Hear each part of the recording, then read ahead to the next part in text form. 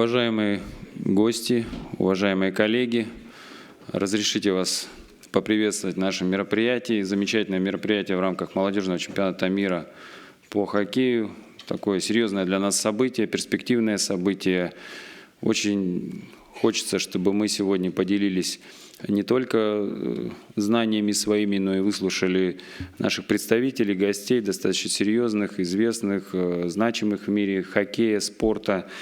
И сегодня в рамках как раз программы по развитию хоккея «Партнерство ради прогресса» мы отработаем с вами по регламенту до обеда.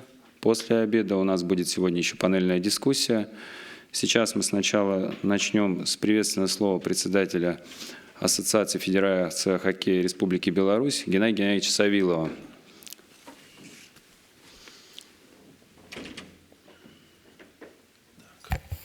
Уважаемые друзья, доброе утро. Спасибо, что собрались. Спасибо нашим лекторам, уважаемым и, опять же, значимым, которые делятся с нами опытом. Мы, вы знаете, я сейчас там 10 минут, приветственное слово, я в 1 минуту вложусь, потому что мы задерживаемся и уже. Мы пытаемся любое событие хоккейное использовать для того, чтобы самообразовываться, для того, чтобы перенять опыт тот, который есть в мире. И это одно из в череде событий, которое, опять же, мы использовали по назначению. Наша задача – увидеть, что творится в мире. Увидеть, что творится в мире детского хоккея, любого юношеского, любого. Поэтому вот вам еще один повод посмотреть, сравнить то, что делается у нас, и то, что делается в Академии Зальцбурга. Кто был, знает, это другой мир совершенно. Большие капиталовложения, большие проспекты, большие надежды. И также мы видим сегодня, познакомимся с чешским опытом и так далее. Спасибо вам, что пришли. Я надеюсь, что это будет полезная, опять же, для нашей страны дискуссия и полезная информация. Спасибо большое. Спасибо, Геннадий Геннадьевич. Уважаемые коллеги, обратите внимание на то, что у нас перевод на 4-м канале. Аппаратуру воспользуйтесь, пожалуйста, ей. Небольшая ремарка по телефонам, пожалуйста, выключите, если кто забыл, чтобы мы не отвлекались. И начнем мы сейчас доклад. Крейг Вудкрафт, главный тренер «Динамо Минск». Крейг, please. Yes. I have a question. I have a question for you. Who will translate? Презентацию запустить сейчас.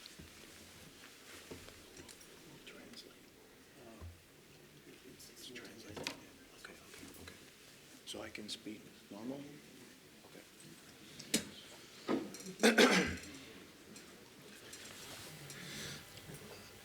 Okay. Доброе утро.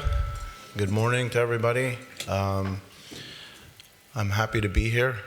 I'm happy to participate in sharing knowledge and ideas in an effort to help hockey grow and develop here in Belarus.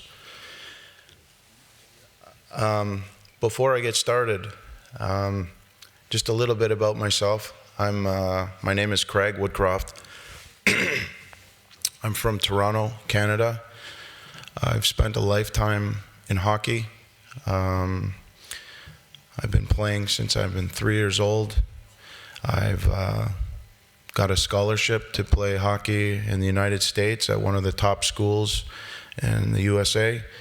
I was drafted by Chicago Blackhawks, signed with them, played with them up and down for many years. Had a pro hockey career for 13 years, and then I got into coaching. And I've been doing this for roughly about 20 years now.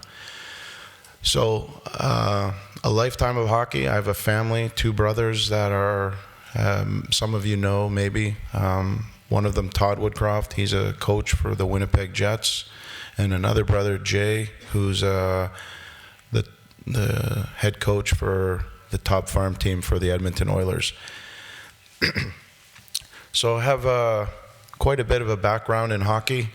I've been a part of the national team program here in Belarus. I've had the privilege to work in the federation. The federation has always been very good to me. And when I say I'm happy to be here, I'm happy to come back and help the federation because of everything good that they've always been to me. So happy to share my knowledge. I'm going to give you a quick presentation today on creating offense in the modern day hockey. These are my thoughts, having worked with some of the best coaches in the world and having understood how the game is developing and where it's going. So some of these ideas may be new to you, some of them may be foreign, some of them may be different, but I think it's worth listening and having an open mind to the ideas I'm going to share, and some of them may be right for you, some of them not, but you know, hopefully you're going to enjoy the presentation. Okay. Can everybody hear me okay? And is the translation good? It's okay? Okay.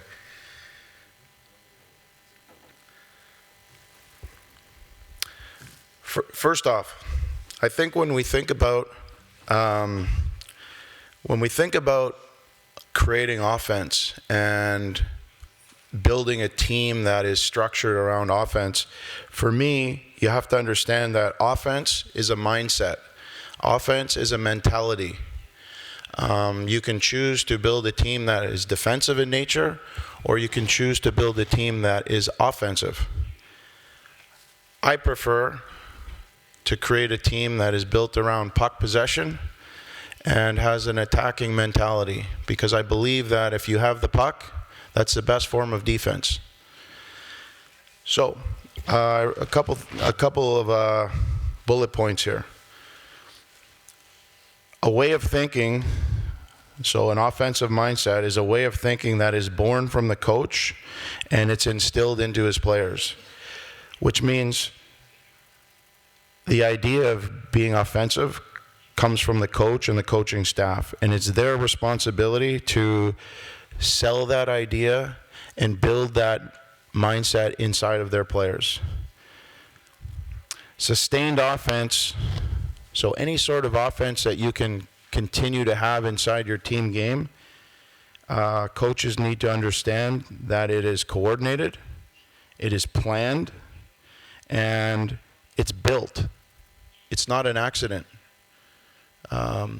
Offense is not an accident. It's the execution of a well-made plan. And good teams are well organized, they're well structured, and they're well planned. In order to execute, players need to know with clarity the what it is you want them to do, and why it is you're asking them to do that. They have to understand nowadays, the younger players, why. They always ask you why. Why are we doing this? Why do you want us to make this pass? Why do you want us to jump here? Why do you want us to do this? So in an effort to build an offensive mindset for your team, it's really important that you understand what it is you're doing and why, and then be able to communicate that to your team. And lastly, if you want to build offense, I believe personally that it's done through preparation. Coaches must know, learn, and understand their opponent.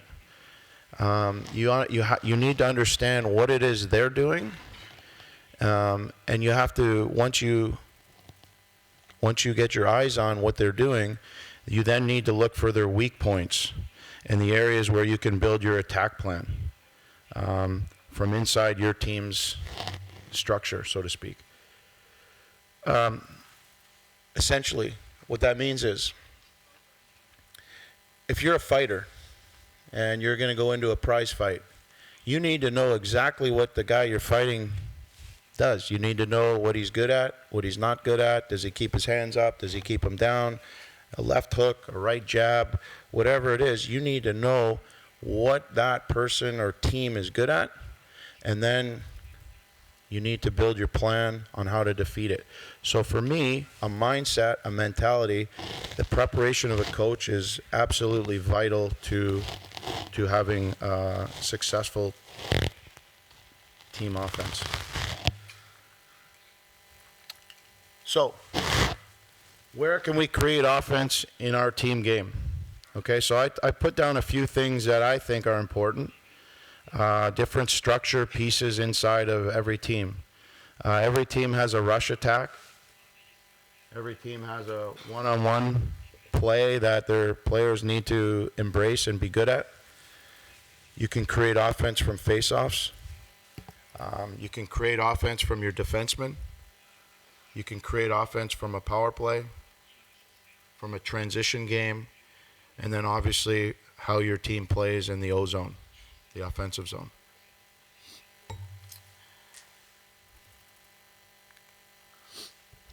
So what I'm going to do is I'm going to just take the time here to break down all those structure pieces, talk about them, and then provide some video clips to demonstrate exactly what it is we're talking about. So I think when we speak about rush attack fundamentals, it's really important that on any sort of rush, your players understand the importance of finding a 2-on-1, identifying it, and trying to create it on the rush. So a good rush attack must have a player who always drives the middle of the net. And the reason you want that is, as a lot of you already know, is if you have one player driving to the net, that occupies one of the D. The other D then is left to deal with the puck carrier, and hopefully you can find then that 2-on-1 that I'm referring to and use that to your advantage to create offense off the rush. If a player has a puck on his strong side, so if he's a left shot and he's coming down the left wing, okay, he has 4 options that I've identified. He can shoot, he can hit the middle driver that's going to the net, he can hit a player in the far dot lane, or he can find the second layer with a D that joins the rush, thus building a 4-man rush attack. In modern day hockey, that is what most successful teams are doing. And last point, if a player has a puck on the inside, so if he's a left shot, he's coming down the right wing, he has 3 options. He can shoot from inside delay to the middle of the ice behind the middle driver. So if he cuts back into the middle after the middle driver has pushed the weak side D back, he can cut in behind him, get to the middle, and shoot. Or he can outside delay, look for that curl back, so he can either stop, or I called it the Gretzky curl, where you used to see Wayne Gretzky curl back and then get his head up and look for that next wave of players coming. That's the second option. From there, a player can look to create space, then get to the net, or get to the middle and shoot, or look to find that D joining. So those are the different rush attack fundamentals. And I just wanted to take a second here to identify that through video, or through a little diagram. Okay, so there you are in the middle. I don't know if we can see that. The middle driver. Is that? No, it doesn't pick up. Okay. So you have the middle lane drive. You have the puck on the outside. The middle driver tries to get to the inside. The player in the dot lane, it's an important point, but he needs to be a little bit of a step behind. So we like to say he needs to be on the backside of the middle driver. Puck carrier then looks after the drivers by shooting and not turning a puck over. So any puck carrier, this is a general golden rule. Any puck carrier who's driving wide with a puck and he's got a middle driver committed to going to the net and someone in the dot lane driving the far dot lane, it's his responsibility to make sure that that puck gets to the net. If he turns the puck over, in that area between the top of the circles and the blue line, you have a D joining, you become very susceptible to weakness because you have all these players committing to going to the net and you've turned a puck over. Now usually it's an odd man rush against and not good.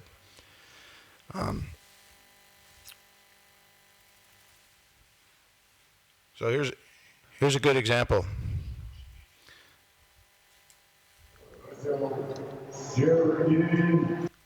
Oh. There's the first 2-on-1. Okay, you can see the middle driver. He's on the inside of the weak side D for the first 2-on-1. Uh-oh.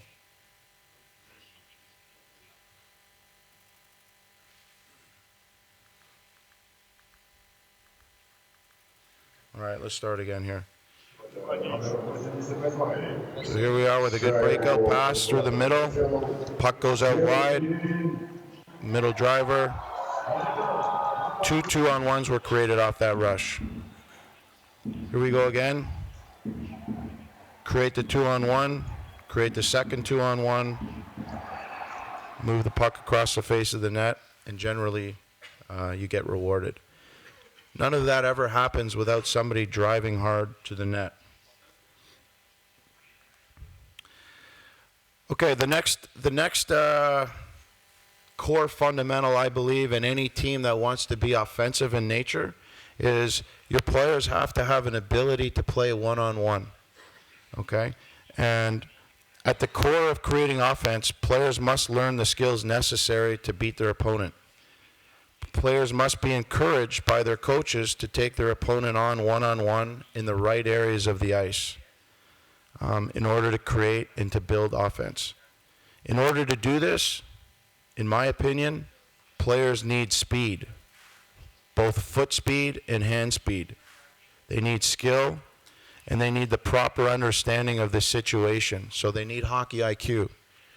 When should I take a player on one-on-one? When shouldn't I? When is it called for it in the game, and when do I need to be safe and maybe get pucks in behind the defenseman as opposed to taking them on?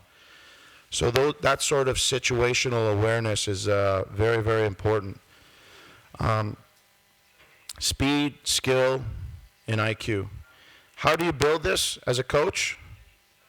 For me, something we try to do in Dynamo every day is we allocate time, or so we set aside time each day for skill development.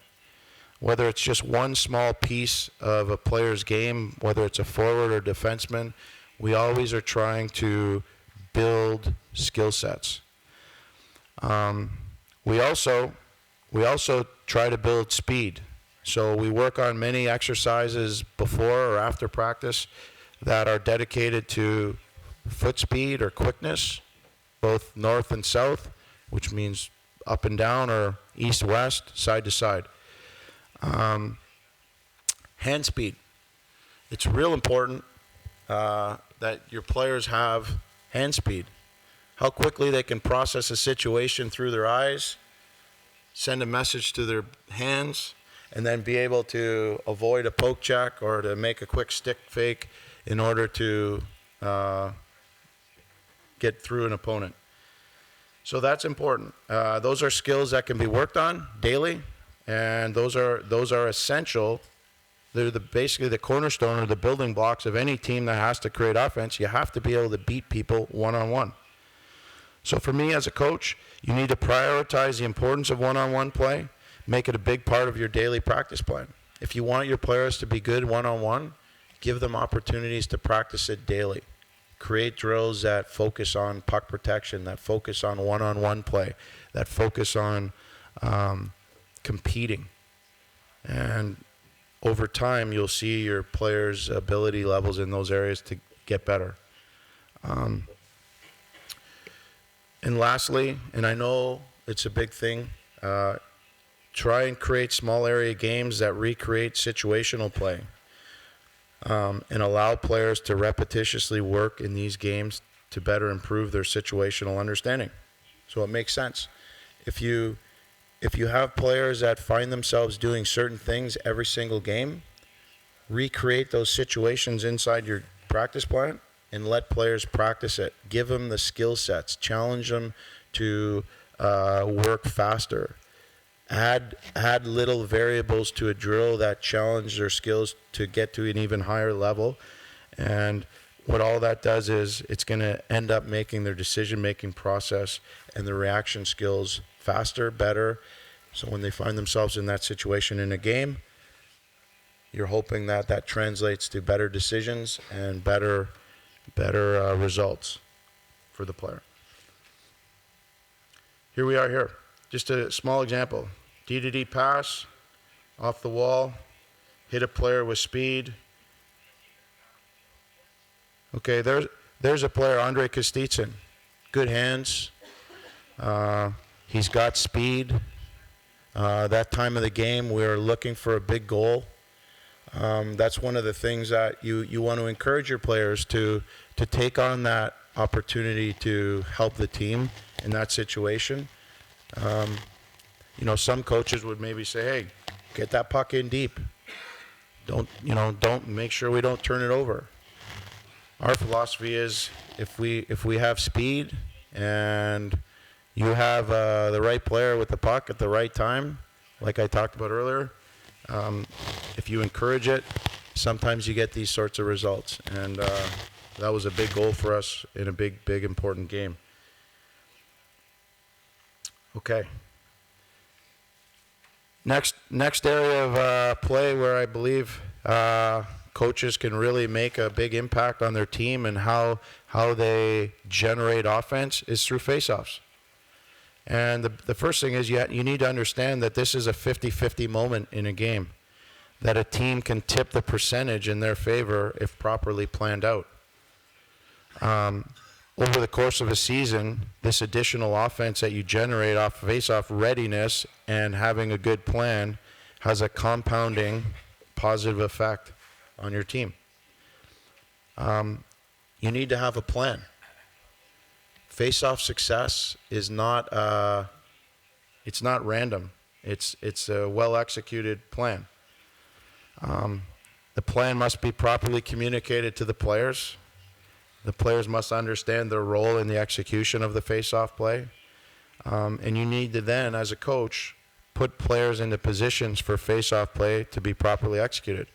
So if you're looking to generate a shot, try and have your best shooter in that slot where the puck's going that you're looking to generate a shot from, as an example. Or make sure that puck goes to somebody who's a good passer to make sure it gets to the shooter in the right manner, just as a small example. Create a face-off formation that has a few different play options off the same formation. So if you're a team and you're, like I said earlier, and you're trying to scout our team, we, for example, would have one lineup formation that had multiple options to score. That makes it hard for the opponent to scout you. It makes them hard to react to what they're doing because they don't know what you're going to do. And it's part of the chess match of coaching and creating offense for your team. Okay, here's a few examples. Okay, off a power play. Little over-under play. You can see we're trying to get to the puck to the right players.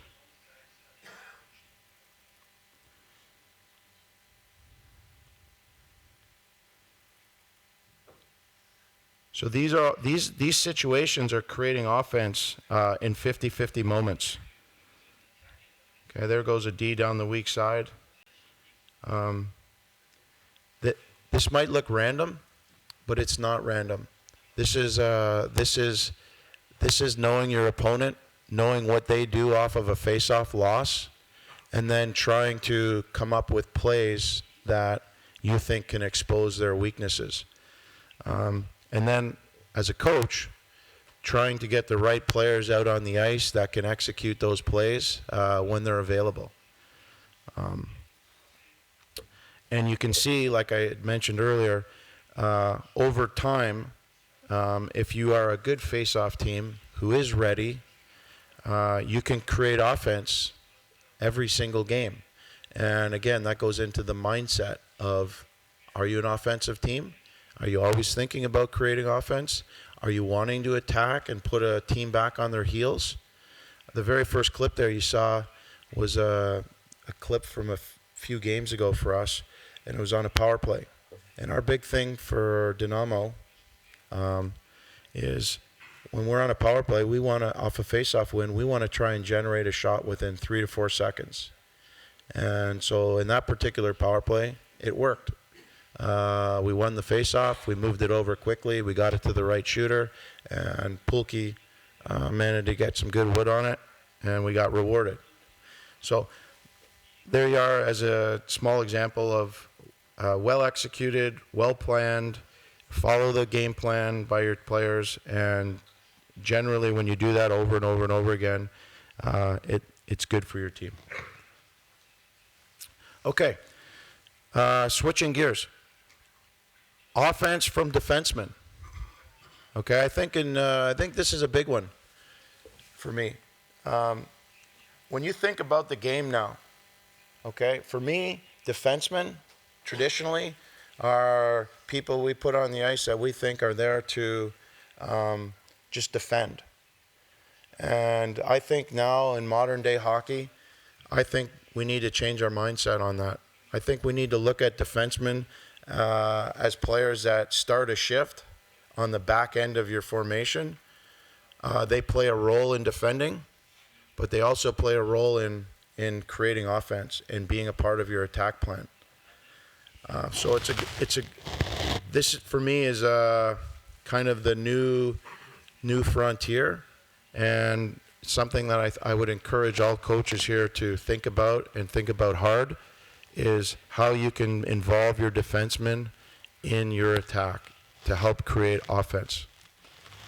So, number one, for me, it starts with their ability to build the attack from their own zone. So a defenseman who can make a good first pass is vital. And a defenseman who has the ability, once he makes that first pass, or if he's a net front D, he has that ability to be connected to the rush attack from their own zone. So they have the skating ability and the mindset to get up and get going, push the envelope, and join that rush. Okay. Secondly, okay, blue line play.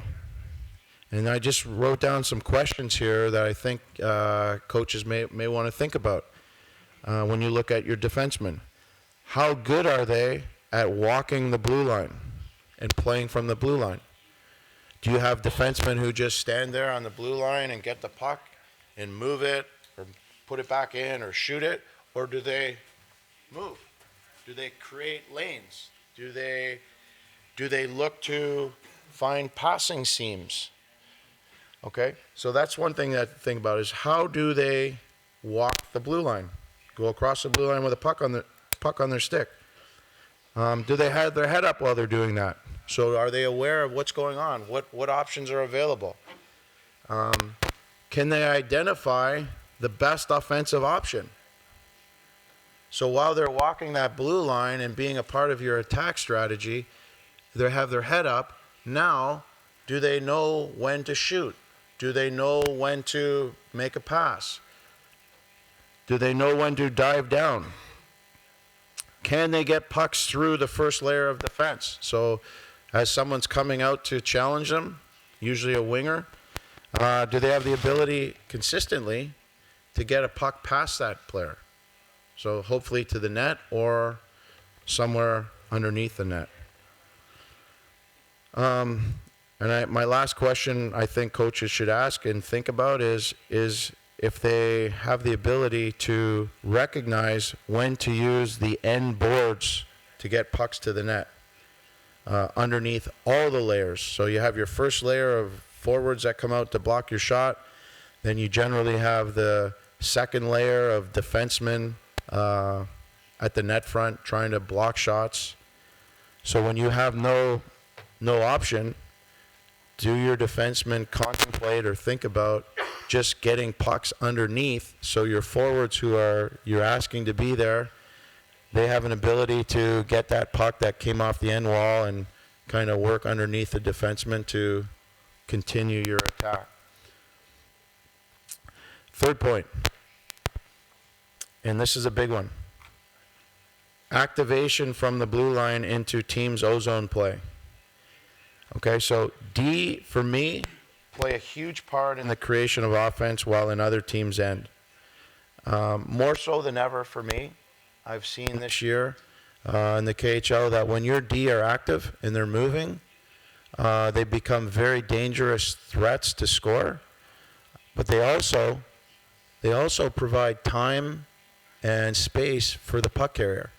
Because as somebody's diving down, you're taking somebody's attention and you're pulling them generally with you.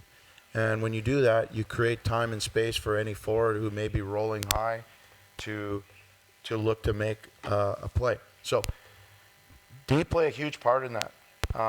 Through activation from the blue line, D can evade coverage, so they can get away from coverage. They can pull coverage. And like I said, they create time and space for the puck carrier. Same time, dangerous as an option. And this activation can be through the middle of the ice. It can be through the strong side.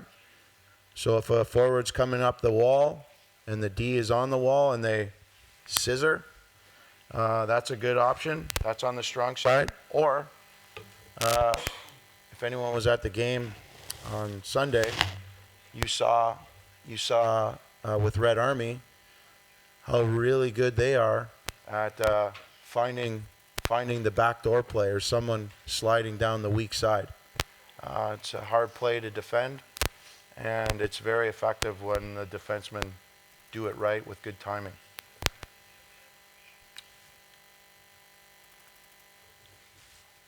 So here we are. D on the rush.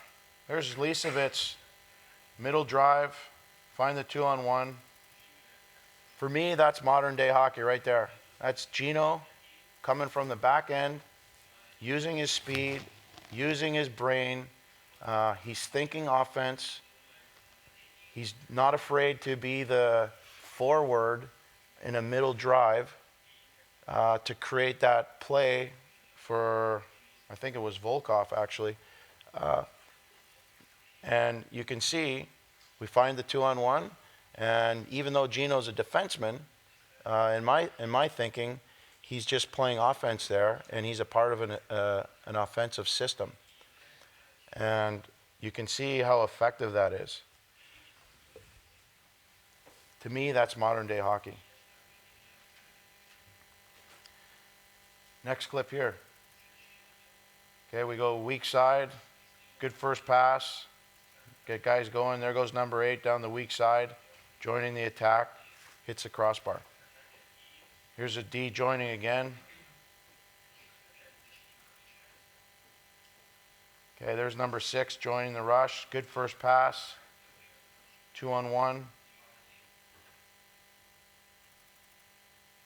Okay, and there's the idea that none of those plays happen if the D aren't actively involved in their thought process of being a part of the attack plan. None of these plays exist.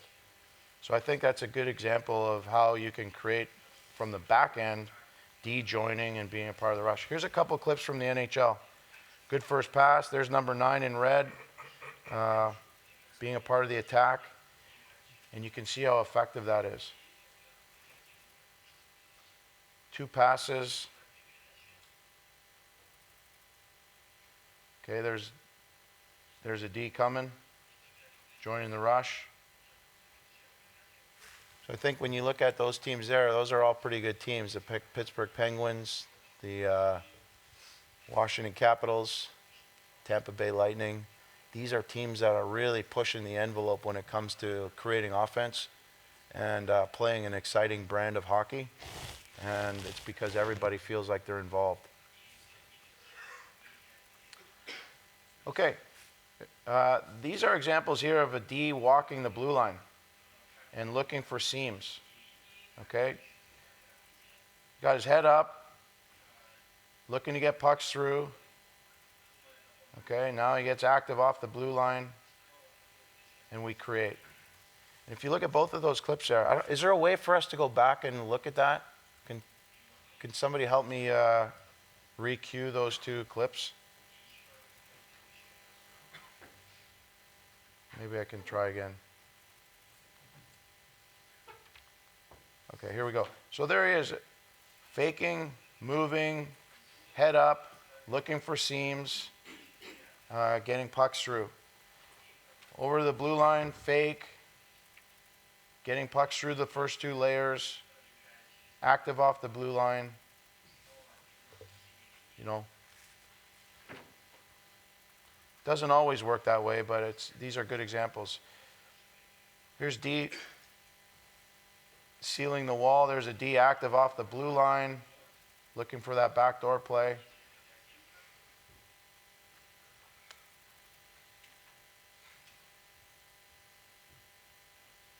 So if we look at these clips here,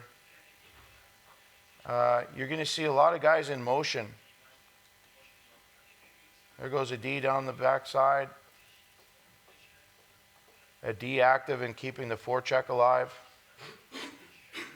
using the back of the net.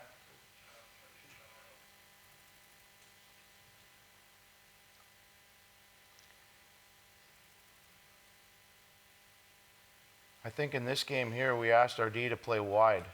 So when we got the pucks, we could spread them. And there goes our D down.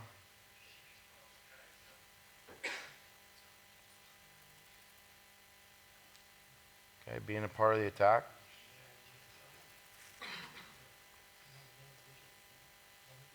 So here we are off a cycle, using the D as part of the offense.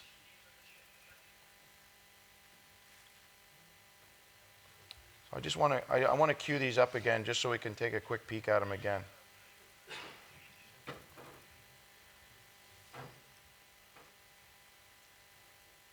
There's walking the line, so you're twisting and rotating the defensive coverage. Okay, you're sucking guys out and then putting pucks underneath.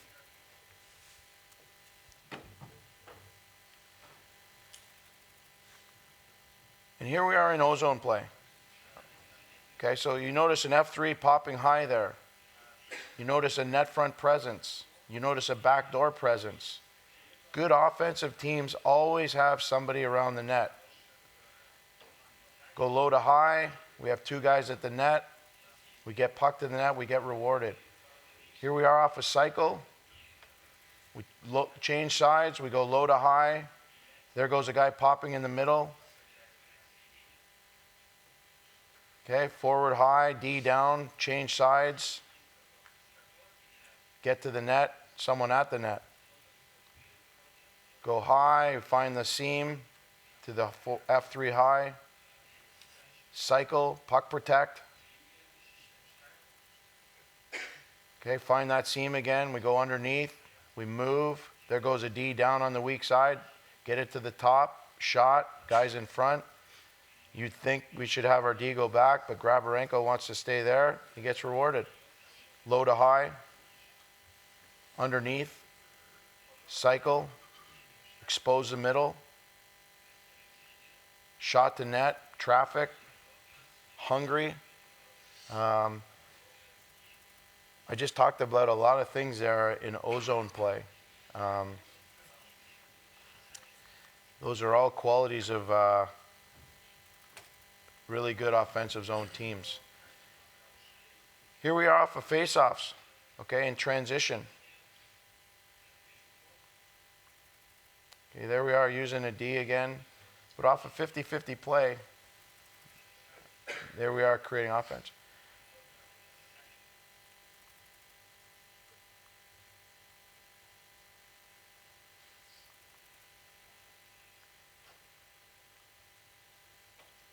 So what these clips right here, I just want to take us back here because sometimes it's important.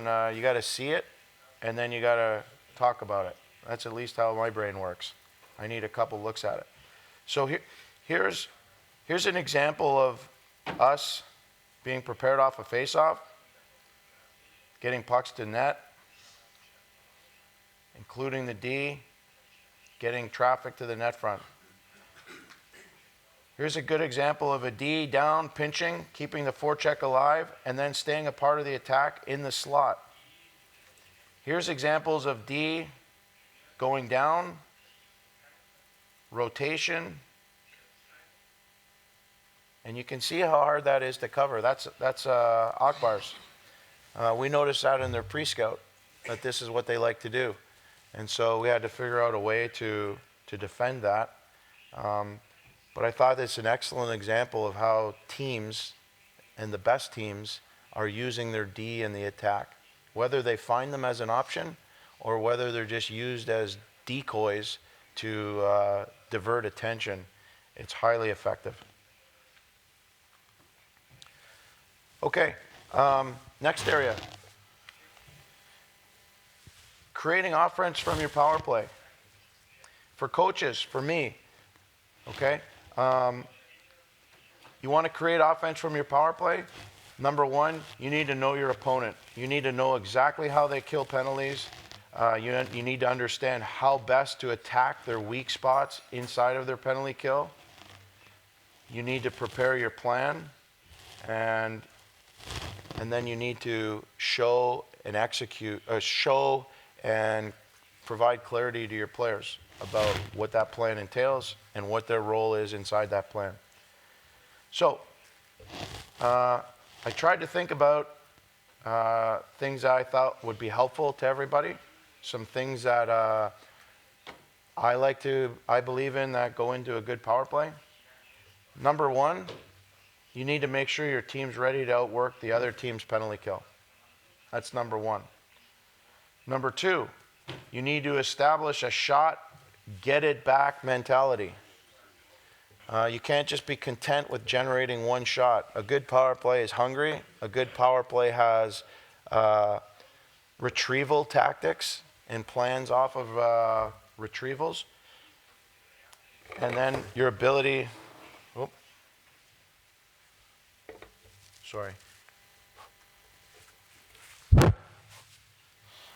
then your ability to get that puck back. Like I mentioned earlier in the presentation, if you can generate a shot within 3 to 4 seconds of every power play faceoff win, that's good. And that makes to establish and set the tone for your power play. Every time you have a power play, you want to try and recreate a situation where when you get a puck to the net, I call it a 4-man jam. So you want 4 players from your team collapsing to their net because you know that their penalty kill has 4 guys converging to the net. So in a power play situation, you don't want to be outnumbered at their net front. Next point, tape-to-tape passes. You can't have a good power play if your players can't make tape-to-tape passes. I'm sure you guys have seen this year Dynamo's power play. When it's effective, we're generally executing well and we're making tape-to-tape passes. When we look like we're struggling, it's because we have a hard time making those routine plays tape-to-tape.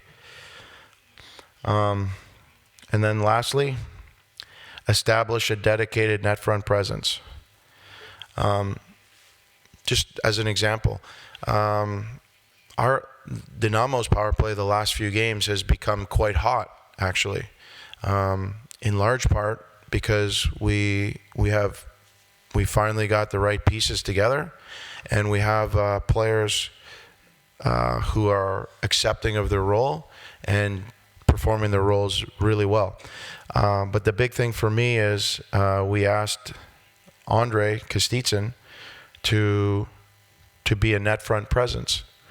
And it's not an easy job to go stand in front of the goalie and to try and take away his eyes and essentially play goalie while you have your other players teeing up shots. It takes a lot of courage. You have to be mentally strong. And Andre said he would do it. And if you look at our last couple of games, he's actually done an excellent job of doing doing that, taking away the goalie's eyes, and as a result, any puck we put on net becomes highly, highly dangerous. And I think that's been a huge part about why we've been able to be successful of late on the power play. As a small example, just by somebody being very, very good at the net front. Okay, last point. Teach your players to read the coverage. So any good power play, the guys with the puck, they have to make the right decision in accordance to what they see. Okay, so both the puck carrier, he needs to read what the defenders are doing, and his teammates, they also have to read the same thing, and they have to be aligned in what they see. So it kind of goes back to understanding your opponent. If a coach understands what it is the other team's doing and shows the players, he can then help build the plan and give them cues of what to look for. So when they get out on the ice and in that split moment, hopefully their recall of information is good and they can both be aligned on, okay, the strong side defender is playing high, so we know through our pre-scout that he's high. We know we need to put the puck low, and then we know we need to find the back door or put it into the middle player, as an example. And everybody needs to make that read at the right time because, as you know, there's not a lot of time on power plays to find that right option. So here's a few examples. Starts with a good breakout. So understanding what it is your opponent does.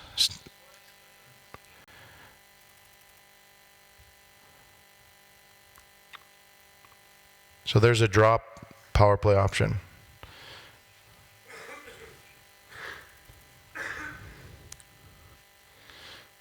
Another drop option.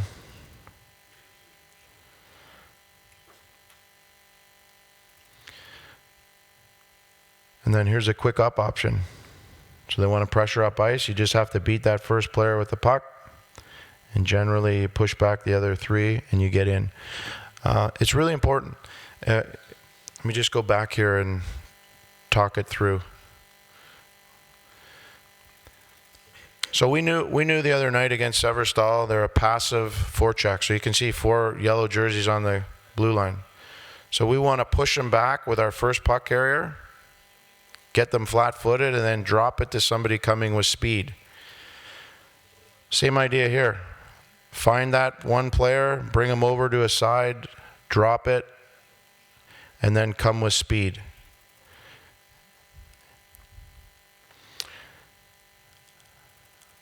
Makes a huge difference when you don't have to spend so much energy trying to get in. So there it is, quick up, beat the first player, drop, have a wide out option, and then you've basically broken their pressure. Here we are in zone. Okay, find a seam, go back through a seam. Usually if you get a goalie moving side to side 2 times, you're going to get rewarded. Same game, get it back to the top, establish your shot from the top. Okay, in this game here against Sochi, we knew that their strong side D, number 4 in light blue, he plays high. So we knew we needed to get the pucks low and then generate our looks from the goal line.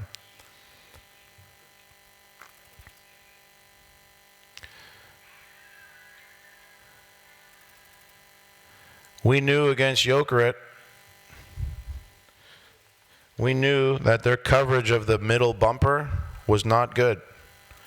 So as we look to exploit that, you can see if it goes well, you can get rewarded. Here with Niftahimik in the first game of the season, we knew we could establish shots from the top. So there we were. The first goal with Pulki was through the seam. The next one with Greg's at the top. Here, like I said, Sochi, the guy plays high, strong side D. We knew we had to go low and then into Stepanov or backdoor to Pulkinen. We get rewarded. We knew that if we had pucks moving here, we could find the bumper, which is Stepanov in this case. You can see wide open. And again, I look at that and I think those plays don't exist if you, as a coach, don't understand what it is the opponent's doing. If you know their tendencies, you can exploit it. Here we are off a face-off. Okay, look to spread them. Down low to the goal line. It's a 5-on-3. We just wanted to create a top scissor, knowing that we wanted to get the puck into, you know, arguably our best shooter's hands. And if we just go back here, we'll just take a quick peek. Okay, so key is you win the face-off. You get the puck to one of the better puck playmakers. You notice 2 left shots and 3 right shots. And there's Pulkkinen getting a shot. I don't think you can create a better shooting area for him. So if you can plan it out like that, sometimes it works. I brought the good clips. Sometimes it doesn't work. And that's why coaches sometimes like me have no hair. Because it's confusing. That's not funny. Okay. Creating offense from transition. This is another, I was fortunate to be at an NHL coaching clinic last year, and these were some of the notes that I took about creating offense from transition. Coaches need to understand that your opponent is most vulnerable immediately after a turnover or change of possession. So as a coach, if you understand that, then you need to, what's your team's philosophy or plan once your team has managed to turn the puck over? So statistics show that in order for a team to score a goal after a transition, the puck must first travel north, which means up the ice. So if you turn the puck over and your first play is up the ice, you have a 72% chance of scoring. And these are stats from the NHL, so I'm not, it maybe differs league by league, but you get an idea here. If your first play after a turnover is to go D to D or D to weak side winger, then you have an 18% chance of scoring. And if your first play after a turnover is to go back, you have a 10% chance. So the few seconds it takes for a team to get organized after a turnover is where every coach should begin. Get on the attack. While the other team is still reeling and they're still in attack mode after they've turned the puck over, that split second that your players are trained to think about makes all the difference. Goals scored after a turnover, change of possession. Within 5 seconds, 29.6%. Within 5 to 10 seconds, 27%. Within 10 to 15 seconds, 19%. After 15 seconds, 18%. And face-off, 6%. So you can see there, if your team's able to get in on the attack within 10 seconds, you have a 60% chance of scoring a goal. So if you're an analytics guy and you're a data-driven coach, those are pretty compelling numbers. So how you strategize and how you build your team's mindset towards transitional play is massive. If you build a mindset that says, hey boys, when we turn the puck over, that first play needs to be going towards their net, you have a 60% chance of scoring a goal. It's mind-boggling numbers. So how do you build that in practice? I think you build it by small area games, drills that work on transition. So anytime you're in zone and then you have to bring it to the neutral zone and then quickly back into the O zone, those sorts of drills where you're constantly challenging your player's mindset to go from a defense mode to an offense mode. And what is the plan? So if you continuously work on it, I believe that the players will have that recall in a game and they'll be more apt to do what you're looking for them to do. Okay. So I touched on the first thing there. What then is your team's neutral zone transition plan? will you run 3 forwards high in the neutral zone? Will you have a strong side winger, a weak side winger, and a middle support, all at different levels? So these are things that you can think about. Will you build your offense through a controlled hinge? So if you go D to D and then you have a centerman swing low and it goes back to the D and then out to the weak side, that's called a hinge play. Also effective, but maybe not if you look at these numbers. Regardless of what your plan is, you need a plan with detailed routes that encourage your players to work, skate, and gather speed through the neutral zone so that they can carry this speed into the opponent's defensive zone coverage. So there's a turnover. Go north. Get a quality scoring chance there. Good stick. Turn the puck over, go north, one play.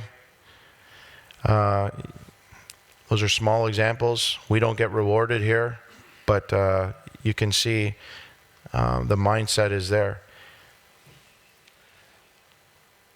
There's a quick turnover, run 3 forwards high.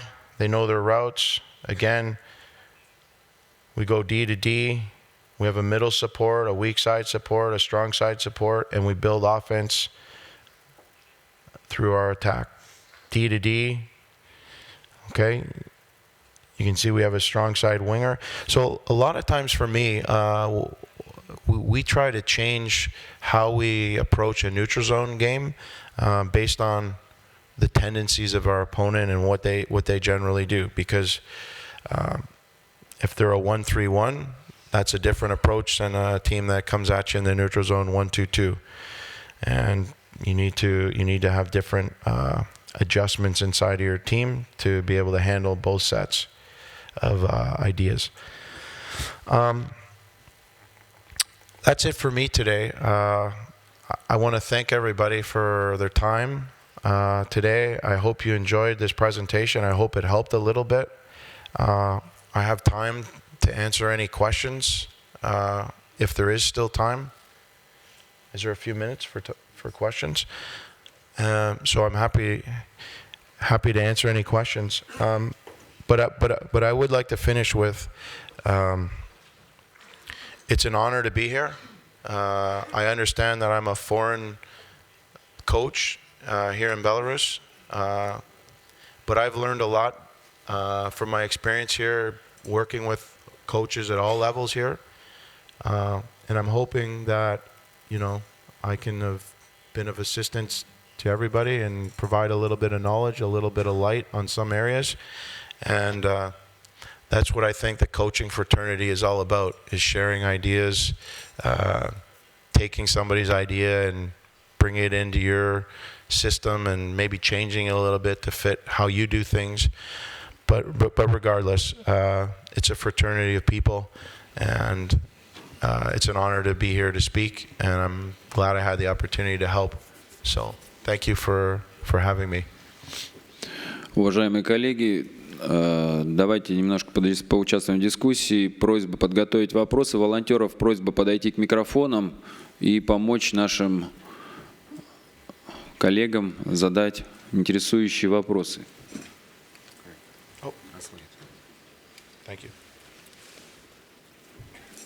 Если есть вопросы, руку поднимайте. Андрей Сергеевич, пожалуйста.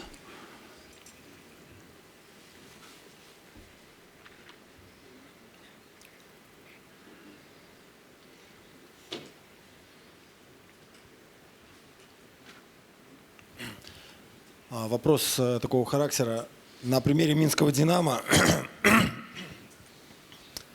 много молодых игроков. Вот насколько быстро ребята схватывают те требования, которые вы предъявляете к ним, даже на примере игры в атаке.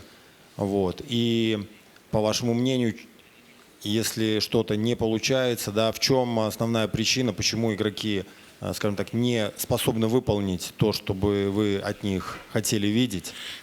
Чего им не хватает? Мышления, исполнения и так далее. First of all, that's a really good question. I think when I think about our young players, I think of these guys are being exposed to, first of all, new ideas, a new way of thinking, a new mentality towards how to play the game. So that's new, and sometimes it's uncomfortable for them because I'm asking them to do things maybe they haven't been asked to do before. That's number one. Number two, they play a game in the KHL that's generally a lot faster than what they've had to play in the past. So things happen quicker. Their brain has to process information and make decisions faster. And I think sometimes we see that it doesn't work so well. And because for whatever reason, whether it's they made the wrong decision because they had to make a quick decision faster than they're used to making. Sometimes it may be a physical issue where these younger players of ours, they're getting exposed to playing against men, hungry men who play hockey for a living to provide for their families. And our young players are just learning about, the type of level of competitiveness they need to have in order to be successful in these situations. So from a coaching standpoint, you need to be, particularly with the young guys, you need to be patient. You need to be still demanding, I believe. You need to teach. So you need to, after every game, we try to meet with our younger players to show them where they were successful and why. And then on the flip side, where they may have made some errors in decision, and then why, and then try to help them reconstruct that play and what their better option would have been if they had a chance to replay it, so that hopefully the next time they go into that situation, they've learned from that mistake and it doesn't happen again. But oftentimes, as you've seen with our team this year, it does happen, and it is frustrating, but you have to stick with that plan, and you have to be patient, and you have to allow these guys room to grow, and that's just part of the development process. Did that answer your questions? Можно тогда вот еще в дополнение. Как вы оцените индивидуальный уровень игроков, именно технически, которые попадают к вам в команду? Значит, вопрос то, как они были подготовлены именно в системе детско-юношеского и молодежного хоккея. То есть способны ли они сразу пользоваться своими качествами этими на уровне КХЛ? Или им не хватает именно подготовки технической?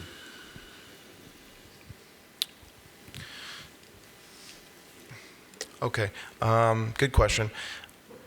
I think when you look at if I'm just thinking about our young D, so if we're thinking about Yuryemenko, Duryabin, Denisov, I think when I look at these players, number one, they all have what I consider to be an above average hockey IQ. So they understand the game. They're able to process information quickly, and they're able to think the game in the right manner, in my estimation. That allows them to be players in the KHL. Now, they're still young boys, essentially, a lot of these guys, and they are physically not at the same level as a 25-year-old player from Red Army or from Akbars. They're not there yet. But that will come because we work on it every day. We work on their strength. We work on their conditioning. Once that gets to a level, as they get a little older and stronger and more mature physically, I think we're going to see the fruits of their mind and their ability to create and their ability to play really, really blossom and, really become excellent excellent players. Let's just call them players. Their skill sets, for me, are good. Do they need to be better if they want to become dominant players? Absolutely. But it's part of the process. They work on it every day, and they are getting better. When I think about some of our younger forwards, they also have the skill sets. I think they have speed, which is essential now for playing at the KHL. You need to have speed. You need to be able to get there. You need to be able to get pucks. You need to be able to beat somebody. It's hard to do when you're slow. So I think our younger forwards have speed. I think they, at times they lack the, how should I say it, the confidence to think that they can compete against some of these defensemen on other teams. And again, I believe that's just a process that you go through mentally as a young player. Is little by little you start to realize, I do belong. I am good enough. I can win this battle. I can get by this guy. I can score. I can, my skills are good enough. For me, a lot of it is the mentality and believing in themselves. And for young guys, it's just a matter of earning that, and you earn it by working. And I think our players have been working extremely hard. And little by little, I see their skills improving, I see their speed improving, I see their strength improving, and I starting to see their belief that they can actually do this. And so that's a big part of it.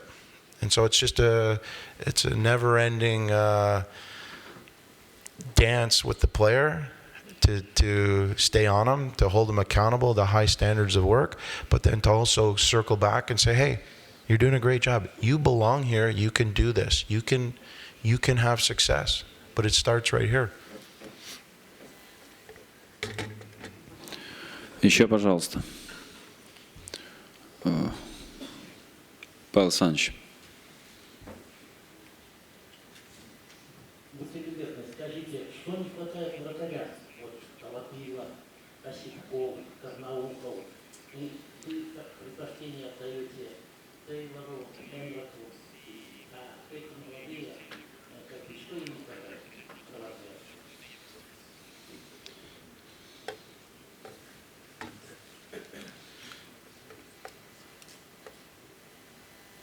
I think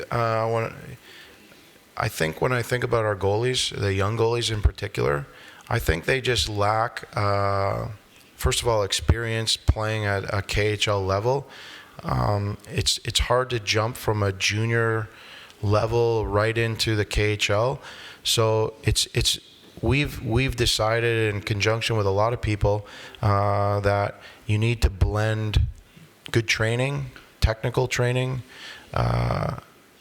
with quality shooters, so maybe shooters from the KHL level. You need to blend that opportunity to grow and develop with us.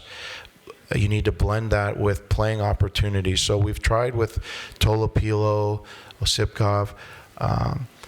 We've tried to blend that together, and in the hopes that that's the right recipe to further their development. I think when I think about those two young goalies in particular, when you look at goalies nowadays, they are specimens when you think about them physically. These guys are well trained, they're fit, they're strong, they're able to move, they're flexible, they can go down and up fast, they are able to play 60 minutes at an elite level because that's what's required of goaltenders these days. When I think about those two young goalies, they got a little bit of a learning lesson this year when they came to training camp. That was the expectation, and I think it was new for them. And so they needed to, they needed to be exposed to the high level of training, and then understanding how that correlates to good goaltending. It's interesting because last night at the game, I was sitting with a lot of the NHL people, and almost every single scout that was there was, they were asking about Tolopilo. What's he like? Boy, he's big. Boy, he's calm in the net. Boy, he's, technically pretty good. And so I had to answer a lot of questions about him. And my answer was, I believe if we could make him a better athlete, he has the opportunity to be an outstanding goalie here. Not even just for the Dynamo or the KHL or for the national team here in Belarus, but at high levels, maybe even someday at the NHL level. He has that opportunity. He's, just him in particular. Osipkov, the same thing. Technically good, calm, very good demeanor in the net, so he doesn't seem like anything bothers him. But I think, with more technical work and more physical training, I think his game can improve immensely. And he's already a good goalie. And I think he has a mental mindset to be an excellent goalie. And blending the training, the development, and the gameplay is the right recipe for these young goalies to continue to grow and develop. Did that answer your question? Hopefully. Уважаемые коллеги, учитывая такой наш достаточно сжатый регламент, я попрошу вас ограничиться вот сейчас как раз в дискуссии. Мы продолжим лучше в пленарной дискуссии, а сейчас поблагодарить Крейга за доклад, достаточно наглядный, такой содержательный. Павел Владимирович, пожалуйста.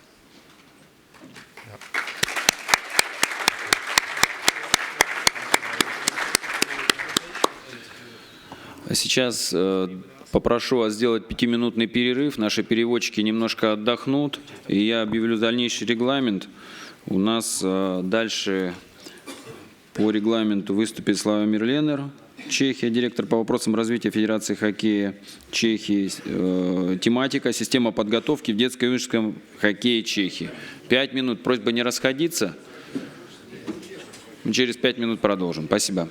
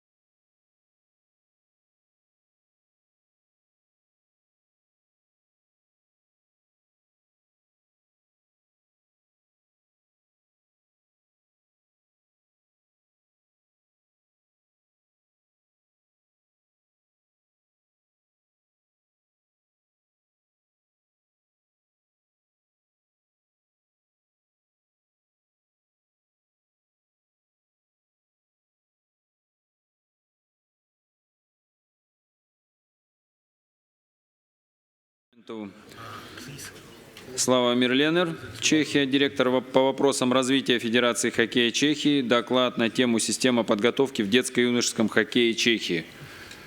Затем у нас Андрей Лавров, Австрия, аналитик, тренер по развитию Академии Red Bull Зальцбург. Подготовка хоккеистов-юниоров к спорту высших достижений. Мы сделаем следующим образом. Докладчики сделают свои доклады, потом вместе ответят на вопросы.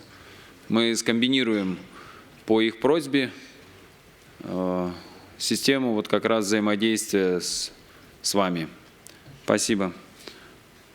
Пожалуйста, Лена. Hello, everybody. Can you hear me? I think it's not really, no, it's not really the way I want to work it. Hello, it's better here, but I don't want to lean down like this. Can you make it louder? This microphone switch off.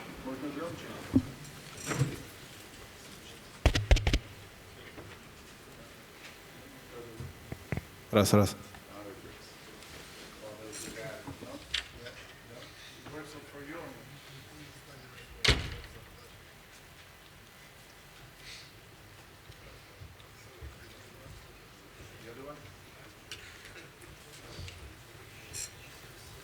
Раз. Oh, here it is. Раз, два, три, четыре. Понимаете? Да, лучше. Но я буду говорить по-английски, потому что для меня это не так тяжело, как по-русски. I'm going to talk about our projects in Czech ice hockey, and obviously I'm going to try to talk more in details what we do, how we work with our coaches, and what is our goal? Our goal is the medals. Medals at U18 category, U20, and obviously the big team. And we need to develop players to achieve that goal. And we need to start not when these players are 16 years old, but when they are 5, 6, 7 years old. So our Czech Federation put a lot of money into this plan. And since the last 10 years, we invested the money hoping that we're going to have results. We're going to have great players, we're going to have great teams, we're going to develop the talented, creative players.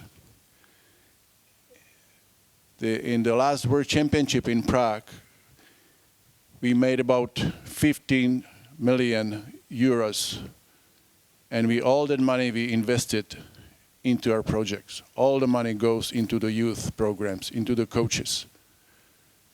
So in the last 10 years, we spent 3 times more money than in previous decades. We believe that it's going to work for us. All the money goes to the coaches and players' development. Obviously, we believe that more players we have, that there is a better chance that we have more talented and great skilled players. So we spend a lot of money on we call it Let's Play Hockey. We invite the kids who are 4, 5, 6, 7 years old. We give them, whoever comes, you see that little kid over there bending, they all gonna get free gear, free equipment, helmet, gear, skates. So you want to make it more approachable for the parents. So it's not that expensive. So everybody can try. What is very important that the players really come. We had in the last 4 years, we had about 20 skating kids. Not everybody actually is going to sign into the hockey, but he goes and he comes and he skates. And we teach him how to skate. About 20% of those kids, they signed into hockey. So actually become the young players, young hockey players. And they are members of the clubs. When we were starting in 2010, we had about 92 teams or clubs who were involved. Now almost every club in our country is involved. Altogether, we got 152 clubs who are running those Let's Play Hockey activity. We do it twice a season. We do it in September when the season starts, and we do it right after the World Championship U20, after December World Championship in January. We obviously got a lot of posters. We use the big names to promote hockey and try to attract the parents and their kids into hockey. We use the names like Jaromir. I go there by myself, and there's a lot of big names trying to help us, and it works. We got those three very important projects in our country. The first one is called Youth Coach of Hockey. A couple of years ago, we called it Youth Coach for the small club hockey. We wanted to help those small clubs who struggle with money, who don't have enough money to have a professional coach. But now almost every club, we got like 160 clubs in our country, and we got 145 coaches, pro coaches, who are responsible for development, recruitment of the new players, for the age, the players skating at the age for, let's say, between 5 and 12. So this is very important for us. They are our employees. I work for the Czech Ice Hockey Association as a development coach, head coach, and they report to me what they do, how often they do the practice, off-ice practice, on-ice practice, games and stuff like that. I'm going to talk about it a little later. We got second project is regional hockey coaches. We've got 6 professional coaches and 10 part-time coaches. I can say that each club in our country is being visited by those coaches about 15 times a season. Let's say twice a month, these coaches are attending. They go on the ice with them, they help them, they share the ideas.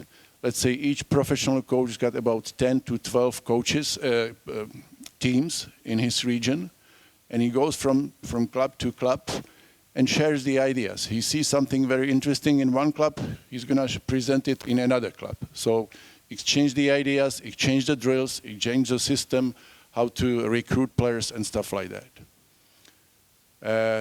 Then we've got 10 part-time coaches, most of them great former players, star players. So again, it's like a promotion. They go on the ice with them, they show them how to skate, they show them how to shoot, how to teach those individual skills. It's very important that those regional Czech hockey coaches, they work with those 145 coaches on, let's say, daily basis. They are their mentors, they go on the ice with them, they are on phone, they are on the computer with them, they are available 24 hours a day for those coaches in those clubs. Another project we just started 3 years ago, that those regions, we got 14 regions in Czech Republic, so we can compare. Czech Republic's got 10 million people, Belarusia 9 to 10 million people, right? And we've got about 18,000 youth players from 5 to 19. And those 14 regions, we got like a select teams, regional teams. We started with the 12, 13, 14, 15 years old kids, but now we go away from that because on one side we preach that it should not be acceleration, we should be patient with the kids, no national teams, no regional teams until the age of 14 or 15. So we scratch those 12 and 13 years old kids, we leave them with no select teams, and we're going to start this year only with the 14, 15 years old kids. There's a lot of players who attend those camps or games. You could see that we had like a 1,300 day camps and 150 tournaments. So it's a good competition for them, good challenge, but it's not closed for the guys who are not making it initially, but it's open for everybody. And the top of everything is we got hockey academies. In Sweden, they got gymnasiums. We got academies. We started in 2011, we've got 6 academies. Now we've got 17. If you want to apply to get the academy, you must have, obviously, licensed coaches. You must have the great 2 skating rinks. You must have a great dressing room, changing room, weightlifting room, a warm-up room, that kind of stuff. So it's like a professional, environment for those players. You have to have a good relationship with the school. The guys, they have to study. They must be assigned into the schools, and they must have time also practice individual development in the mornings before the school starts. We spend a lot of money. You can see that spend a lot of money on those academies. And altogether in those 17 academies, we pay 51 coaches, which is 3 coaches per academy. They are professional coaches. They don't do anything else, just coach. And every player is going to get this free skates from us.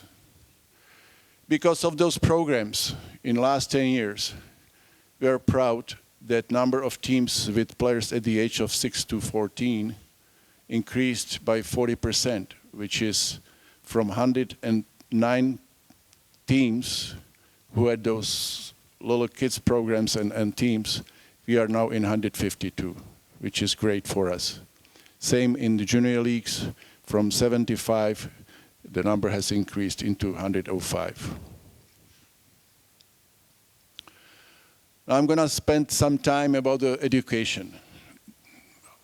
You are here to learn, I believe. You are here to be better. You are here to pay attention. You are here probably because you want to get at least one idea from this seminar, from this clinic. If you go home and you learn at least one thing you think you can apply, you can do on your daily basis at home, this is great. If you do something a little different, but the idea came from here, you say, yeah, this is a good idea, I'm going to do it a little different way. It's still great. It's a win. So I ask you to pay attention what I say. I ask you to write down into your brain what Craig said in the previous speech.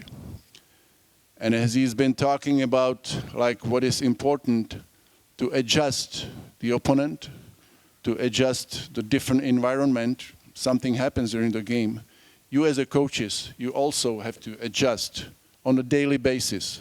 You have a plan, you must be prepared, but you must have an ability to adjust and do it in a different way.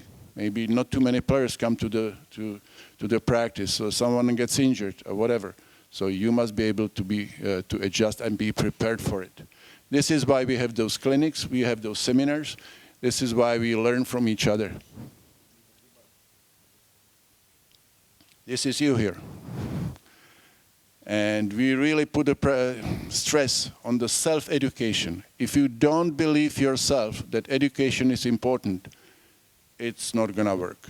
If you are here just because it's mandatory, you're going to get the mark, you're going to sign in, you got the points, credits, whatever you call it, it's not effective.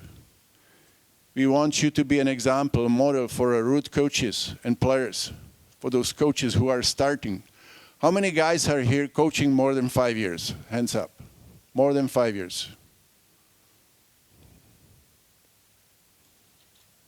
Okay. Who are just starting, let's say 1, 2, 3 years?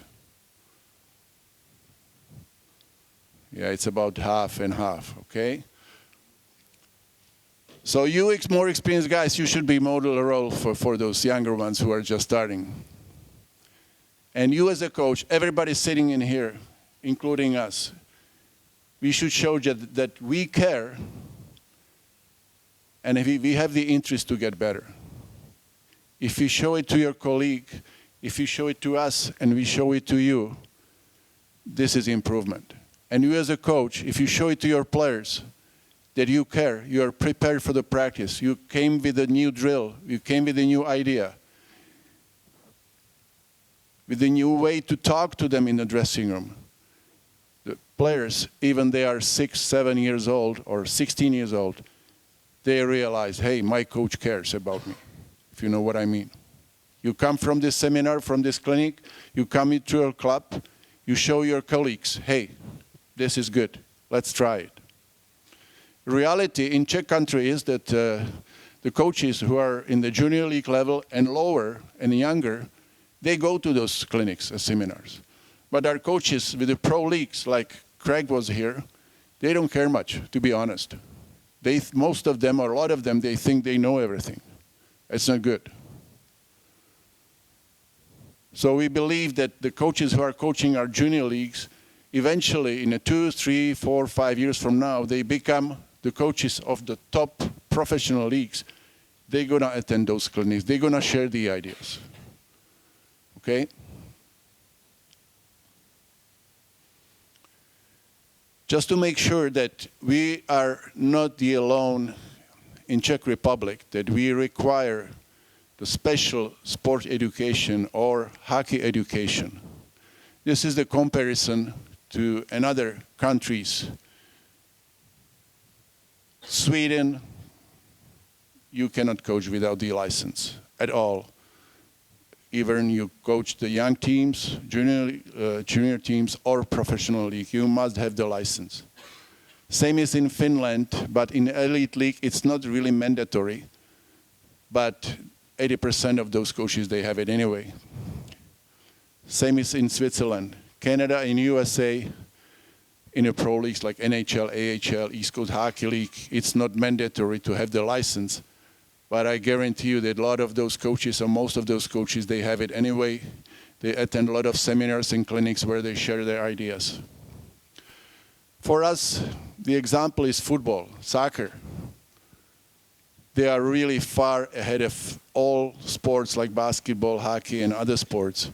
You have to have ИИХФ license, and it's really tough. You gotta get it if you want to coach. Basketball is really also a good example for us. They really attend all those coaches' clinics, seminars, and obviously the sports schools. This is a comparison, those countries, about an hour, how many hours you have to study to get the top license. In Czech Republic, we got licenses B, C, B, and A. A is the let's say, the top license. And you have to spend about 650 hours to get that license. And obviously all together with your practical. So you have to be coaching, you have to be on the ice with the players every day, you have to coach them during the weekend, and you still have to study. Same is in Sweden, even more. I talked to my Swedish friends and they say we're gonna get even higher, even more hours. Our coaches have to study. Same is in Finland. Canada, you see they have those licenses, they got 5 levels. They got 1, 2, 3, it's a mandatory for everybody. And for elite, for pro levels, they got level 4 and 5. Similar is in USA hockey. Again, football, really a lot of hours, 700 hours. Basketball, same. Just a little note down below that recently we cooperate with basketball because we believe basketball and hockey, it's almost the same sport. 5 players, you need to have your eye-hand coordination, use your feet, use your hand. So a lot of ideas about the game itself, creativity, read and react. It's very similar to basketball. And obviously those subjects like physiology, psychology, we can present together. So from this year, we're gonna really closely cooperate with basketball. Just an example, in last 3 years, we ran 219 seminars like this one is here. Mostly 30, 50 coaches are there because those are like a regional ones. But very often we have those top seminars, which has been like 16, and we had 250, 350 coaches there. And we invite a lot of speakers from abroad. Topics you can see, NHL, NBA, Premier League football, coaching, training, psychology, physiology, nutrition, very important.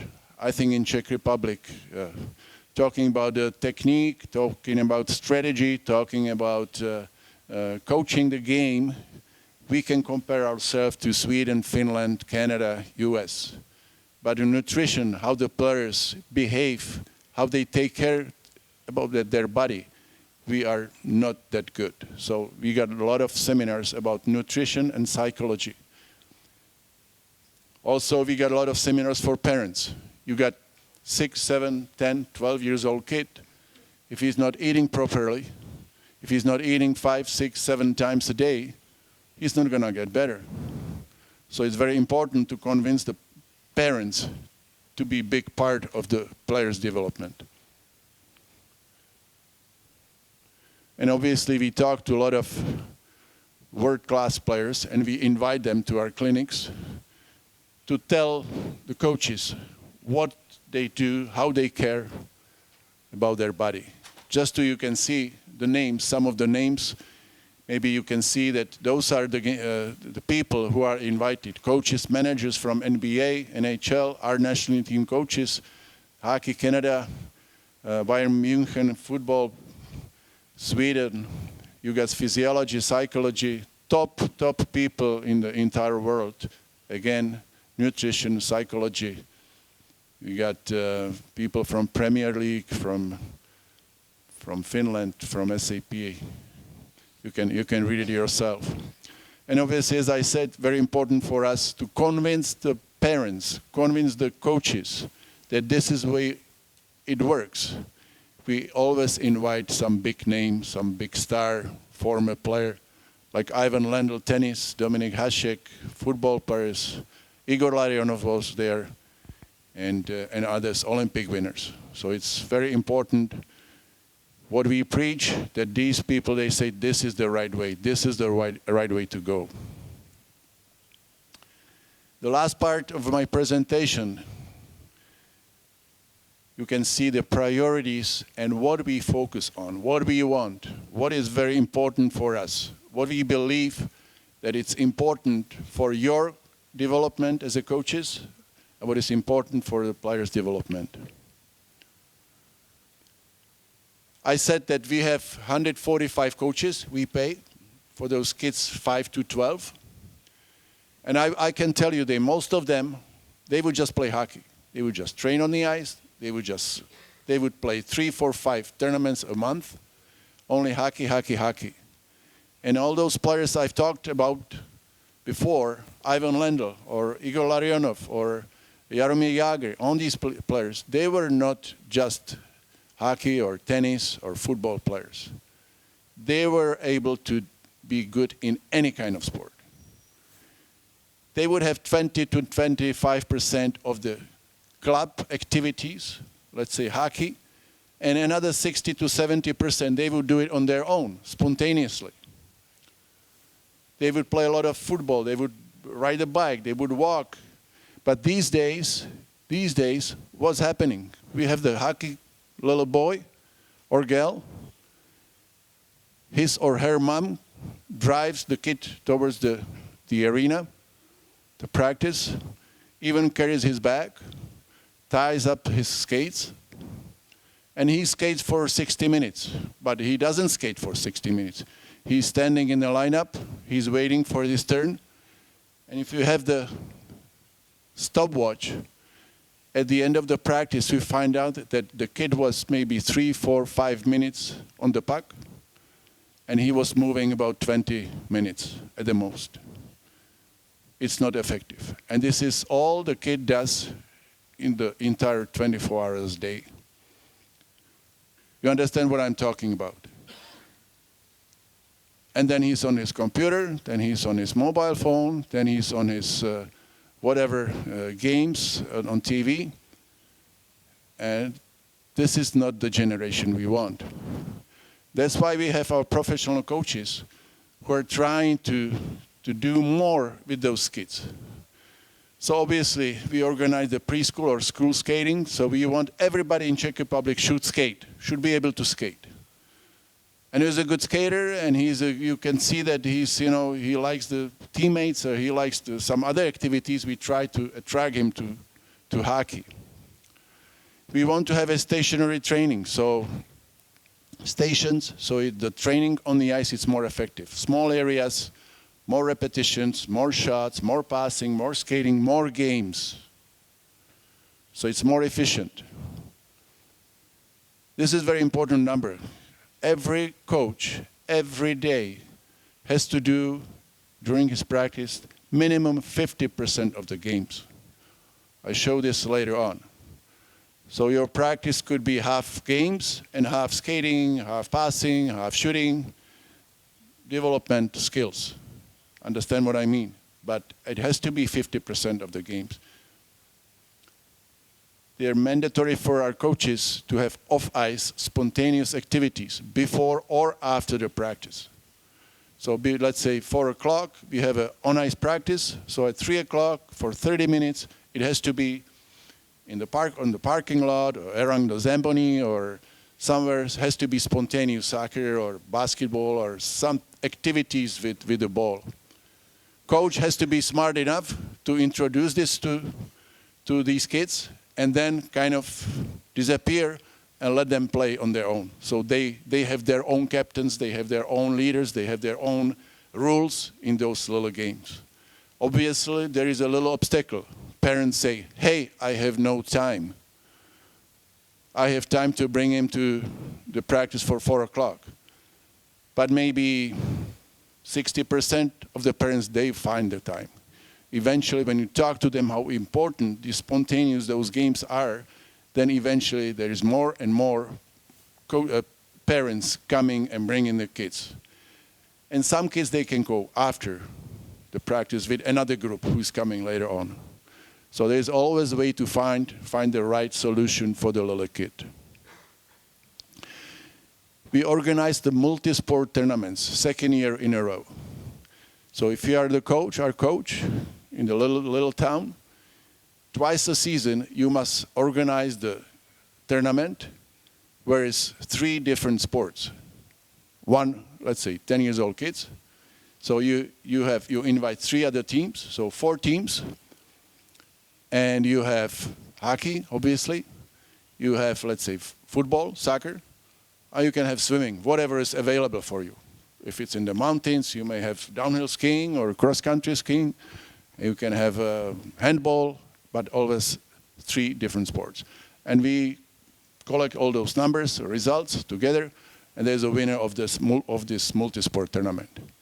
Why we do that? We do that because we believe that if I have a team, I go to the neighbor town, and we're gonna swim there next week. Probably I go with my kids to swim at least 2 times, so they don't gonna, drown. If they're gonna play handball, I'm gonna play 2, 3, 4, 5 weeks handball to get ready for this kind of tournament. So throughout the season, throughout the year, not just in the summertime, but also in the wintertime, I go to gym hall, I go to the parking lot, I go to some other spots than the hockey arena to do some other sports with him. Obviously, we try to avoid acceleration, early specialization for those kids to get more involved. We send our regional coaches. I told you we got 6 professional and 10 on a daily basis, those regional coaches. They go and watch how you coaches are coaching. We don't want you, when you are coaching the 7, 12 years old kids, we don't want you to coach. You should be there just standing, just paying attention. Once in a while, tell them little details, what he should do next time a little better. But they should make their own decisions. You are not a coach. You are the teacher. You educate the kids. You teach them how to get better. So we are really paying attention during the games. If they are yelling at the kids, if the game is too directive, if the parents are yelling at the kids. So it's a lot of work. It's a lot of work. But we are making little progresses and step by step, just like those stairs here. So we are betting 1 year, 2nd year, but it's still a long way to achieve everything. Sometimes you have to come back. The last one I'm going to introduce you to, we call that internet program Coach Manager. It's like your diary book. You don't have to write anything down by hand, but everything is done throughout our Coach Manager, which is a program I'm going to introduce you. We want to have a creative kids. Everybody wants to be a pasta now. Pasta is a nickname of our Boston David Pasternak, who is hot this year, but he was always like that when he was a little kid. And he's a product of the street. He's exactly the guy like 2-3 generations before, 30, 50 years ago. He learned his hockey on the street with the friends, and he was attending his practices with his team. Then he could find a way to go with the older guys on his own, not that because of his coach or his dad said, hey, you're going to play with the older kids. He wanted. He's found a way how to sneak in there. And he's a creative player. You see a lot of colors. This is the way he dresses. He even convinced his pal, his friend, to dress like this. David Krejci. He's an old guy now, and he dresses like that. They walk like this, a lot of colors, a lot of fun. They are playing hockey for fun. They play soccer. You see on the right slide there, Voracek, another player from Philadelphia. They love to play tennis, they love to play soccer, they love to play other games. Anytime I call these guys to join us into any activity, any fun, they never say no. They always come. They always come and play with us all kind of games. We sent, as a federation, we sent to the clubs example how the practice should look like. So this is just an example what you should do during the practice. You have guaranteed 50% of the scrimmages, games, and they have to do it the whole month. Let's say every Tuesday they have to do it. All the clubs, they have to do it. And next month we send them another week practice plan. And another practice plan. And obviously there is always some skating, there is some puck handling, there is some shooting, but you can see there is a lot of games in there. So the first one, like a warm-up, play those fishermen versus fish, whatever, a lot of fun. And the last part is always the scrimmage. Mini hockey or cross-ice hockey, whatever you call it. And the middle part is the 5-station or 6-station, 4-station practice, where you have, again, the game, and you see in the top level corner, it's a 2-on-2 or 3-on-1 game, whatever you call it. You got the number 3, it's another game, 2-on-2, then you've got skating with other activities there.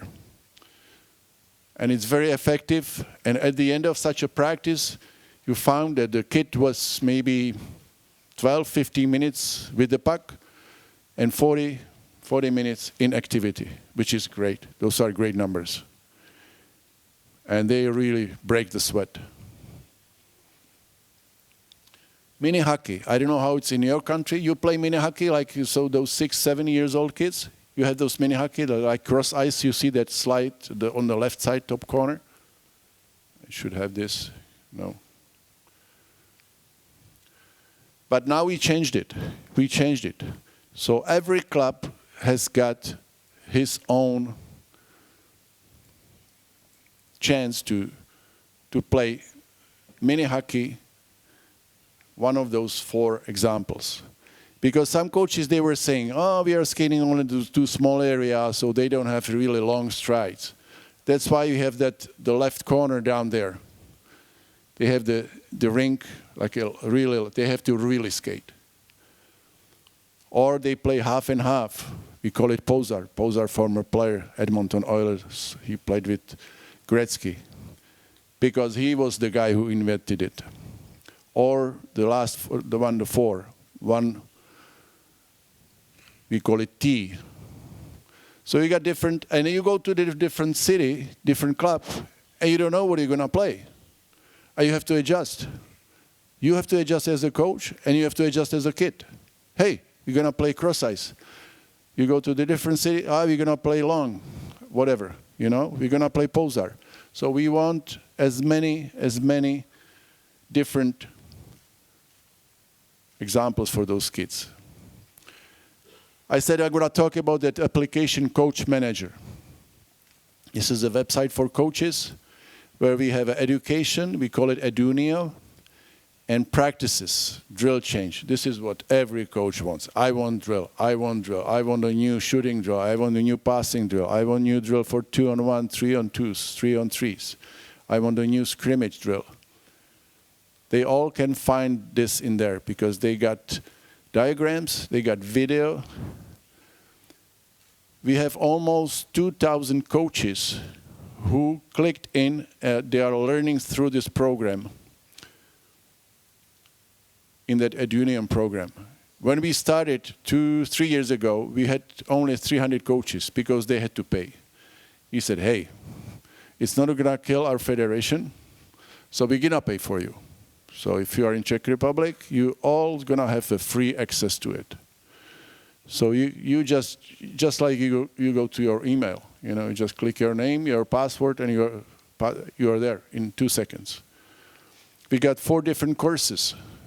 You got almost 6,000 assigned courses. So you coaches, you were attending almost 6,000 courses. Practices, those are those drills and those games. We got more than 2,000 coaches who are using it. We got almost 20,000 different drills there. And obviously, you're not going to walk through the 20,000 drills, but you punch, let's say, I'm coach of U10 category. I want shooting drills. I want the drills for this level. I got grade level, middle level, lower level. And it's going to select you, suddenly you're going to have 200 or 500 drills. I want to have a drills for the start of the practice or end of the practice. Again, it's going to select down to some maybe 100 drills, if you know what I mean. So you can get more oriented into it. And you got almost 15,000 training plans. So just pick it. You want to have a plan for shooting with the focus on shooting. It's going to go up. It's going to introduce you maybe 200 plans with the shooting. From warm-up to the main part, stationary practice, end of practice. As I said, we are sending it to our clubs. This is how it looks like. You just click, you sign it, you put your number and your name in there, you're right there.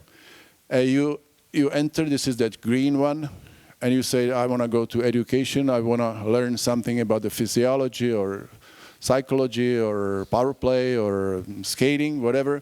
You click in there and you are right there. Or practices, it's on the right-hand side. You see the drills there. Examples. This is the learning. It's like in my courses. For example, preparatory games or small games for under 8 category. And you got a lot of those examples like this one is here. This is the way it works. Or you go to library.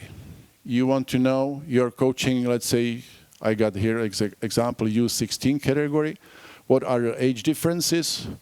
What is the coach philosophy towards those kids? Or what are the coaching methods you should use?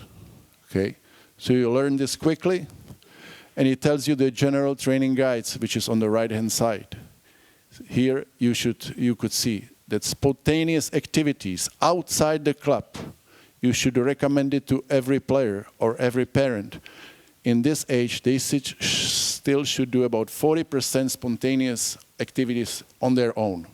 They should play tennis, they should play soccer, they should do some other sports, they should go to the gym hall, whatever. And 60% is within the club. We recommend how many practices on ice they should have. We recommend how many games those kids should play. So everything here for any category you find on this page or those pages. There's a lot of pages like this. Or you go to skill development, shooting, passing, scoring. Example of how it looks like. You go point 1, 2A, 2B, 3, those steps, how it should look like. And it's also accompanied with video. It's not just the pictures, but it's video, and you have drills there. So complete shooting you can find here. And we got Plekanec, our national team player there, former Montreal NHL player. Drill change. You go into the drill change. Like I said, there's about 20,000 drills like this in this format. Again, you find 102, or you find 2+1, or you find whatever situation, and it selects you exactly the drills you are expecting from it. Let's say you picked the shooting, you got all the shooting drills in this page, but you got like hundreds of those pages there. You can pick stick handling, passing, defensive, offensive skills, individual skills, even man situation, stuff like that. H, you got there on top. You can adjust to the age of your players. On the right side, you see the new drill. You can add your new drill, and you can decide. I add the new drill, and it becomes public for everybody, for all those 2,000 coaches. Or I decide I'm gonna send this drill only to the group I want. Let's say the coaches from my team, from my club, coaches from my region, or my friend. One is in Minsk, one is in Prague, one is in wherever. So you send it to them, so they can use it. And this is it. You can have your drill coaches groups. We got on the left side, you got Czech hockey people, national team coaches, you got a coaching committee, you got women, and down those last three are, let's say, the small clubs. And you can add those drills. You can even, let's say, the friend of yours will send a drill to you.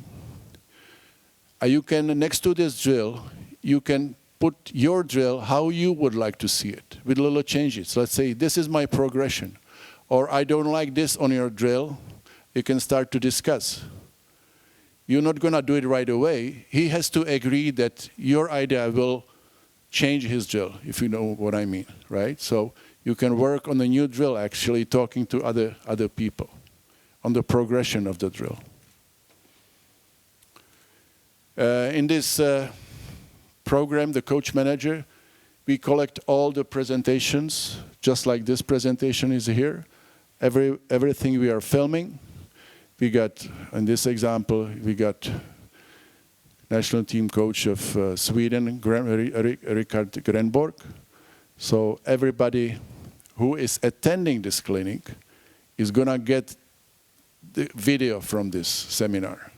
Who is not there, we are asking the presenters like Richard or let's say Andre or Craig, can we send it to the other guys?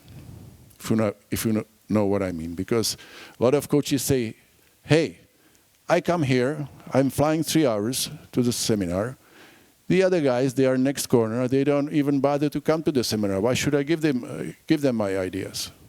So it has to be always with the permission of those presenters.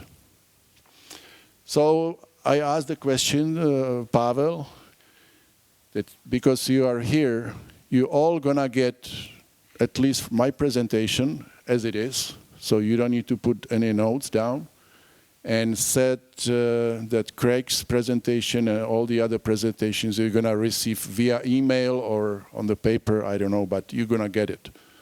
Because you deserve it, you are here. And last one, like I said, you see those stairs here? It's a long way, and it always goes up to hill. It's not gonna get easier for Czech Republic, for Czech hockey. Because unfortunately, in brackets, Swedes, they still gonna get better. Finns, they always gonna get better. US and Canada, they always gonna get better. Belarusia is going to get better. So we better be ready that it's going to be harder and harder and tougher and more demanding. So all we do doesn't guarantee that you're going to bring home more medals or you're going to develop more players for the NHL or for our national team. I should have said it differently, for our national team and then eventually for the NHL. That's why we do it. So because we got great history. We got a lot of gold medals from the World Championship. We are Olympic winners, 1998. We were 2 times U20 World Champions, 2000 and 2001.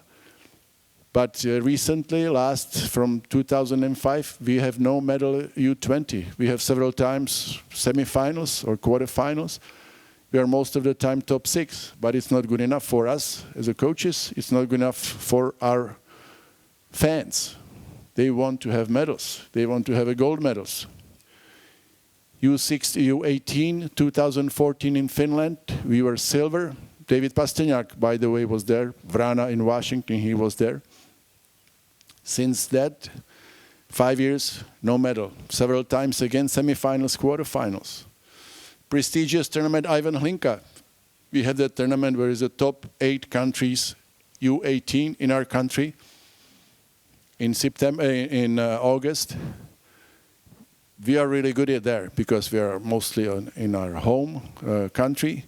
So we had golds, silvers, bronzes. U17, it's like an official tournament in Canada every year where you have 3 teams of Team Canada, 1 US team, Sweden, Finland, Russia, us, and we won last 2 years bronze medals, which is big hope for us that those players and those teams gonna get better when they are U18, you are U20 and big team. So we got a lot of challenges in front of us. We got a lot of work with us. But we are here also to share the ideas with you. And this is just a presentation from my side, how I see it.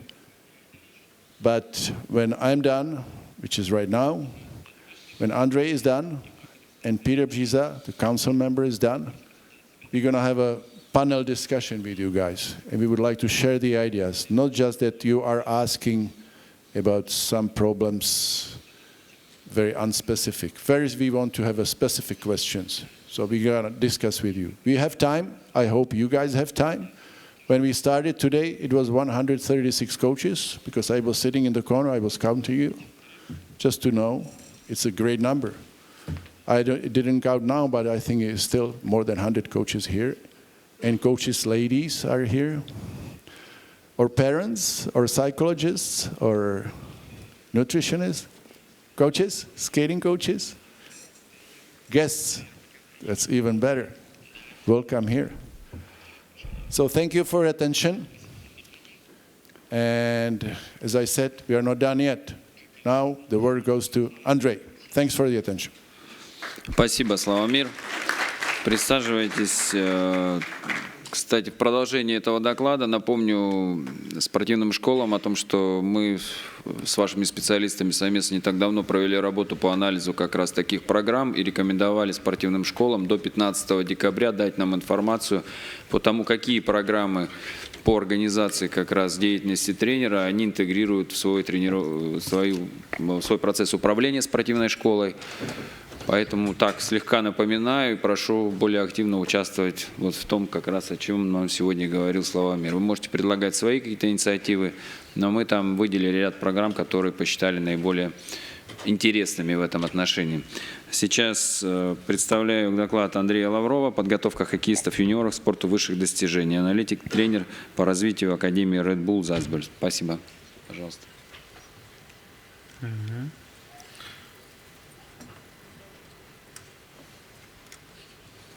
Я подключился.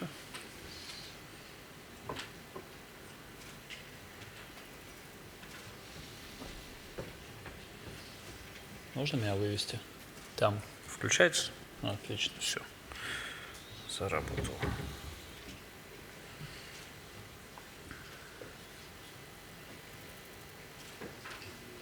Супер. Но Микрофон.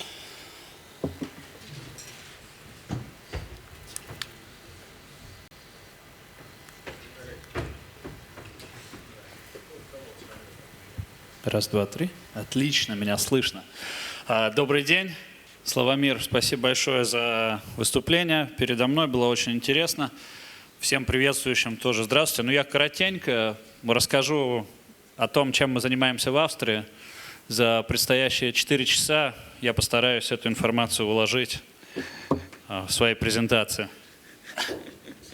Как вы видите, в хоккей в Австрии играют немножко по-другому, не как это принято в России и в Беларуси. Площадки немножко другого размера. Это вот полуфинал Лиги чемпионов против Мюнхена.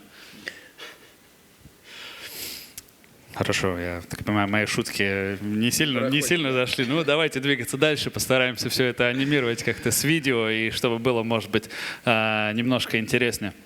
Сразу же хотел оговориться, если в зале есть кто-то англоговорящий, if somebody is speaking English out there or German, make sure that you ask your questions. We can answer on any languages here. У нас 4-й канал английский. Somebody talking English there? No? Okay. В таком случае я продолжу на русском.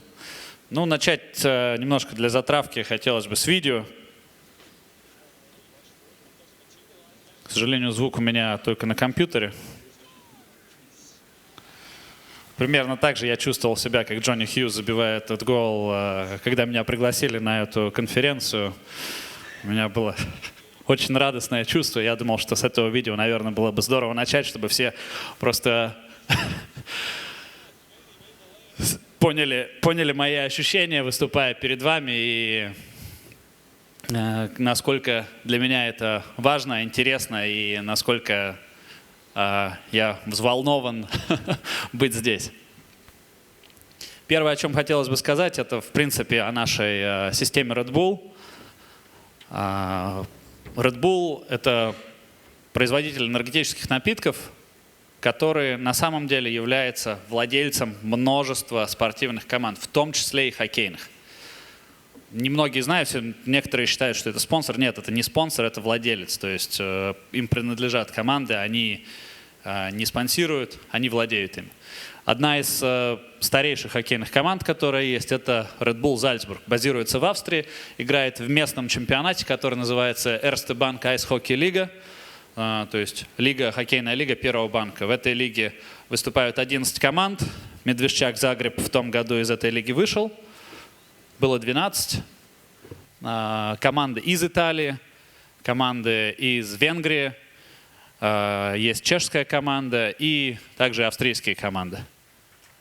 Второй клуб, которым владеет Red Bull, это Red Bull München, который выступает в немецкой лиге, в немецкой Бундеслиге, где играют 14 команд. И, само собой, данные два клуба стараются каждый сезон быть настолько хорошо натренированы, настолько хорошо развиты, чтобы иметь возможность выступать в Лиге чемпионов. Этого момента мы коснемся чуть позже. Опять же, немножко о наших успехах. То есть Red Bull Salzburg официально называется так и принадлежит компании Red Bull с 2000 года.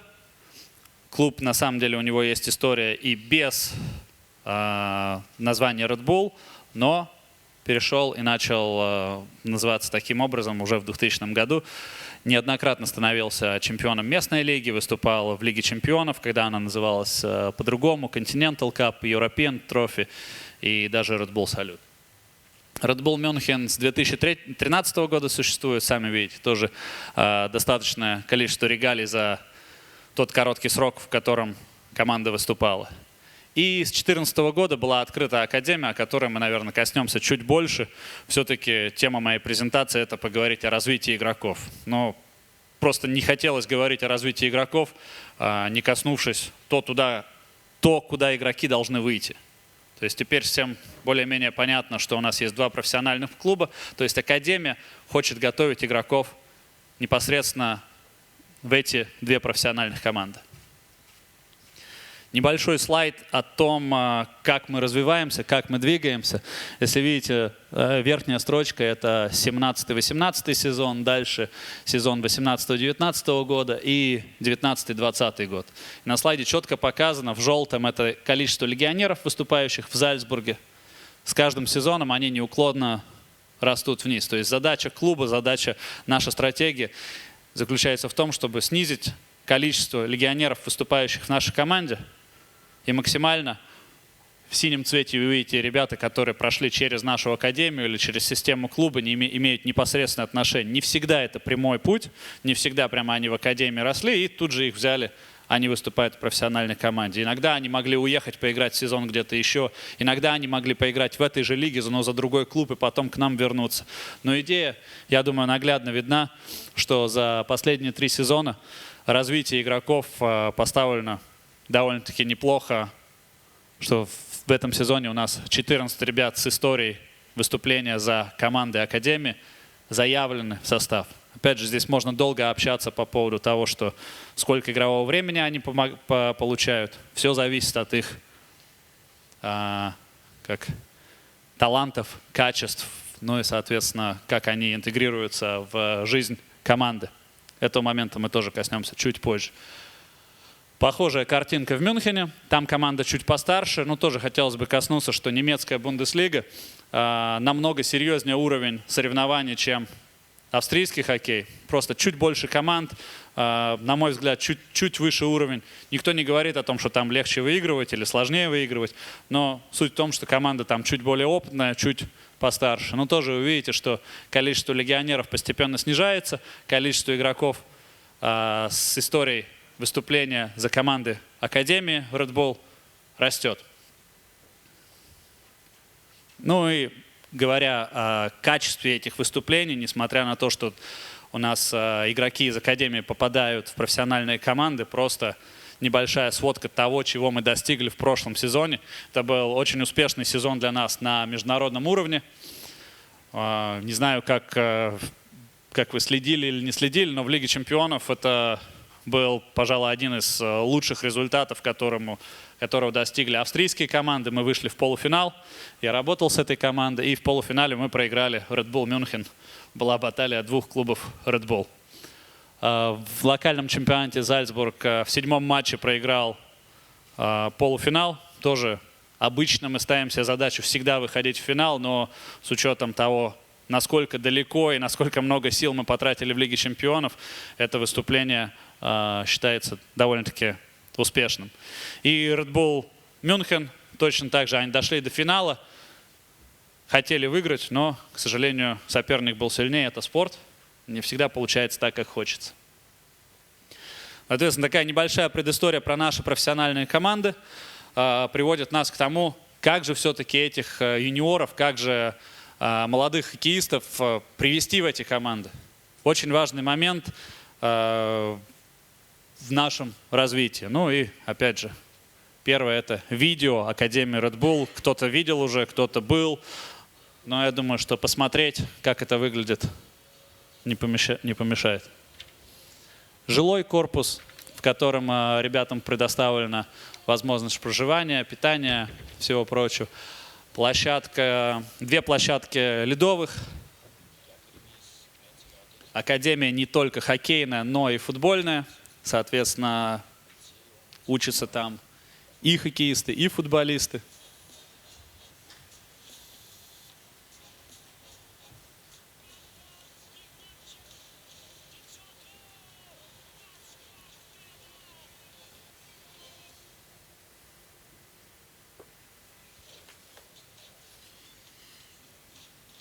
Много внимания уделяется обучению спортсменов. Точно так же Академия содействует с 3 партнерскими школами, расположенными в Зальцбурге.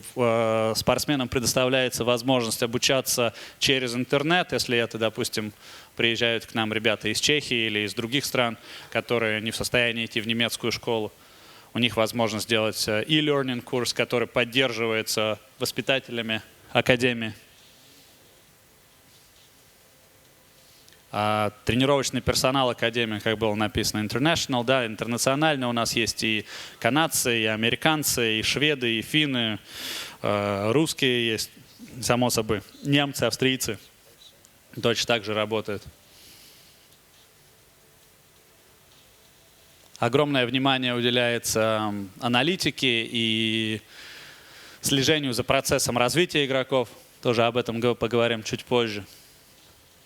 В каждой команде есть тренер по физподготовке и физиотерапевт, отвечающий за команду.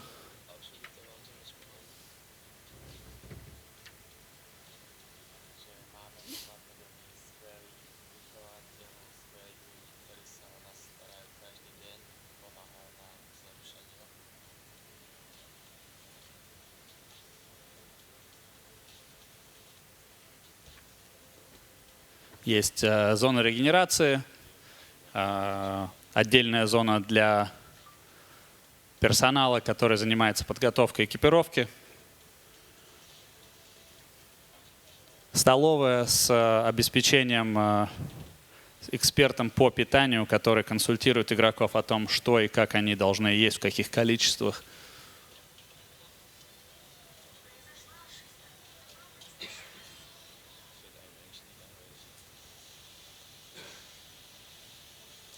Ну и все это находится, само собой, в красивом месте, Зальцбург. Очень классное место. Так. Еще раз коротенько в том, что Академия из себя представляет. Больше 110 работников, 150 посадочных мест для ребят проживать. Гостевые комнаты, когда приезжают спортсмены из других команд, чтобы могли разместить соперников. 8 команд в Академии, 4 футбольных, 4 хоккейных. Полностью покрытое обеспечение 24/7. 5 футбольных открытых площадок, 1 футбольная закрытая площадка, 2 хоккейных площадки. Соответственно, у нас есть инфраструктура для того, чтобы ребята могли готовиться, могли работать. Но если есть инфраструктура, если есть отличная академия, это все равно еще не говорит о том, что вот я пришел сюда и стал лучше и сразу автоматически попал в профессиональную команду. Наоборот, на самом деле это является одной из проблем, то что многие ребята, приходя из своих клубов, где нет ничего, приходят в академию и сталкиваются с таким моментом, что ну я тут, я уже в порядке, зачем мне еще работать? И первый год, особенно у молодых, там 15-летних пацанов, которых мы набираем, а иногда это 14-летние ребята, они просто в шоке от того, что им предоставлено, не занимаются ничем, не делают ничего, просто думают, что они уже достигли всего. Соответственно, должна быть очень четкая философия того, как мы с ребятами работаем, как мы их приводим на следующий уровень, как мы заставляем или обучаем их, правильно, наверное, сказать, со всем тем, что у них в распоряжении есть, работать, заниматься. Соответственно, должна быть философия. Первое, игрокам должно быть понятно, какие у них перспективы. Есть детская программа Red, которая не имеет отношения к академии, но наша задача, само собой, местных спортсменов из Зальцбурга так или иначе привести в команду Ю-15. Ю-15 команда выступает на международных соревнованиях, ездит на очень большое количество турниров в Швецию, Финляндию. Сейчас ведется переговоры, ведется работа над тем, что еще дать возможность провести какой-либо турнир в России, в Белоруссии, где-то еще. Так что сразу могу сказать, если у кого-то есть предложение, на май месяц можете после презентации со мной пообщаться, поговорить. В команде Ю-15 собраны игроки 14 лет. Само собой, тут есть местные ребята из Зальцбурга и есть уже приезжие. Ребята, которые приезжают и тренируются там. По идее, мы хотим, чтобы эти ребята сделали следующий шаг и на следующий год тренировались, играли в команде Ю-16, которая одна из самых молодых в своей лиге. Мы стараемся все равно держать уровень помоложе. Эта команда играет в австрийском чемпионате Ю-16, где разъезды не такие большие, где не надо долго сидеть ни на автобусе, ни на поезде. Довольно-таки удобно и комфортно. Следующая команда уровня Ю-18 играет в чешской экстралиге Ю-20. Мы самая молодая команда в этой лиге, если верить статистике Elite Prospects. То есть это Ю-20 уровень, но наша команда средний возраст 17,4. Соответственно, мы играем практически на год, а то и 2 младше. Есть фарм-клуб, который играет во второй австрийской лиге, это называется Alps Hockey League. Это профессиональная лига, где нет ограничений на возраст, и многие клубы имеют профессиональные команды только в этой лиге. Итальянские клубы, допустим, считают это очень престижным соревнованием и играют там легионерами, у которых есть опыт игры даже и в НХЛ, и где-то еще. Мы в этой лиге стараемся держать уровень до 20 лет. То есть вот таким образом, по идее, должны быть подготовлены игроки для Мюнхена и для Зальцбурга. Но не все спортсмены могут пройти этот путь, не всех спортсменов, само собой, это получается. Есть травмы, есть задержки в развитии, ребята развиваются по-разному, поэтому кто-то быстрее, он может перескочить из команды Ю-18 сразу в профессиональный хоккей, кто-то медленнее. В этой системе, это система Академии, 104 хоккеиста. Есть второй путь, более такой любительской направленности. У нас есть партнерские команды, партнерский клуб. Есть возможность играть на уровне Ю-16 в австрийской лиге, ну, скажем так, с не такими высокими задачами, не на таком высоком уровне. Оттуда есть возможность перейти в команду Ю-20, которая играет в австрийской лиге. Там тоже есть у нас ребята и 17, и 18 лет, есть и 19. Кому-то требуется уровень чуть пониже, кому-то требуется еще год для восстановления. И оттуда нету прямого пути, иногда может это с перескоком, но есть возможность попасть и в фарм, и также в профессиональную команду. Соответственно, как игроки идут через академию до профессиональных команд, более-менее понятно. Эта система не фиксированная, она меняется. Допустим, в следующем году поменяются правила выступления в австрийском чемпионате, к примеру. Нам придется как-то реструктурировать и реорганизировать нас. Бывают такие моменты. Просто пример, когда мы выступали в чешской лиге 2 года назад, это была лига Ю-18. На следующий год она стала уровнем Ю-19. В этом году это уровень Ю-20. Соответственно, мы так или иначе тоже не подходим к тому, что вот мы играем только так и никак иначе. Каждый год собираемся, наш спортивный директор выходит с какими-то предложениями, и мы решаем, что мы делаем, кого мы играем, какие игроки идут в эту команду, почему они идут туда. Как мы играем? Готовясь к этой презентации, я говорил с нашим спортивным директором, что я должен рассказать о системе нашей игры. Он мне дал вот этот слайд от известного футбольного специалиста. Нету системы игры, по которой играет первая команда, и также должны играть все команды Академии. Мы стараемся продвигать креатив, возможность игроков решать ситуации, находить выходы из них, и для того, чтобы они были готовы играть на любом уровне. Мы не знаем, что будет у нас в следующем году, останется ли главным тренером Дон Джексон и Мэтт Макэлвейн в Зальцбурге и в Мюнхене. Соответственно, мы не знаем, будем ли мы играть по этой же системе. Мы не знаем, если завтра парень из нашей академии уедет в НХЛ, в Calgary Flames и будет играть там. Мы хотим подготовить ребят, которые будут иметь успех и возможность играть на любом уровне, в любой системе. Для этого они должны быть умны по-хоккейному. Тоже некоторые такие, не буду заострять внимание долго на этом слайде, просто несколько пунктов о принципах, которые мы используем в своей тренерской работе и когда мы общаемся.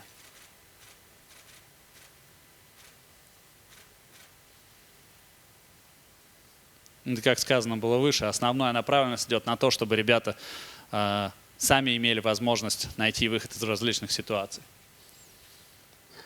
Ну и коротенечко о развитии игроков, уже такие более детальные, может быть, скажем, тренерские примеры.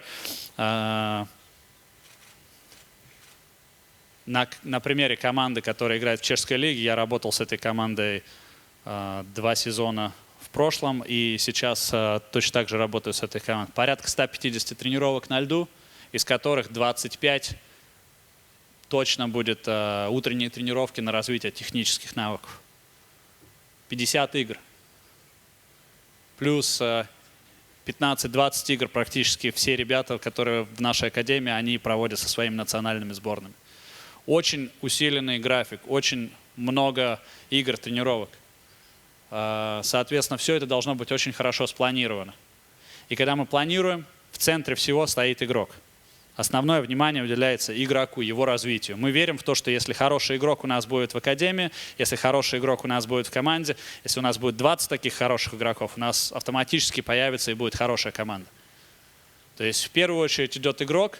Если мы развиваем игрока, и он становится способным намного, по большому счету наша команда будет намного. Игроку мы даем максимальное количество возможностей. Ну, то есть, видите, на примере, в каждой команде есть тренер командный, который занимается постановкой командных задач, который работает на льду.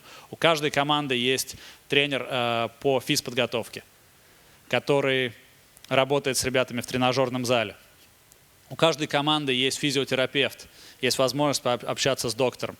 Физиотерапевт, к примеру, берет креатинкиназу, лактат, замеры перед каждой тренировкой на то, чтобы увидеть, на каком уровне по восстановлению ребята находятся. Стоит ли ему сегодня интенсивный день проводить или его снять с тренировок, потому что он перегружен, потому что он закислен. У каждого из ребят есть возможность пообщаться с экспертом по питанию.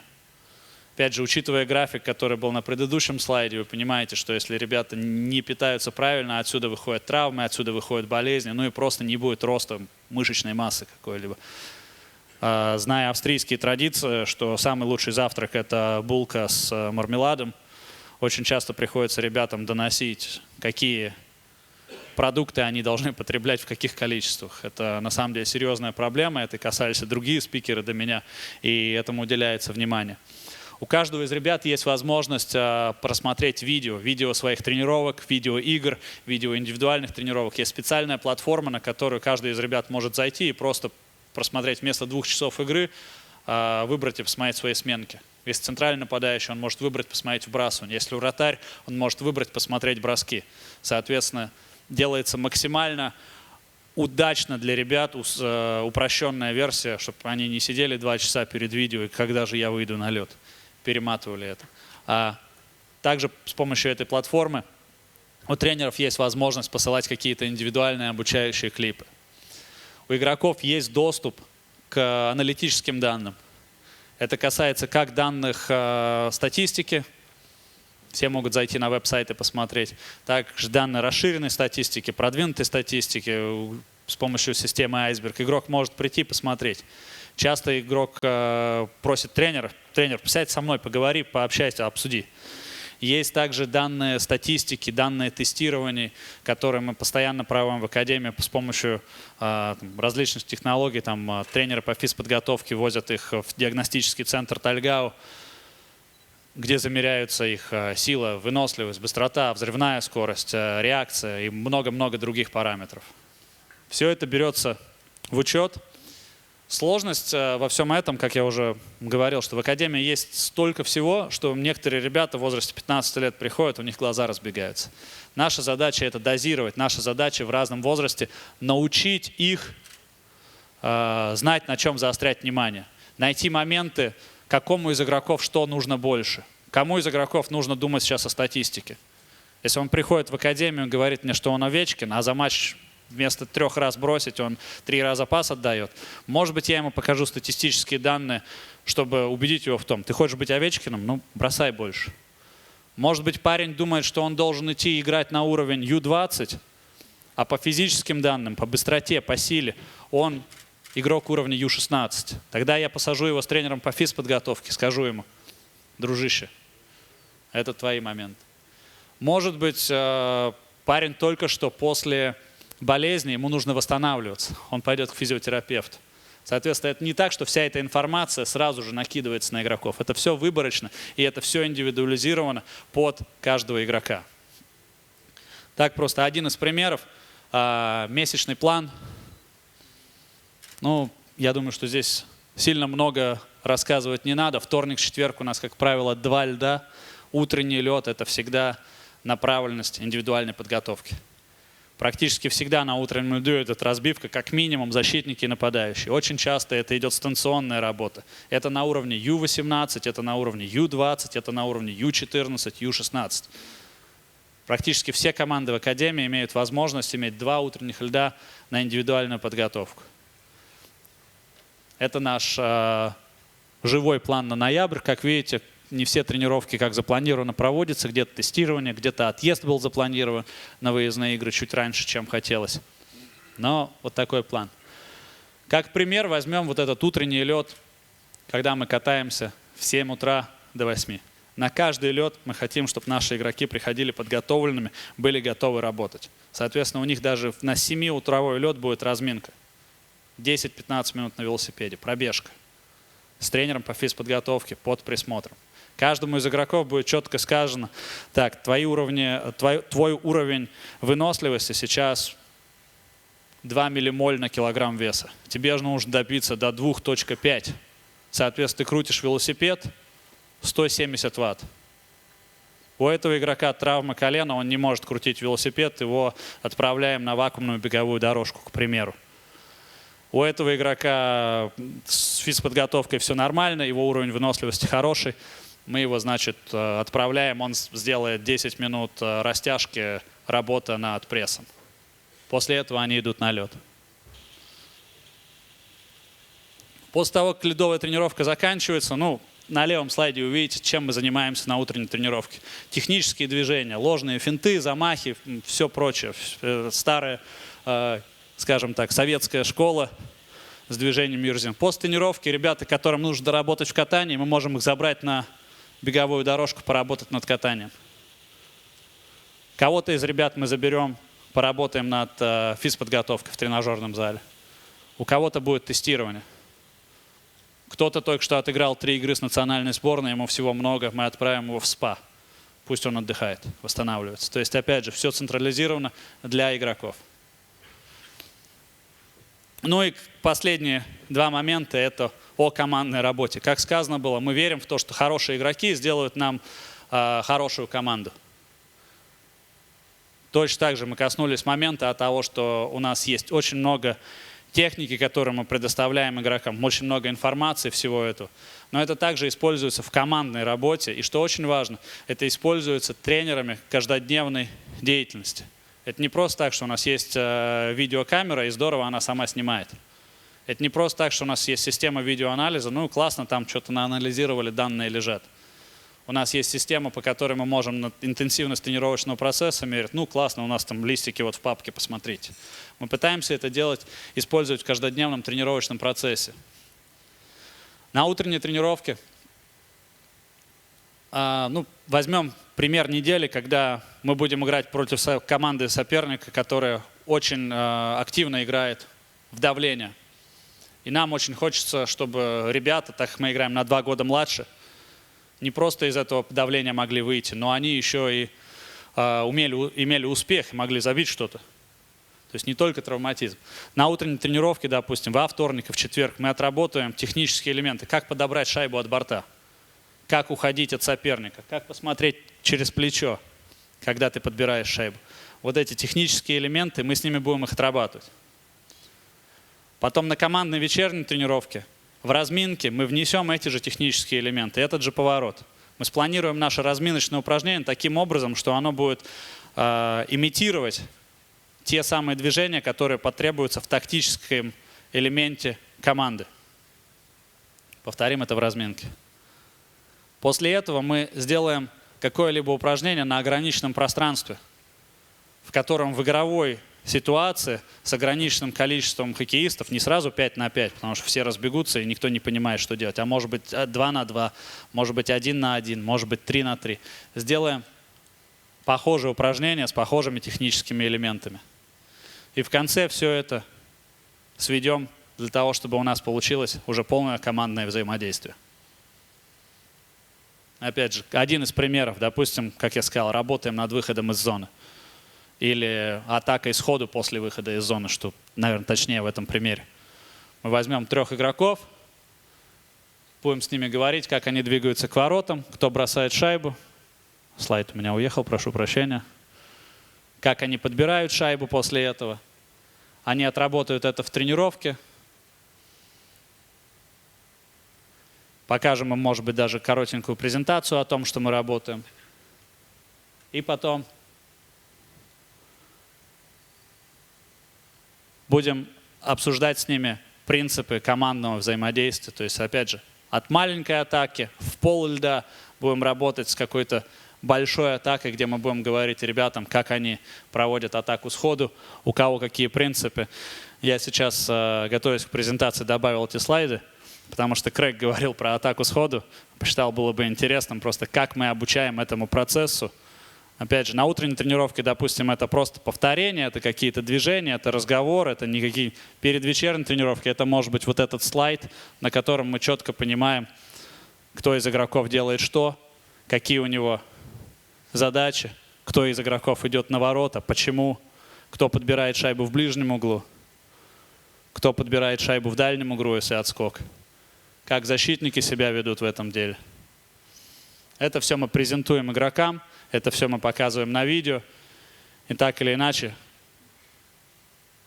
пытаемся донести до них вот по этим пошаговый процесс развития, что им поможет в этой ситуации. Опять же, это такие наглядные примеры, которые как бы немножко не накладываются, может быть, вы играете креатива много. Во всем этом, когда мы кладем это на игровые упражнения, на какие-то упражнения на ограниченном пространстве, само собой возникает куча неординарных ситуаций, и это только примеры, которые мы пытаемся донести каким-либо образом.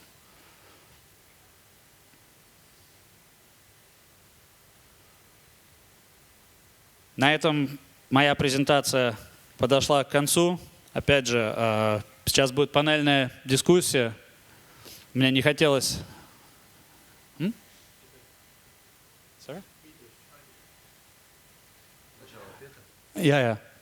Сначала, да, Петр говорит, потом будет панельная дискуссия, где, если кому-то интересно по поводу систем, которыми мы пользуемся, что конкретно, как, задавайте вопросы. Я открою на своем компьютере, покажу какие-то примеры из работы, с удовольствием поделюсь. Если не будет вопросов в общей аудитории, подходите ко мне позже и буду рад поделиться. Спасибо. Спасибо большое. Прекрасно, отлично. Представляем слово Петеру Бжизе. 2 доклада, достаточно компактно, но емко. Обзор программ Комитета развития детского и юношеского хоккея, ИИХФ, и внедрение новых технологий в юношеском хоккее. Пожалуйста. Hi everybody. First of all, we mixed a little bit the program because Greg was going to the airport, so we just changed it. And I should be an opener of this seminar, but I think you got so many great information, so I hope that I can summary a little bit. And I have a 2 short presentation, but I will try to be very, very quickly. And your inputs and your reactions in the panel discussions are very important for us. And I just hope that we can be really active together, because that's why we are here. The first short presentation is just an introduction. As I said, it should be opener of this seminar, and it's about the IIHF development program. Just briefly, that some of you are students or maybe don't know about the Global Federation. It's founded in 1908, but we have 81 national associations. Our statutes and bylaws are that we try to, our mission and role is develop, promote ice hockey in all forms and in all ages, including the development of coaches, officials, and worldwide. This is the activity why we are here. I'm a council member, I'm chairing Youth and Junior Development Committee, and I'm really fortunate to have great people inside of this committee. Those guys, we have 9 guys.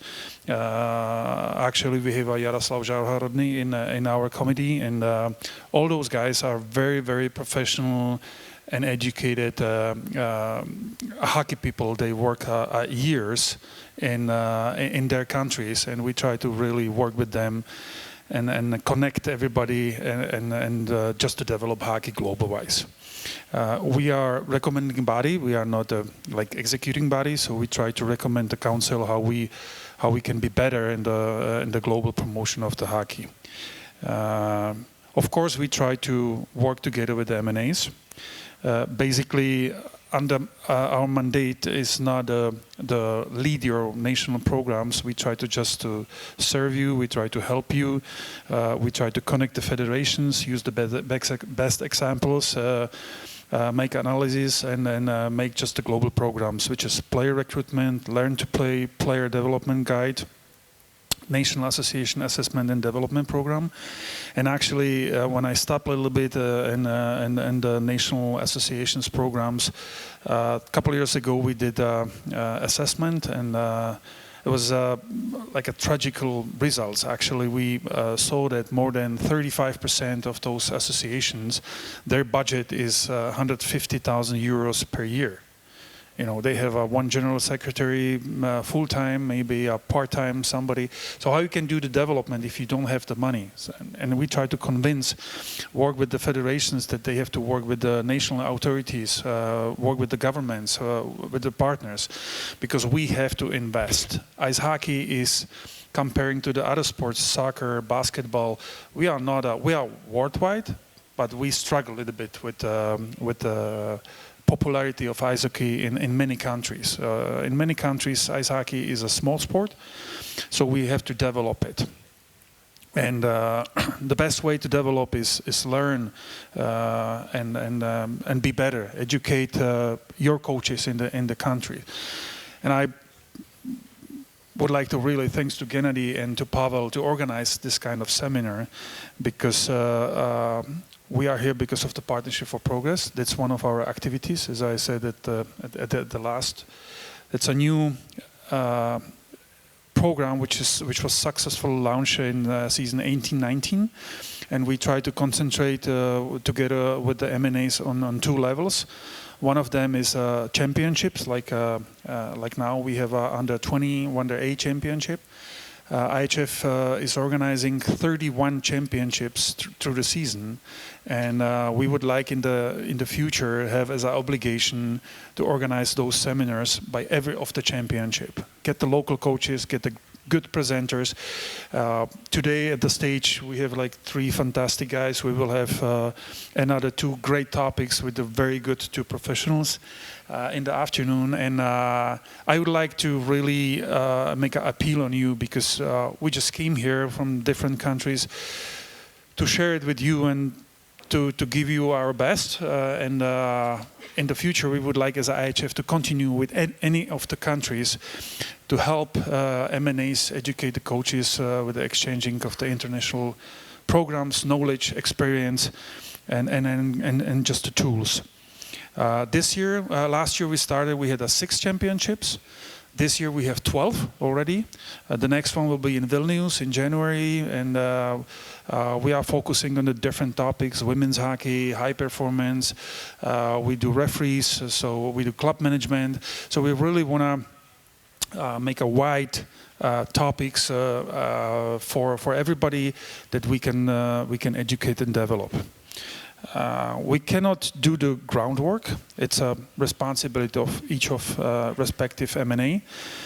But our role is to educate the people, and that's the teacher philosophy is. And I think President of the Belarus Federation, we hope that out of you in the future are coming great leaders, great mentors, and great coaches, great managers, because everybody as a coaches, sometimes you see the players and you wish that your players want to be better. You ask them to be better. You ask them practice more. You ask them to come next day and to be better player.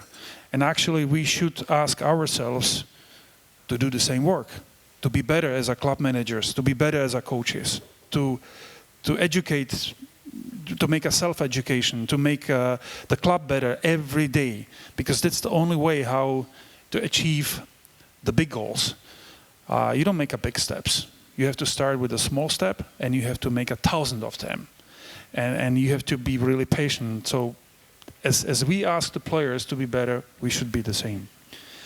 And the global development of hockey has 3 basic principles, which is like best principles and practices. Yesterday I saw the data of Slava. I saw today the presentation of Andrej, and as well as Slava said by Greg. If you pick up 3, 4, 5 ideas, I wouldn't be satisfied just with one. I think that there are so many of them, and you can learn and you can implement it. And let's say you can be aggressive in your environment here. You can ask your leaders in the club as a coach, hey, do that. I saw that. They do that in Salzburg. Why we shouldn't do that here? It's just our mentality, and we have to change. And that's great because you're moving the ship actually in front. Then education, tools, programs. We saw that in the presentation of the Czech hockey. I'm a board member in Czech hockey since 2008. At that time we didn't have money. We had like minus, I think, 1.5 million euro at that time, and no programs. We had one guy in the development. One guy. He was doing bus trips, and that time I was a general manager in Sparta Prague. And our players, let's say, they went to the national team under 16, under 17 camp. They didn't have sticks, so it took 10 years, a bloody 10 years, to get the money, to get the stability, and.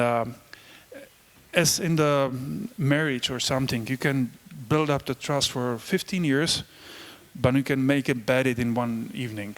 So the same principle is in the hockey. We have to work, and we have to look at 10 years in front of us. We have to work hard. And of course, M&A and club implementation, it's the most important because the hockey starts in the clubs. Can we do the second presentation, please? That I'm quick, the second one? Yeah. Because the truth is that us as M&As, we can hope that the players, they come to the program under 16, they will be good. But the best job, or the most important job, is done by the clubs.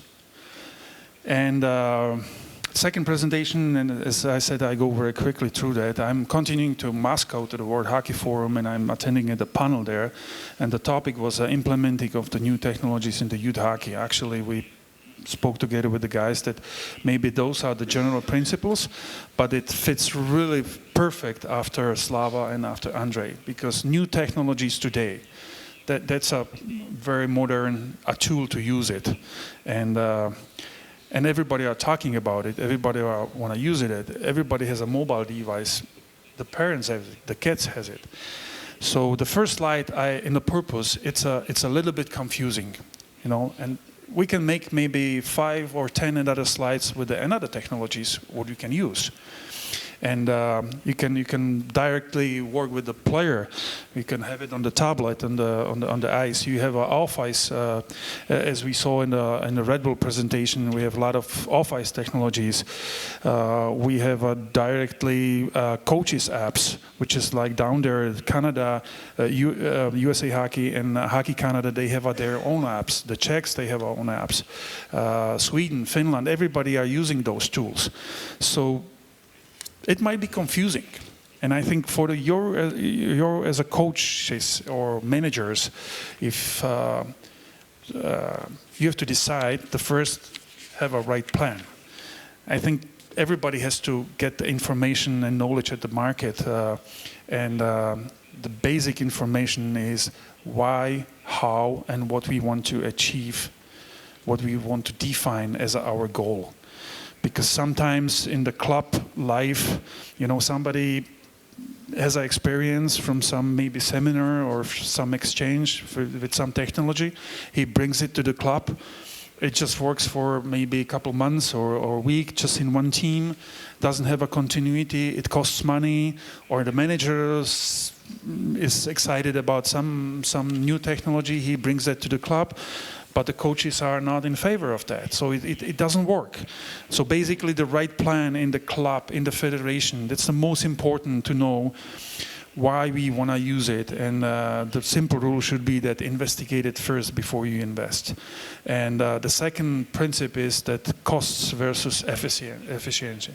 Probably everybody, we would like to have the same environment as Red Bull Salzburg. I think the academy costs 60 million euros to build it and 5 million euros to run it every year. they are successful because they're making a great money with the soccer players. They can sell the soccer players and they can make a revenue, so they can pay that. But we are in the different conditions. We have a maybe sometimes small ring with the 2 locker rooms. It's not easy to say we want to have that technology, but we can use some of the technologies, as we saw that Czechs, they make it for free. So we did it for free because we want to achieve the players and the coaches in the small clubs somewhere 600 kilometers from Prague. They don't have that possibility and then the money. So we can use that technology on the good costs, but it should have a goal. And of course the question is how. You have to use it on the positive way, not the stressful, and work with the parents. I think that you have experienced the same.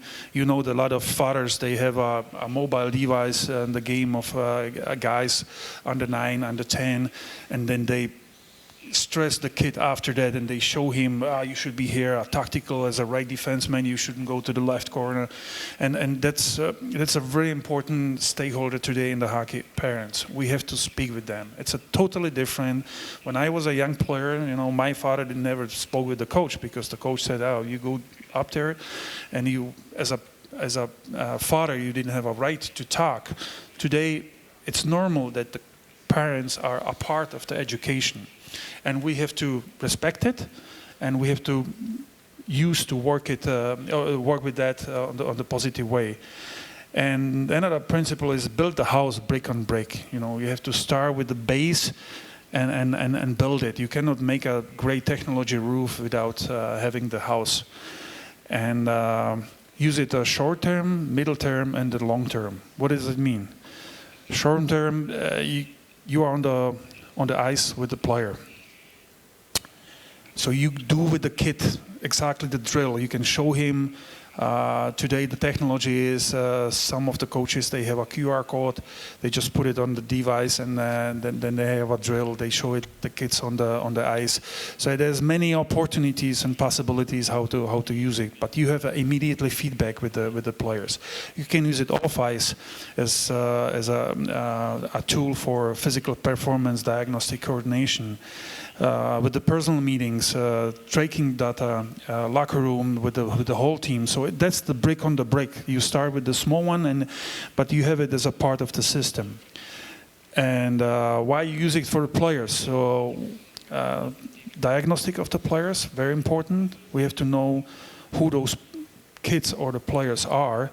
I remember that a couple of years ago we did psychological tests with the young kids, and we were so surprised, and actually the parents, they were so surprised, because after those sessions, like they said that 95% of the results are really the characters of the kids, and it showed all the weak sides of the kids. That showed some of our coaches that if you have 20 kids and you yell on that kid, he just breaks down.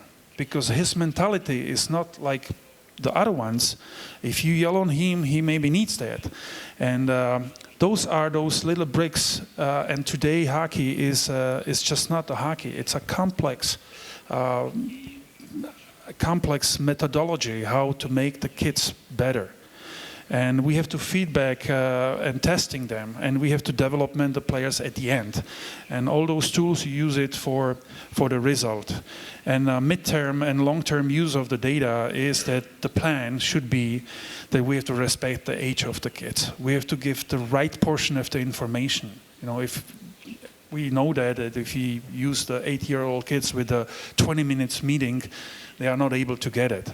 We have to respect the age, that it should be fun at the beginning. As Slava said, 50% of the creativity, 50% of they must be there to really use the time.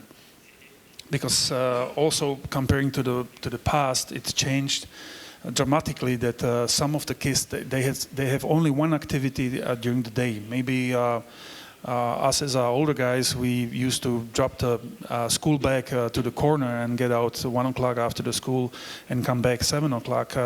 Today's generation is different, but we know that. And we have to learn.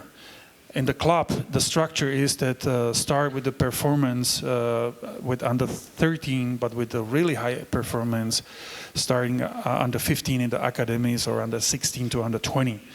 And that all goes step by step on the data should be actually registered, and you should use the data not maybe for the concrete player, because we have GDPR in Europe, it's not easy to get the names and informations, but you develop the coaches also, and you know the system of the club, which is like large player data, teams data, analysis, go stepwise, the global club data, because that gives you the possibility that in 10 years you can be better as an organization. And change every organization takes a time. And then you have a next step, because then M&A gets the player. You know, M&A is under pressure, get us the medals, under 17, under 18 World Championship, under 20 World Championship. We want to go from 1B to 1A. We want to be in the top division. But they use the players they were developed in the clubs. So if M&A is just waiting for the players, that they get the great players with under 16, and they are just depending on the clubs. If in the clubs there's a bad work, you get the bad players. If you get the bad players with a 16, 17, you can be maybe a miracle guy, Merlin, but you're not going to win, because those players, they need another 3 years to develop them. So everything goes in the one system, and all the stakeholders, clubs, coaches, M&A, they have to work together. And maybe therefore the system of the seminars and education of the coaches makes everybody be on the one boat and feel as a part of the one team. And that's the purpose of the system. And IIHF has a role that we try to collect good examples. We try to implement it at the World Championships. You know, honestly, we would like maybe that in 2-3 years or next championship in Belarus, that at the free day we would have not only seminar here, that you're listening, and sometimes you feel tired after 3 hours, but we would like to provocate the M&As to have it also active on the ice. We would like to bring the kids tournament to make a great promotion. We have a guy in the middle, he's sleeping there, but that sometimes happens. But we need to have your attention and activity to make a Belarusian hockey better, make a Latvian hockey better, Austrian, whatever. And we are ready to help and maybe let it change the structure, because development is not just a word, not just a terminus technicus, it's a philosophy. And we have to believe everybody also in IIHF, in M&As, in this philosophy, and it's a long term. And maybe just the 2 pictures at the end, you know, data alone doesn't improve performance, the right interpretation of use and use of the data does. The old Soviet system was not only successful because of the great players, but they didn't have maybe 100 of data or technologies what we have, but they were using that. They were using the players, and the team was most successful. And the last picture is not from hockey, really. It's from the movie Miracle on the Ice. But don't forget, it's still a game about where the coaches and the players make the difference between winning and losing. So we can use all technology in the world, but the personal relationship and the human being relationship is the most important, between the player and between the coach.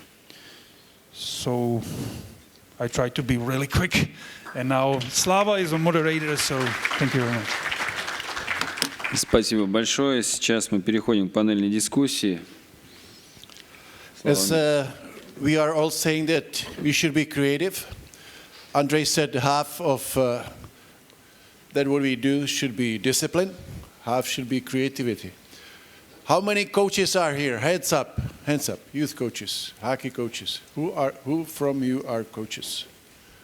Coaches, тренеры, менеджеры, guests. here we are. Okay, we were not prepared for this panel discussion, but I tried to organize it. Let's say this is the middle here, right here. This is middle here. From you, you're on this side. You guys are on this side.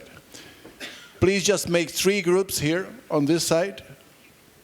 Lower, middle, and top. 3 groups of 15 people. 2 groups here. 1 group and 1 group there. Okay?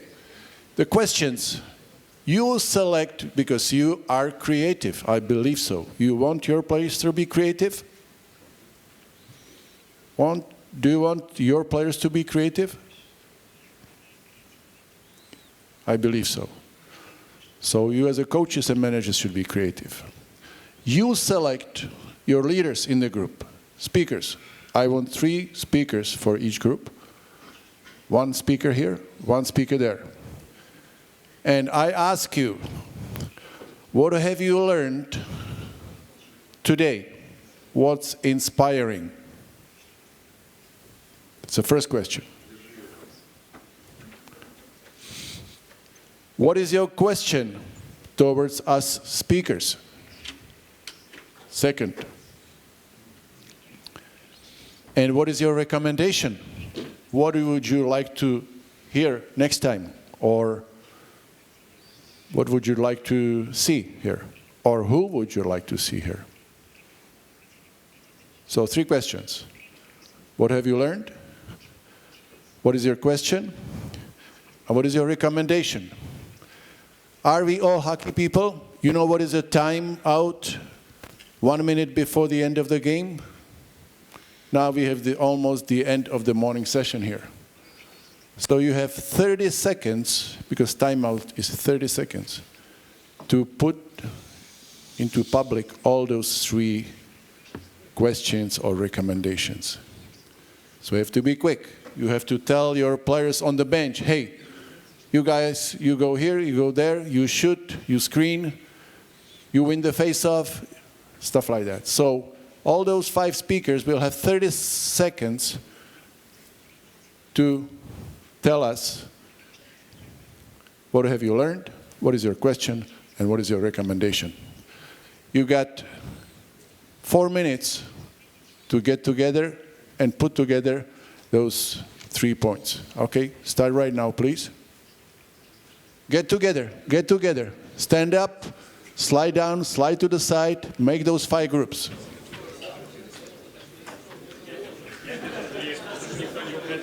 Don't be afraid.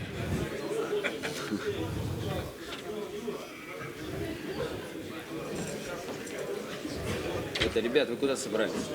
Share the ideas, convince the others that my question is the best one. Don't be afraid, don't be shy.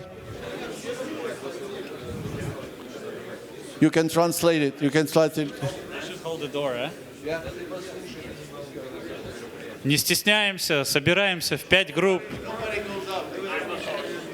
Никто не уходит, мы держим дверь, дверь закрыта.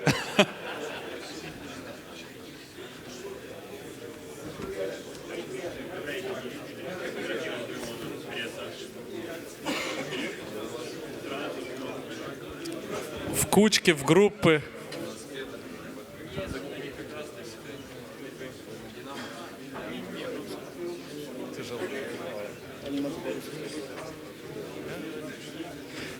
Вы можете подготовить все вопросы, все, что вас интересует, на русском. Слава все понимает. Он ответит. Он тоже готовится. Он тоже готовится сейчас. Перебирает словарь.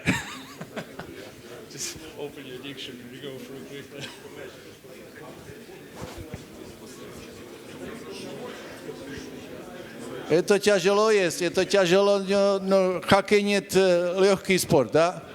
Для меня тоже тяжело говорить по-русски. Я в школе учился читать, писать, но говорить меня научил Павел Бюрев, когда я был на Флориде. Он узнал, что я немножко знаю по-русски, он говорил только по-русски со мной. 3 года. Еще 1 минута для вас. Можете говорить по-русски, если я не буду понимать. Андрей, он молодец. Еще минута.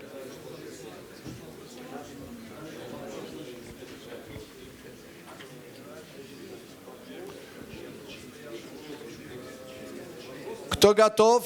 Лидер готов? Руку наверх. Там уже готовы? Ваша группа? Еще нет? Здесь? Уже готовы? Чуть-чуть? Еще не готовы там?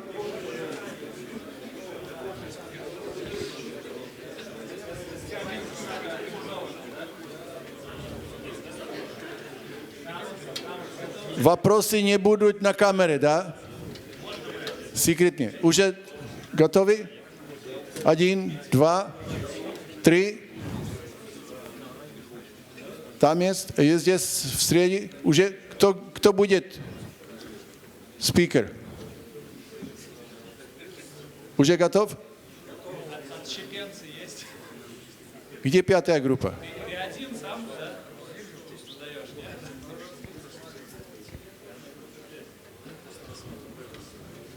Так. Я хочу еще второй микрофон.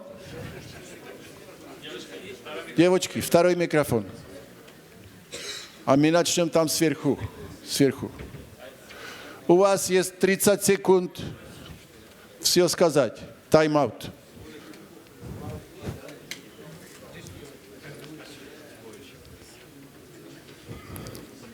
Что вы научились? Какой ваш вопрос? И что вы рекомендуете? Рекомендуете, можно сказать? Здравствуйте, спасибо вам Хорошо. за семинар. Чему вы научились? Мне понравились из доклада о честном хоккее, о привлечении звезд, о работе с родителями. Очень хорошая, полезная информация. Так, вопрос. Вопрос такого у меня к Андрею, в первую очередь, о том, каких национальностей представлены обучаемые люди в академии. 7 секунд. Есть ли там другие национальности спортсмены и как туда попасть? 3 секунды. Больше практики. Спасибо. Спасибо. Андрей, ответь. В академии, так как принцип австрийцы, немцы, 40%, 20% должны быть ребята международного класса, очень высокого уровня. Идея в том, что эти 20% могут быть по большому счету откуда угодно, но с учетом визовой ситуации, с учетом длинных перелетов, ну, условно говоря, если взять 14-летнего канадца, который 8 часов будет летать из Монреаля или Ванкувера откуда-нибудь и скучать по маме с папой, мы не хотим эти риски брать. Вопросы с белорусами и с русскими большая проблема из-за визового обеспечения. Никто не занимается студенческими учебными визами. У нас есть сейчас один мальчик с украинскими корнями, но с польским и словацким паспортом. У нас был один белорус, но он был травмирован, уехал, сейчас остался. Я думаю, у него тоже был паспорт европейский. Так, в 20%, если вы игрок сборной Финляндии, Швеции, Чехии, Словакии, попасть возможно. Присылаете заявку на наш веб-сайт, наши скауты это все просматривают, фильтруют, мы приглашаем на просмотр. Открытых просмотров нету, соответственно, только по приглашению. В маленьких количествах мы не хотим запускать большой просмотр на 50 человек. Приглашаем 1, 2, 3 хоккеистов, которые 3-4 дня тренируются с командой, уезжают домой, мы принимаем решение погодя позже. 30 секунд от тебя, хорошо. Вторая группа. Здесь. Кто там спикер, лидер? У вас. Возьми. Так, микрофон. 30 секунд начинает теперь. Я, наверное, от себя, скажем так, подытожу. Вдохновило то, с каким энтузиазмом и желанием спикеры поделились какой-то информацией, своими презентациями. Вот, ну, поддерживая Крейга, который говорил о ментальности в игре, вот, важно для тренеров перевернуть ментальность в подходе к тому, что мы делаем. Вот, насколько люди воспримут информацию не конкретно какие-то примеры, там, упражнения, там, или какие условия, где есть, а именно подход ко всему этому. Вот. А вопрос такого характера будет. Насколько в хоккейных странах развитых и государствах существует такая проблема. Сегодня тренер, ну, волю, скажем так, тех экономических, наверное, то есть ситуаций, которые есть, и в большей степени заинтересованы в зарабатывании денег и кормлении своих семей и так далее, вот, чем на самом деле такая вот с утра до вечера работа с детьми, с подрастающим поколением. Как вот удается совмещать это в Европе? Рекомендация? Рекомендация. Чаще встречаться и... Спасибо. Что ты хочешь?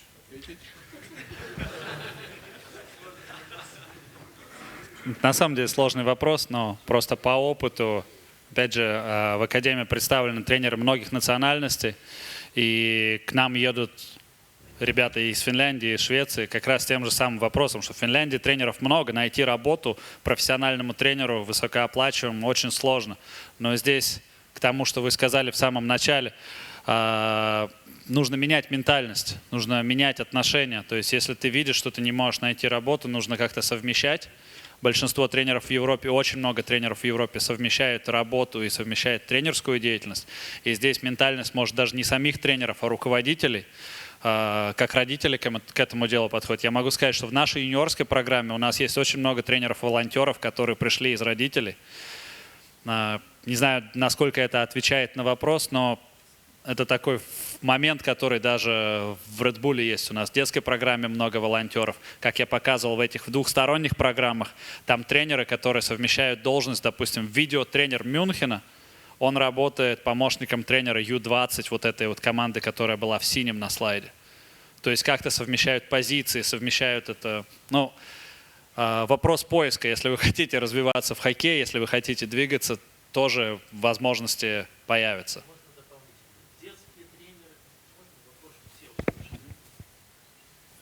Вы хотите сказать, правильно ли мы вас понимаем, что детские, ну, в особенности детские тренеры, я имею в виду детей до 12 лет, во всей, ну, можно до 14.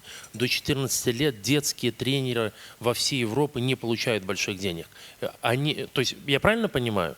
То есть, либо они вообще ничего не получают, они как волонтеры работают, либо они, если и получают, то небольшие деньги, для того, чтобы прокармливать семьи, им нужно еще где-то работать. Я правильно понимаю? Вот.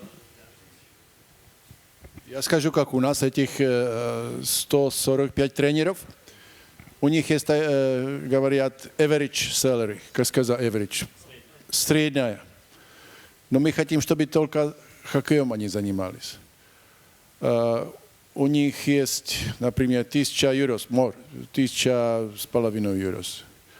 Это хорошо для них.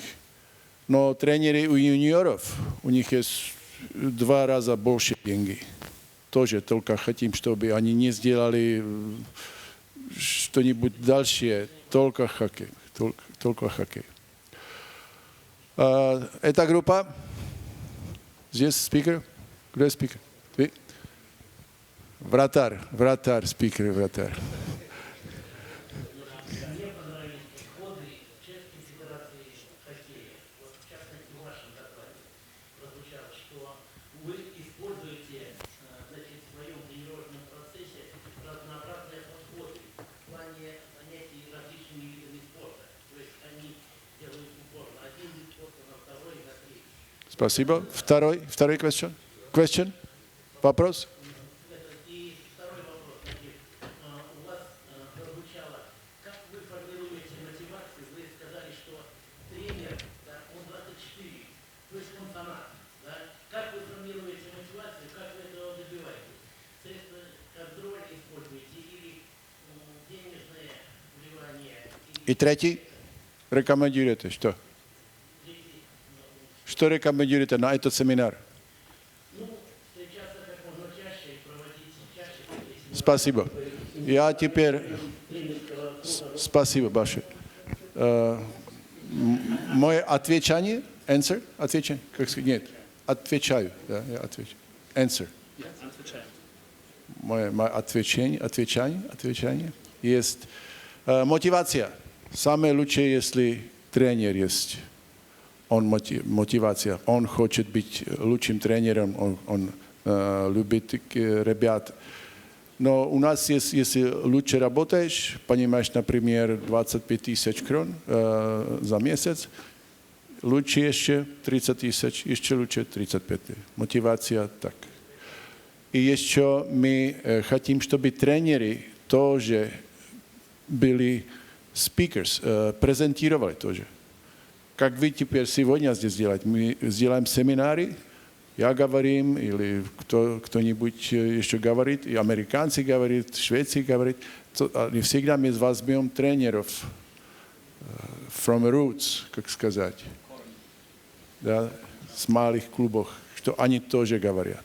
Мы учим их говорить и share the ideas.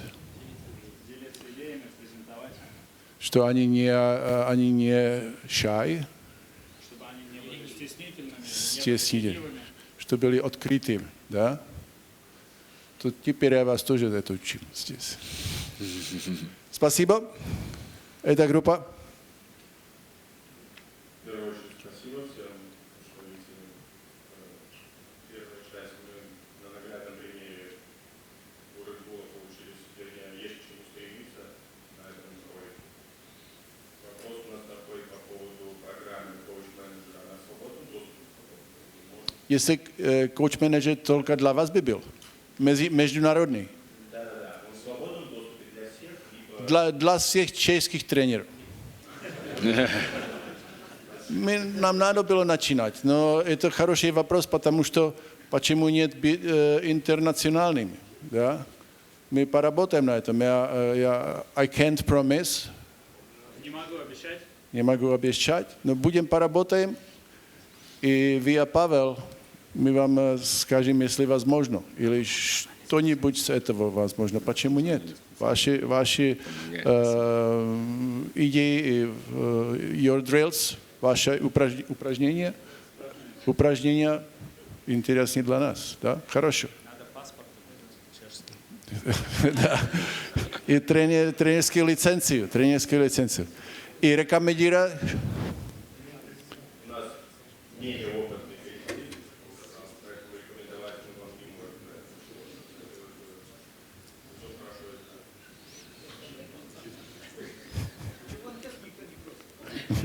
Нет, а почему высшая школа вопросы не задает, а сразу к банкету переходит? Я по поводу мотивации хотел добавить, тоже на своем примере. Ну, понятно, что в Red Bull хорошо, все красиво, инфраструктура, все есть. Но один из моментов, который, допустим, мы отметили, играя в чешской лиге, мы приезжаем в Тринец, заходим в тренерский офис, и там стоят тренерские парты, все в одной комнате, все поставлено. Это очень сразу напомнило о том, просто может быть менеджером, а может быть и самим тренером, организовать комнату. Допустим, я прихожу на работу, когда я знаю, что мой коллега по работе там будет уже в 7 утра, мне просто неудобно приходить в 9.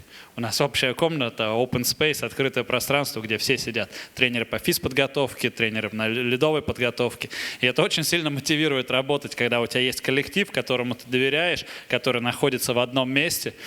И помимо этого, мы замотивированы просто у друг друга делиться. Очень интересно то, что у нас международный коллектив, но это можно создать и в любом моменте. Как вот я только что привел пример, я был в шоке от того, что я захожу в комнату, где работают тренеры команды Тринец, и там 8 тренеров сидят, смотрят на видео игру НХЛ, обсуждают ее. На другом телевизоре у них игра, которую только что мы играли против их команды. Так. Одна из идей, может быть, взять на заметку или попытаться хоть как-то это сделать. Можно же сидеть и в баре также обсуждать, мотивировать друг друга. Спасибо, Андрей. И последний. Кто еще? У нас было 5 групп или только 4? Уже нет? Никакого вопроса?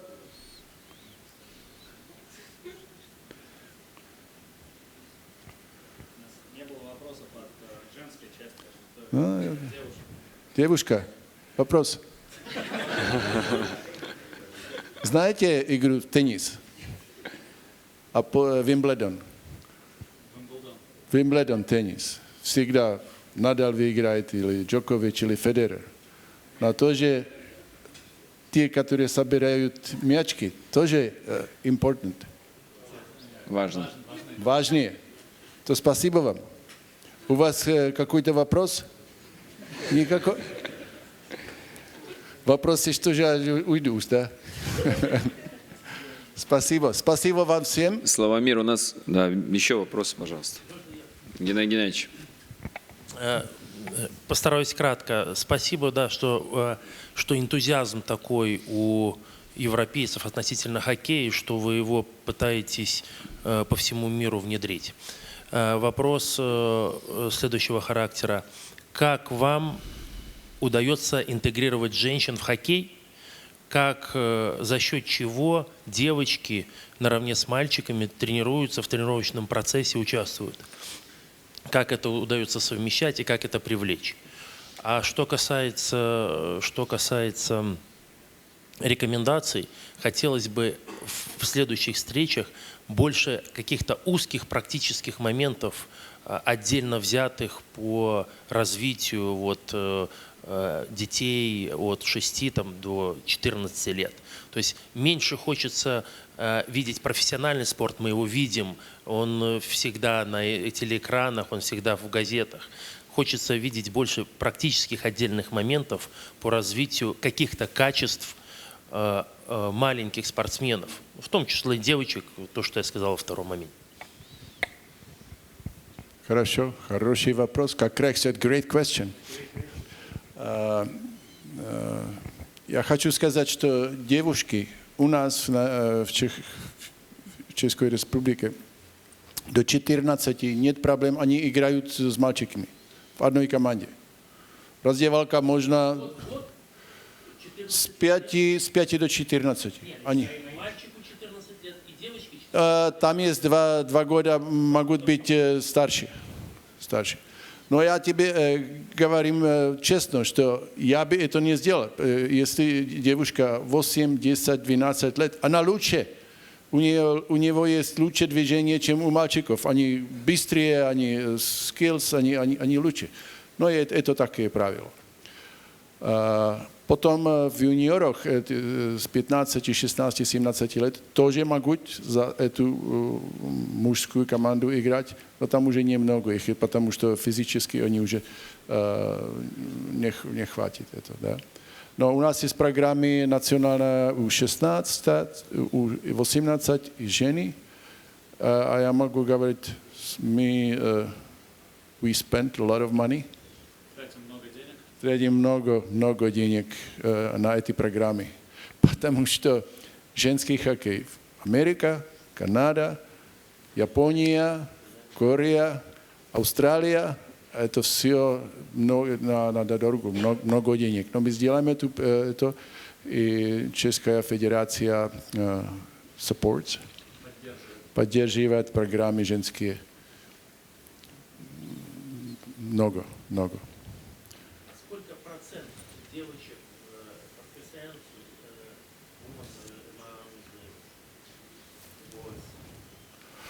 Мало девушек. 5%, можно не только. 3 или 5% девушек. Много девушек играет тоже за океаном в Америке.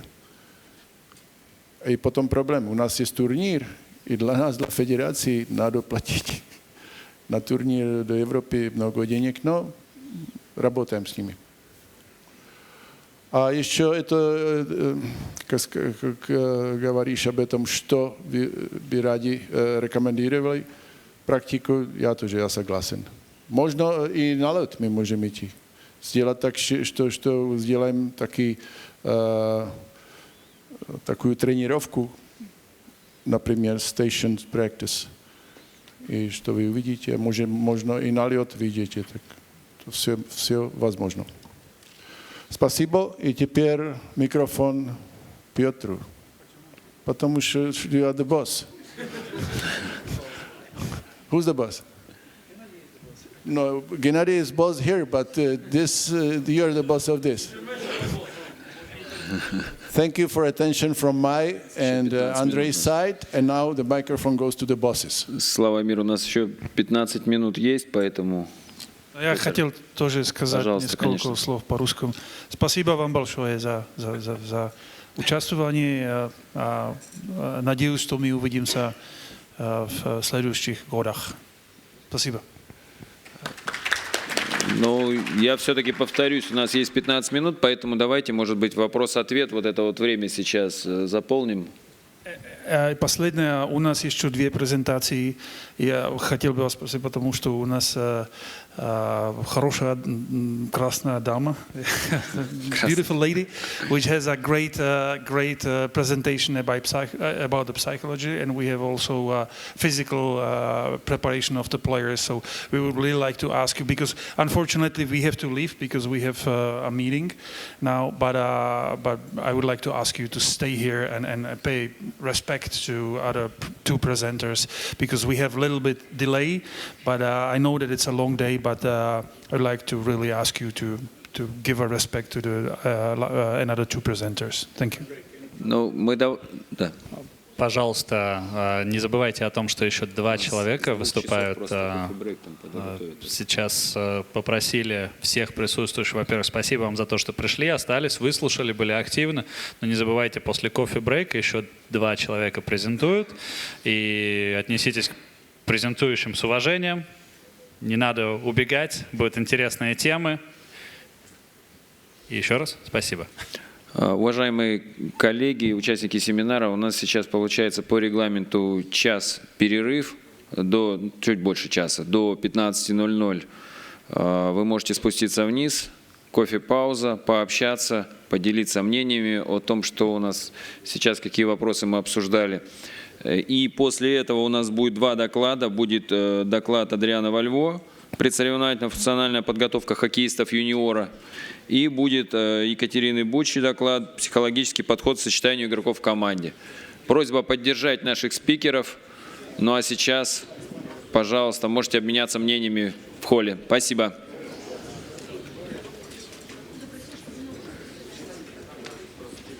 Добрый.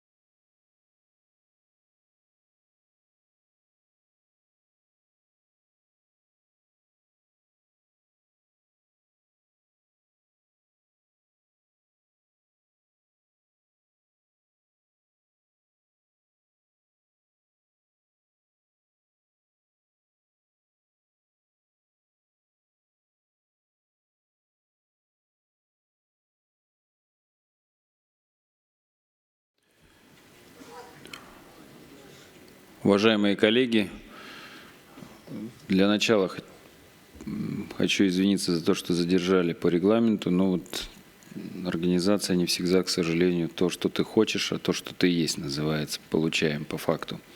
Спасибо большое, что вы здесь. Сейчас у нас еще два доклада.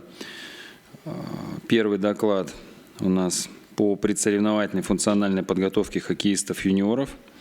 Докладчик у нас Адриан Вальво, Франция, тренер по физической подготовке ХК «Динамо Минск». Адриан, пожалуйста.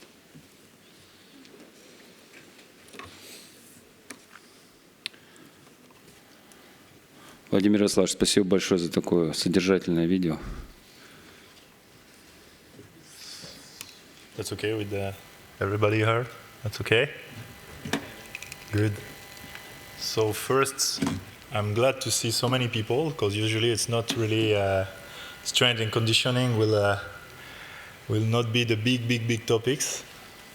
So I know that I was there for the first presentation, but there is many coaches, huh? Is there some strength coach? One only? Two? Wow. So means that every other people are coaches? I like it. So first of all, thanks to you, because I know that it's not so easy to come, and maybe you have other things to do, like also train and be with your team also. I will present you how is my personal training, how I handle all of my knowledge by physiology, by training method. I will show you through my Team France activity, and also I will try to show you by some videos also what we do in Dynamo Minsk. So I will say that it's not so easy, because there is a lot of factor, and all these factors we need to mesh everything, we need to put together to have the best results, and also to do the best session, I would say.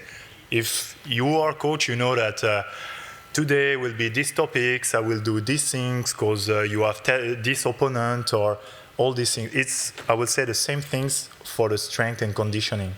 But inside, we will have really a lot of puzzle pieces.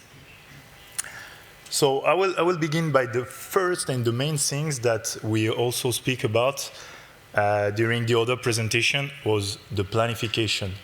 Be organized, have a real planification, knows everything about your schedule, about your, you said calendar, I think in Russian, and this is, for me, the main things. So there is not only that, because now we start to have a lot of application, a lot of what I will call strength and conditioning 2.0, 2.0.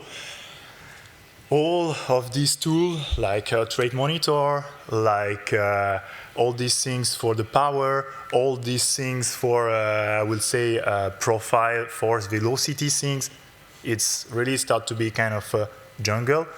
And I was glad also to saw that during this presentation that, first of all, you investigate. Secondly, you will buy, because it's also a lot of marketing behind that and costs really a lot.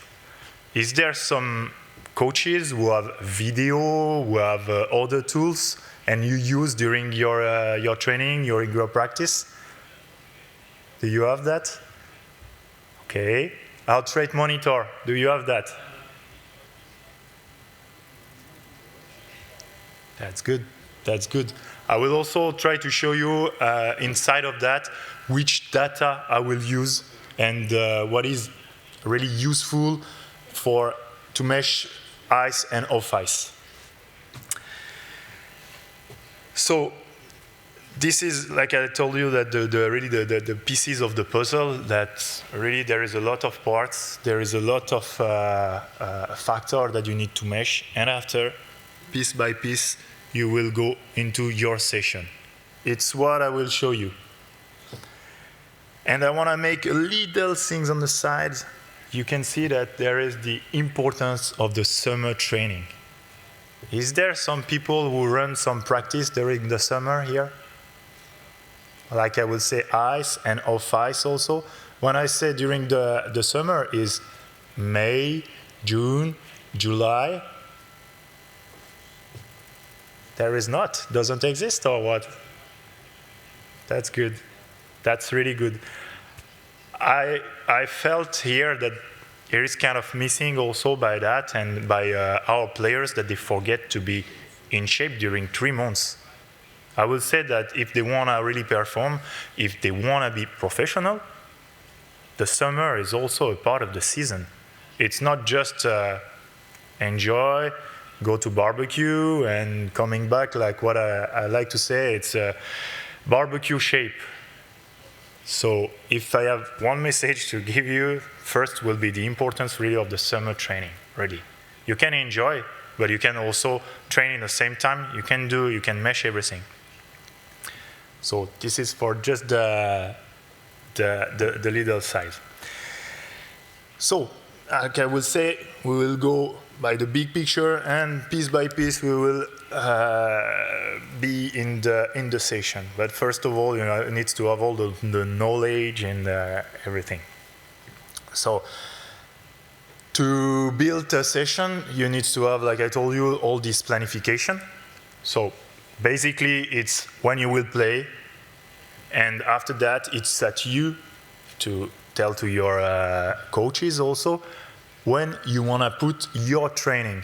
Because your training will be, I know that I will make one session, after this session I will have, did you see the peak performance there? Everybody can see that? So it's at you to make the planification that your guys will be in optimal shape as much as possible, I will say, because there is so many factors around that. And you will put your training with the ice, and you need to also have a good communication with your coach. One thing's really important also that I'm sure that you know that, it's you have a big workload at the beginning of the training, then after you will raise down, I would say you will go down from this load, and coming back more intense. So you need to cross that, less volume, more intensity, to have a really, I would say, the optimal peak performance. So when you finish to put all your session, that you think about, I will do this session, I will put here, because I know that this session will be 1 day after, 3 days after, I will have a kind of effect. You choose also the method. Which method you will use? Are you going into the strength? Are you going into the speed, the power, or more endurance? Somebody can answer of that? Why we will go more from the strength?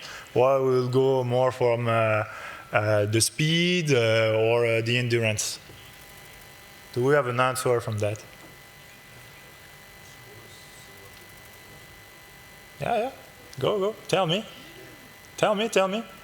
I listen.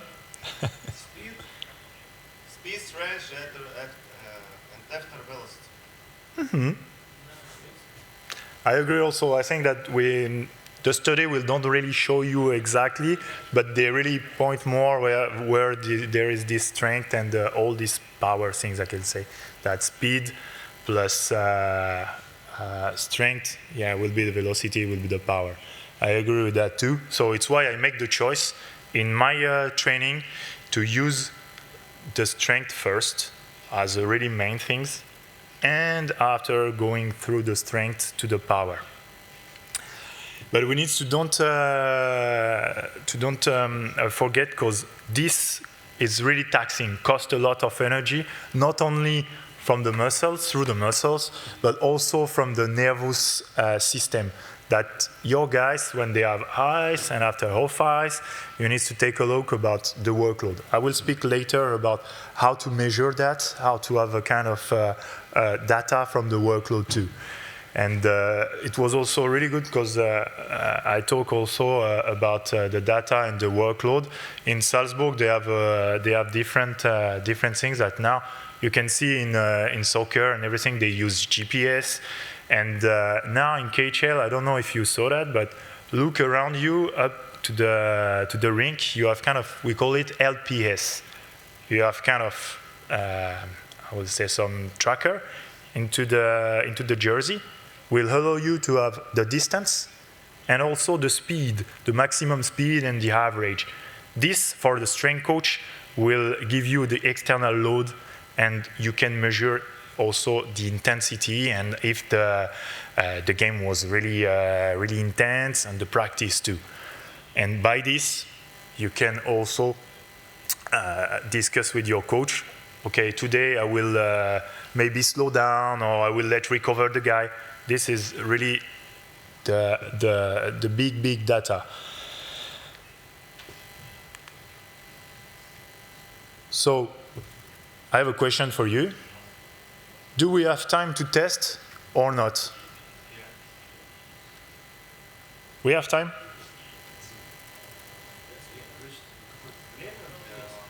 Да.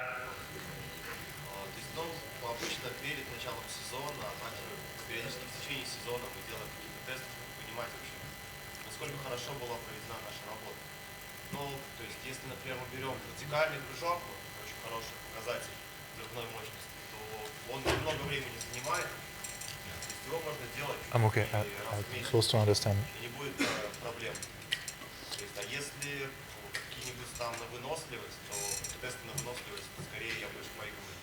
So yeah, I will say that it's why I point the summer practice, because during the summer practice is really the time to make diagnostic, to make all the testing and improve your development of the player by this way.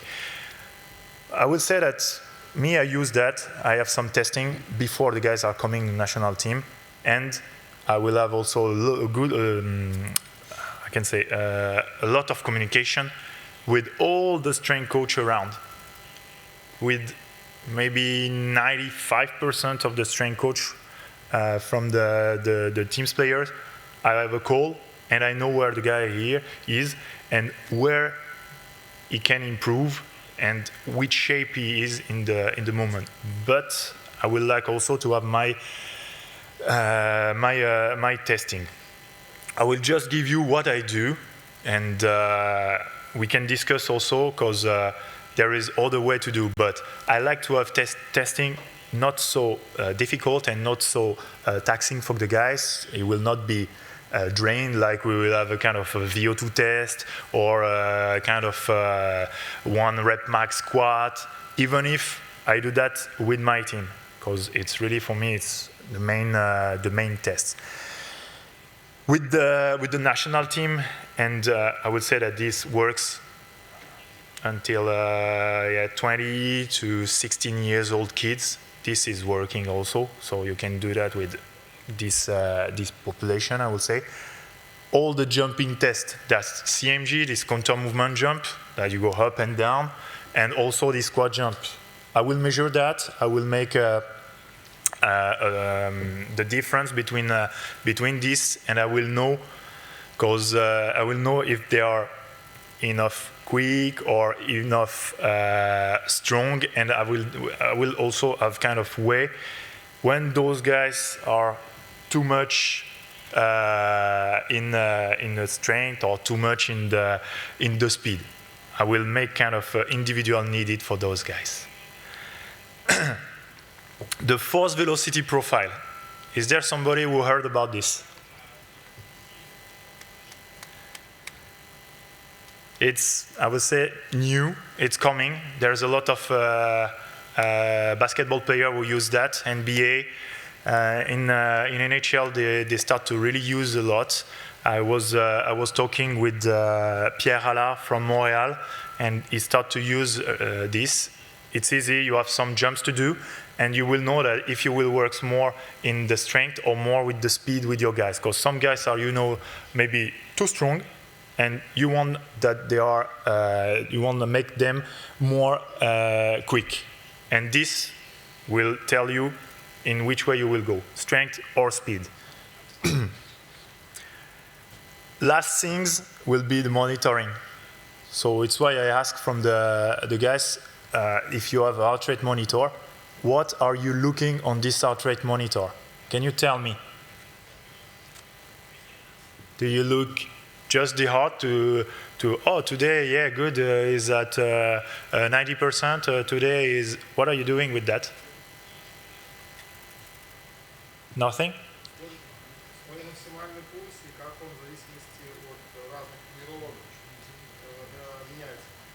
Okay, can you translate?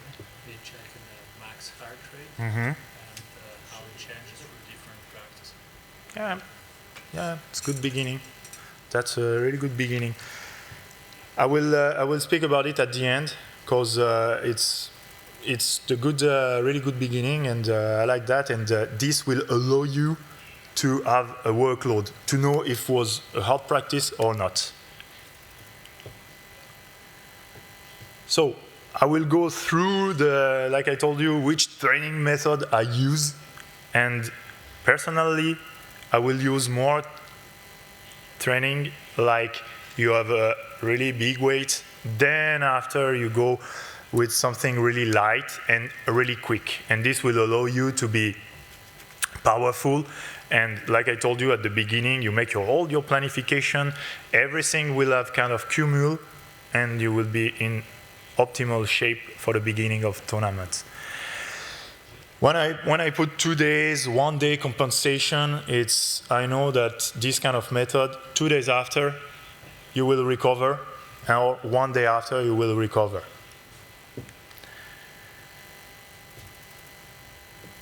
So now we are coming into the session, ice and off-ice session. Like I told you, you need to talk a lot with your coaches. Even the goalie coach, because we sometimes forget about the goalies, and they work a lot, and sometimes they don't work enough. We will I will speak also about the heart rate monitor that we can see also that. So how you begin a practice? Everybody has a warm-up? Everybody? Okay, I will believe you. I will believe you. But a lot of times I saw that some people are in the dressing room, just waiting like that, and start when the puck drops, and okay, let's go. So this is really mandatory. You need to be warm when you begin the practice. And also, I will go a bit further that when you begin your practice, it's also, you put all the mobility things, and I would like to see also all the prevention of injury things, okay?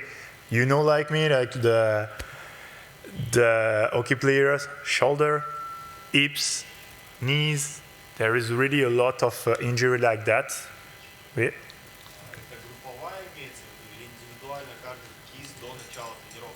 Are you talking about group activities or an individual level for everybody? I like to have everybody. Everybody. Then after that, I put some little touches because it's individual from this. But I have also, for the team, if I have time, I have also kind of mobility tests, and not only passive mobility, but also kind of active mobility. We can talk about it later. So, warm your guys. Make them the temperature really go up, and not only the muscles, it's also the nervous factor. Just little things. I'm sure that everybody have kind of ladder, and on the training. Who doesn't have these kind of things, this kind of equipment? Everybody have that, or you can do really little things like quick feet or things like that. This is also a warm-up for your nervous factor, I would say, for your nervous system. So we can really talk a lot about the warm-up, but it's really the most important things for me before to go on the ice or before to go on the off-ice training.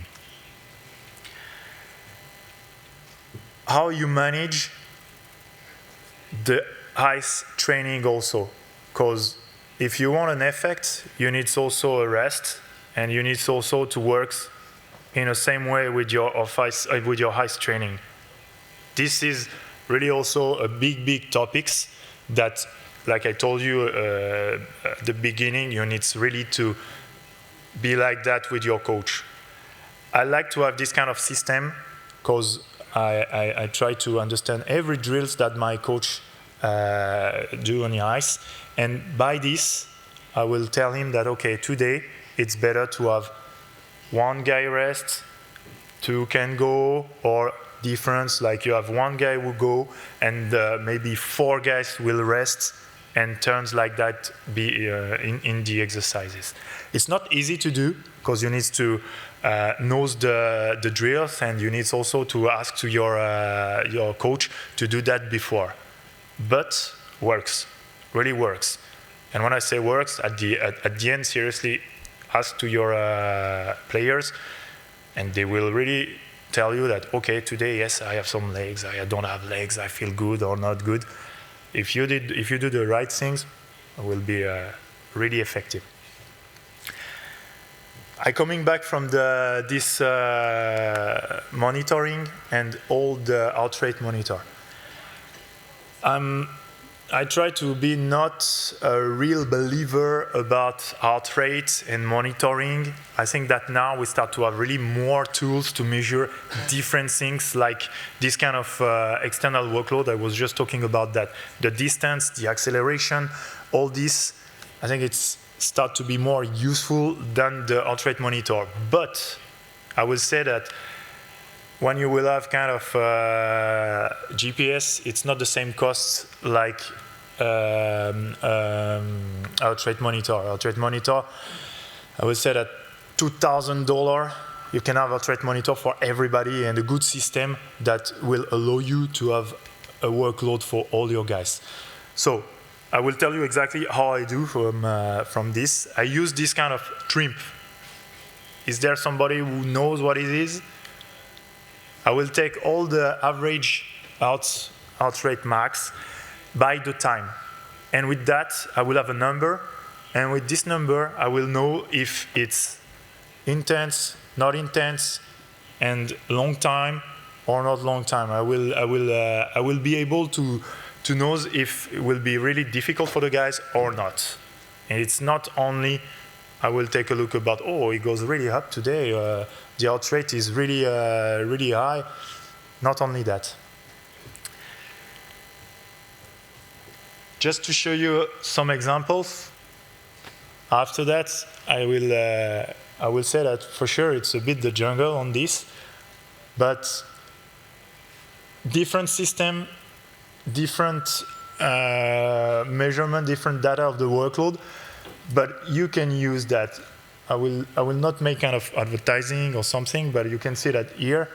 In Minsk, I use Polar. In national team, I use different, I use first beat. But this one will allow you to have these notes. Take a look about TRIMP, like the first sheet is written 101. And the second is written 341. The 341 is the measurement during a game. The 141 is the measuring during a practice.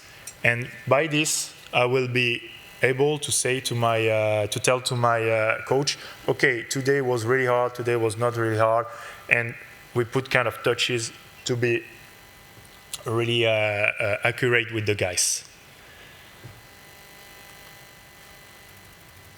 We'll take maybe a little delay, that's it. Just some example about sessions and what it is exactly, that you know that we start by the planification, the big one, and after step by step, we built this kind of session.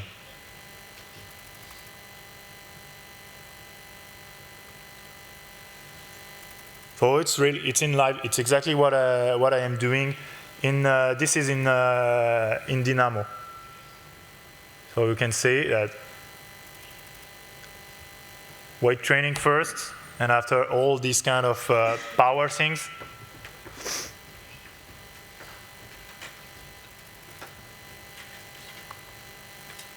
Some specific also moves.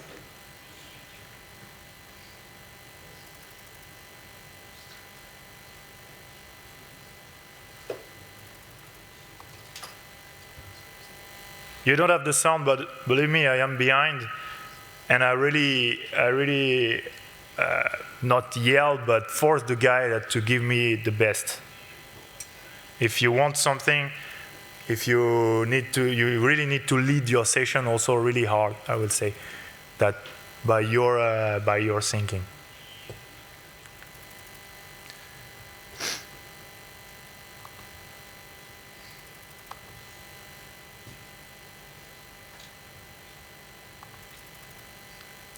So through all this process, I hope that you understand that you will be in shape and you will try to really give this kind of freshness to begin a tournament.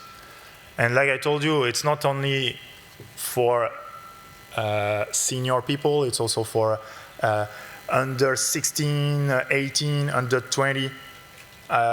I talk a lot with the Finnish people, I talk with some Swedish people too, and I would say that they use also the same method by how to build the structure, how to build the strength and conditioning readiness. Just some highlights, I would say, that with the French team, you know that we are not a ice hockey country, I would say. We are on the way to be an ice hockey country.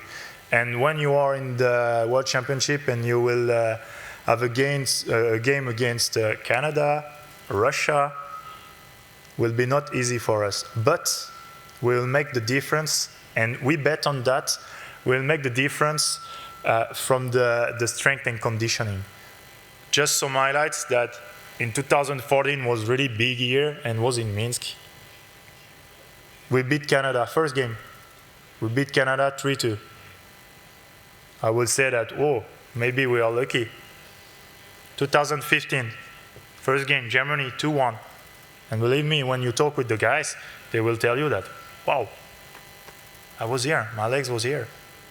So it's just some example. I will say that there is so many factors that sometimes will not work, or you need to handle that as sharp as possible. So if you need to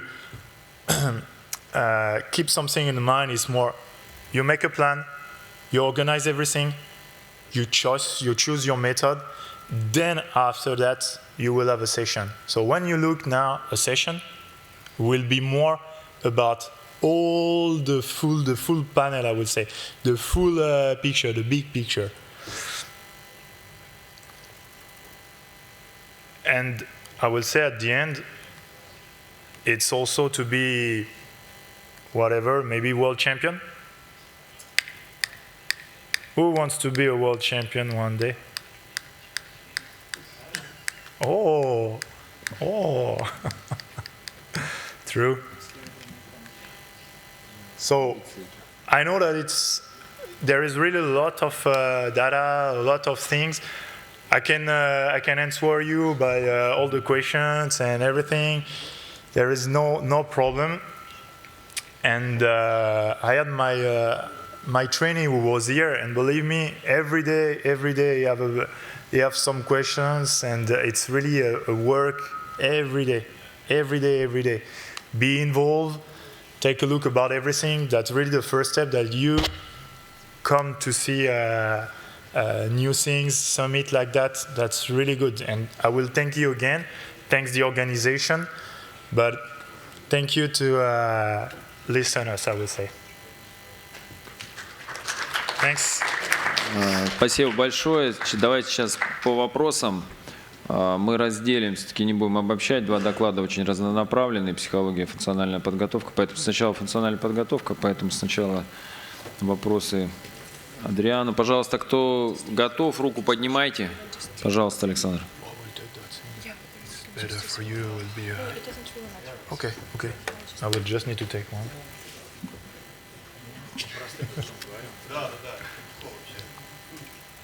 Questions?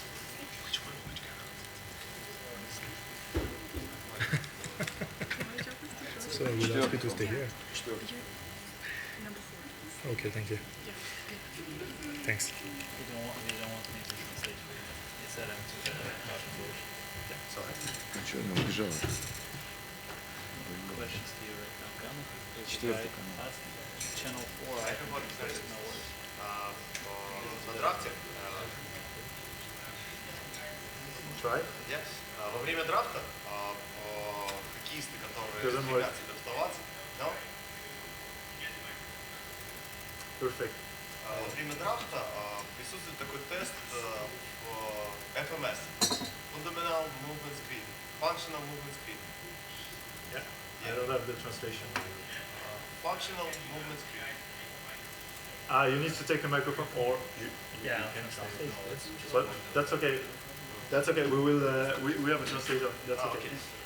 Functional Movement Screen. Yeah. Есть тест такой. Functional Movement Screen. Are you used these tests for professional hockey and maybe for kids? Exactly. So I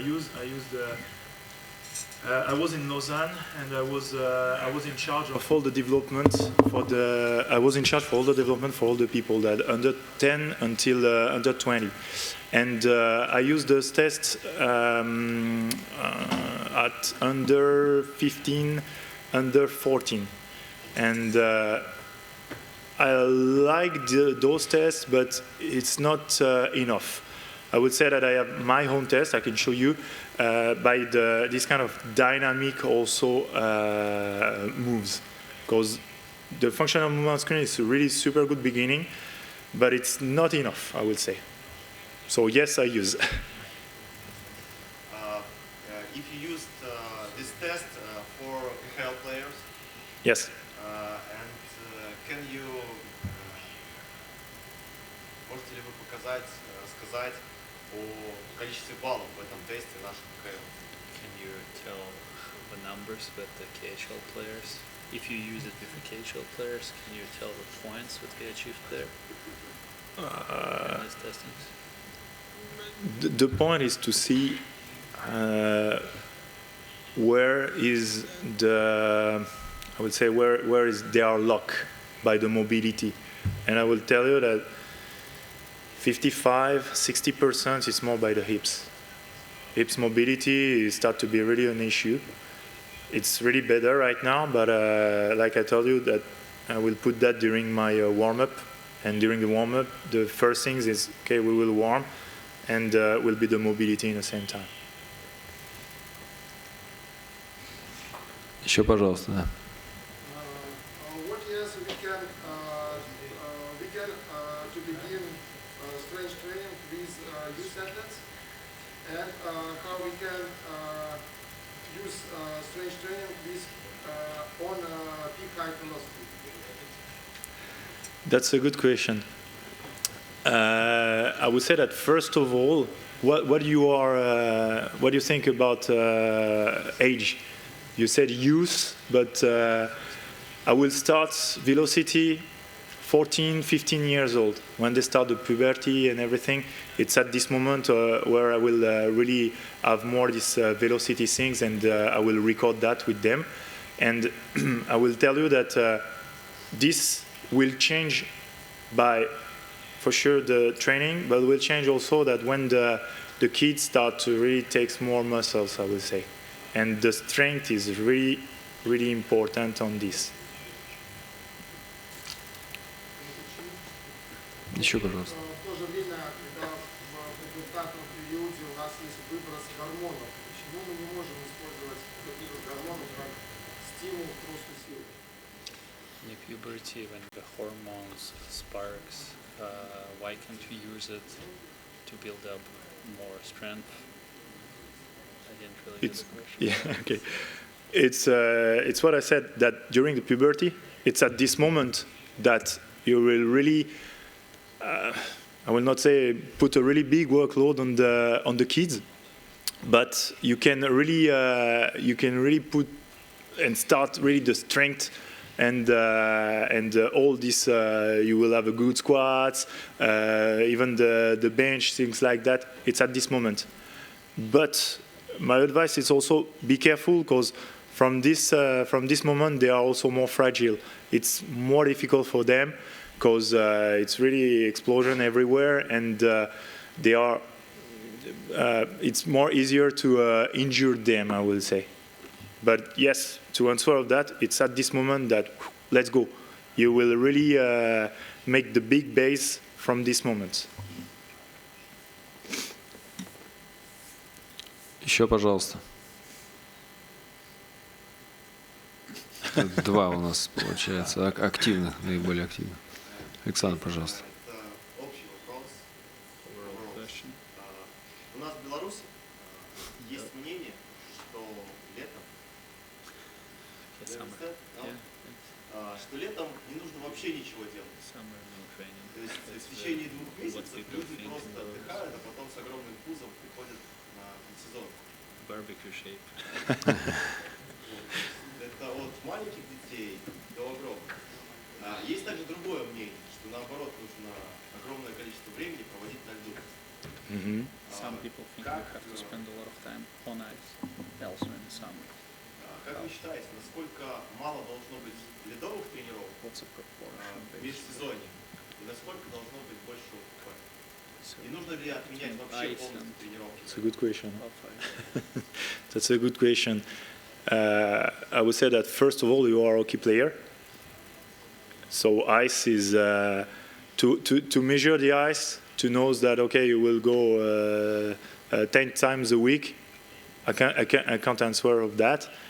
I will just tell you through my experience that during it's 12 weeks, it's close to 2 months and a half, we train ice and off ice, but ice was twice a week, no more. Because it's also, you have kind of recovery by the nervous system also. You will have all the season, you will be on the ice and everything. But this is more for under 20 and I will say more. But for the kids, I prefer that when I say for the kids, it's under 10, under 12, all this kind of coordination, all these technique things, you need to go on the ice more than off ice. If you can go, you need. Если вы не против, я просто добавлю к этому моменту. Это тоже вопрос, который мы часто обсуждаем по подготовке летом. Если посмотреть на другие виды спорта, там, взять Федерера, или Надаля, или Джоковича, кто-то может представить, что эти ребята теннисную ракетку кладут и 2 месяца не играют в теннис? Такого не бывает. Все профессиональные спортсмены в других видах спорта, у них есть периодизация, само собой, есть соревновательный период, но они круглый год занимаются тем, чем они занимаются, пропорции сами составляют. Второй момент из моего личного опыта. Этим летом и прошлым летом я работал с Никитой Кучеровым, приезжал в Тампу. У него есть свой тренер по физподготовке, у него есть свой тренер по скиллам. После окончания чемпионата мира Никита делает паузу неделю. В этом году он выиграл много всего, поехал в Лас-Вегас, все там получил, сделал паузу 2 недели. После этого он идет на лед. Он на льду все лето, 5 раз в неделю. С понедельника по пятницу. Иногда берет паузу, может быть, в среду или четверг. Перед каждым льдом он делает разминку. Причем делает разминку так, он приходит к своему тренеру и говорит: что ты здесь расселся? Пойдем тренироваться со мной, пойдем, разминай меня. Идет на лед, работает с тренером, и после льда: да хорош сидеть, пойдем еще в зале позанимаемся. Но у него свой тренер по физподготовке и по технике. И это все лето. Опять же, мне кажется, профессиональные хоккеисты должны найти сами для себя, что им больше нужно: физподготовка, сила, выносливость, техника решить. С детьми, но если вы хороший тренер, надо это как-то чувствовать, что вашей команде больше не хватает, может быть, по показателям игры, может быть, по показателям тестирования. Но у нас в Академии Red Bull, Академия закрывается на 3 недели, когда детей отправляют домой. И у каждого из ребят есть индивидуальный план, что они делают эти 3 недели. Ну и 1 неделя – это рождественские праздники зимой, но тем не менее каждому ставится задача, чтобы они постоянно работали. И если возможно, они должны за эти 3 недели, когда они дома, кататься на льду. Еще, пожалуйста. Пожалуйста. Скажите, вот есть такое мнение, да, ну, не знаю, правильно, неправильно, что ребенку может быть полезно где-то тогда немножко отойти летом, просто чтобы соскучиться. Where's the opinion that you gotta stop skating just to get the mental break from the ice sessions? What's your opinion about it? So for me, and I would say more by the physiology and more by the research, you can take a look and you will see that it's 2 weeks, 3 weeks, and you start to really, I would say, go down. And I think that for the ice, it's also the same things. So keep the ice like two times a week will be enough, I think. And to recover, I will give you this advice that 2-3 weeks without ice will be what the research will tell you, will allow you to do, and it's on this way, I think, for the mental recovery also, that the player will stop. Пожалуйста. Еще, пожалуйста, вопросы. Пожалуйста.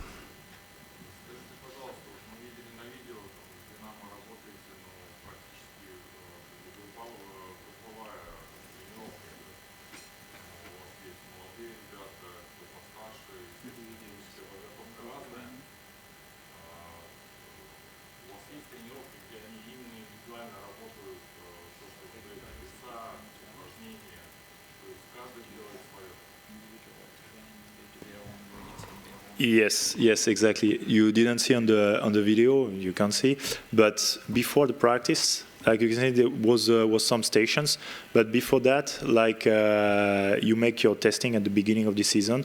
By the squats, I make kind of a sheet like that. I put on the wall, and the guys knows that today you need to have your 85%, and they knows their weight.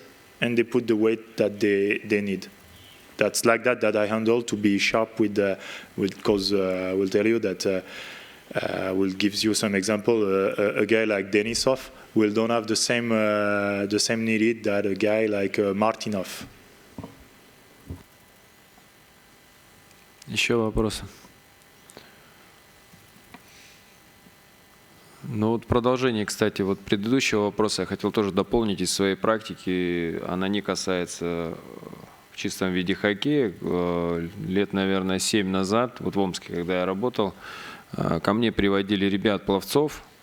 Они очень много на самом деле посвящают, ну, знаете, все воде. И там, когда они там 9 месяцев, 10 плавают, потом они на воду просто смотреть не могут, когда за тренировку там по 7-8 километров проплывают, а при подготовке к соревнованиям еще больше.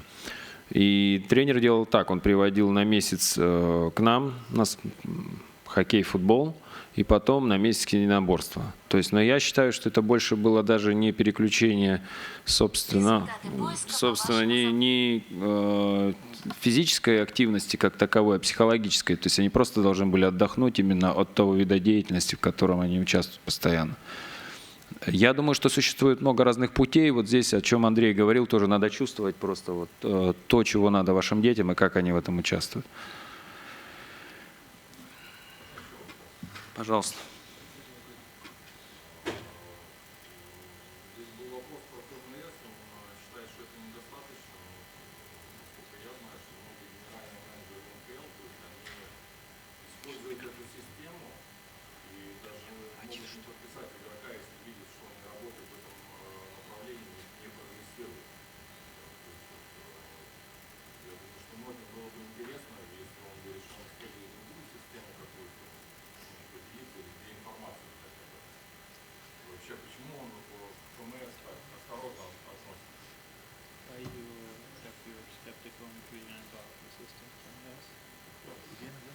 Какая система еще раз?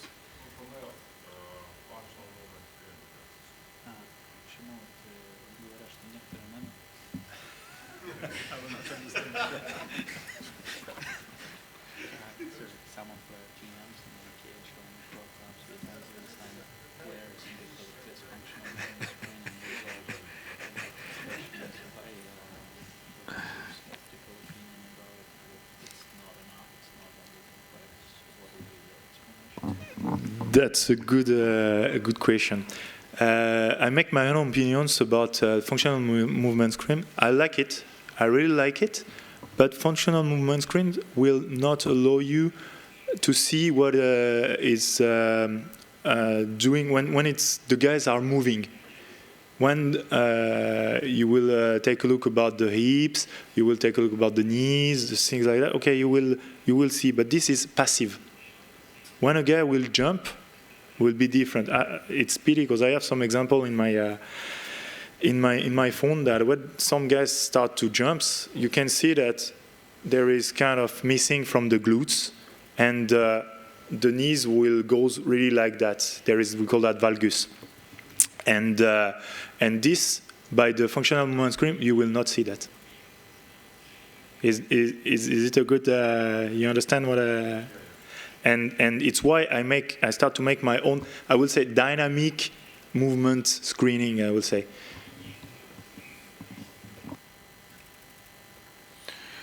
Спасибо большое. Наверное, давай еще? Ну, давайте, Александр, вам в качестве бонуса за такую активность. Продолжая вопрос о подготовке всей. То есть в течение всего сезона катание на коньках — это очень неспецифическая деятельность. И не происходит у нас ли какие-то дисбалансы в мышцах, которые нужно решать между тренировками? Или, то есть, может быть, какое-то где-то в конце сезона, то есть, над какими-то частями тела, может быть, нужно работать отдельно. Ну, то есть, бедрами там, или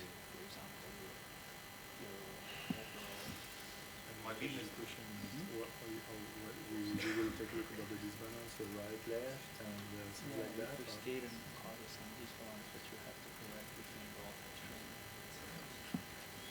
So as I understand that you want to know if skating will start to make you disbalance, if I correct that or not. Oh, I would say that I use some power testing, and I use a lot also for the goalies, that to know if they push enough right leg and left leg, and if there is more. Sometimes it's 500 watts difference. I will try to correct that, and we will work more on the left or on the right, depends on the legs.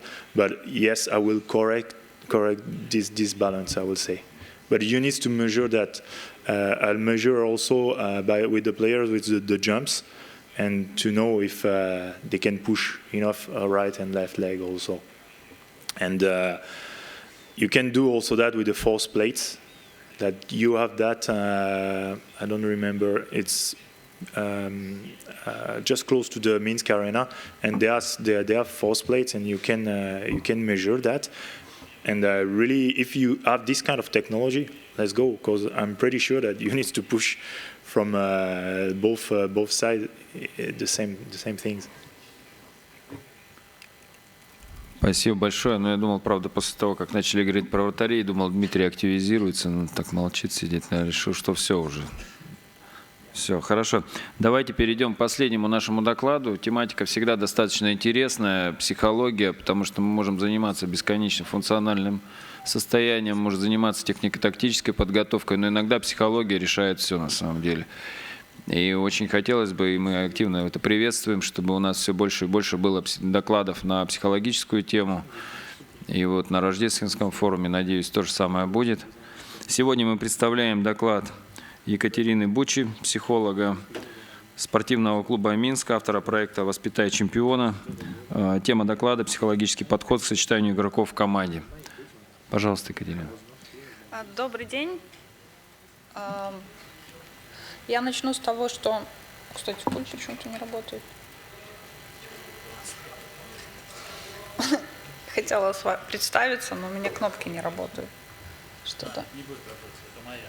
Понятно. Это работает. У нас две абсолютно одинаковых переключалки. Не работает? А ее включить надо. На что? Все работает. Окей. О, отлично. Вообще меня называют спортивный психолог, но я так себя не люблю называть. Я больше называю себя тренер по мозгу, по тренировке мозга. Потому что то, чем я занимаюсь, это не совсем чистая спортивная психология. Я больше занимаюсь нейрофизиологией, изучением мозга, тем, как он устроен, что происходит со спортсменом во время больших перегрузок. Ну, вот именно в этом направлении работаю. Основная моя задача как специалиста – это помочь спортсмену, который ко мне обращается, и работаю я со спортсменами абсолютно любого уровня. От маленьких до самых взрослых, от деток до олимпийских чемпионов, то есть разный возраст и разные профессиональные уровни. Моя задача основная – найти ключ, подход к каждому человеку и найти именно точечно то, из-за чего он пробуксовывает, из-за чего он не может двигаться дальше. На этом построен мой подход. Я работаю на своих авторских методиках, и знания я уже собираю примерно около 15 лет из разных сфер, начиная от древних практик, изучая секреты древних самураев, биомеханику, работу мозга, последние исследования, все, что удается мне накопать, я это все систематизирую, и в результате получаются разные авторские разработки. Но сегодня я хочу вам рассказать больше о том, как сочетать игроков. Впервые с этим вопросом ко мне пришел Дима Кравченко, когда я пришла работать в хоккейный клуб «Неман». Это было 10 лет назад. На то время я была первым в Беларуси психологом в штате. Этот вопрос его волновал. Тогда у меня не было ответа, и я его пыталась найти в течение 10 лет, но так, чтобы этот ответ действительно был настоящим, и так, чтобы ответить, чтобы действительно это работало. Знания собирались понемногу, и первый пазл, благодаря которому у меня все сошлось, если честно, сошлось примерно около полугода назад окончательно. И то, о чем я вам сейчас рассказываю, действительно очень интересно работает. Нашими учеными, это психотерапевт из Гродно и профессор из Москвы, была разработана программа Видикор-М, которая помогает по фотографии человека определить полностью психологический портрет. То есть она выдает темперамент, она выдает сильные стороны, слабые стороны, она полностью всю раскладку выдает. Впервые эту методику я использовала в 2015 году на кемпе у Миши Гробовского, когда передо мной стояла задача, было всего лишь 5 дней, и нужно было протестировать 60 детей. Среди вас есть психологи? Нет? Окей. Для диагностики и обработки результатов обычными опросниками, которыми пользуются психологи, нужно около 3 часов, чтобы на одного человека потратить. Но в реальности у меня не было столько времени, и я решила проверить вот эту методику, параллельно еще несколько тестов, и результат нас очень впечатлил, потому что достоверность была, погрешность 5%, нам нужно было только уточнить некоторые детали, а результат был очень достоверный. С тех пор я не пользуюсь больше психологическими тестами, потому что, сделав фотографию и определив, можно очень быстро получить на руки полную раскладку на человека.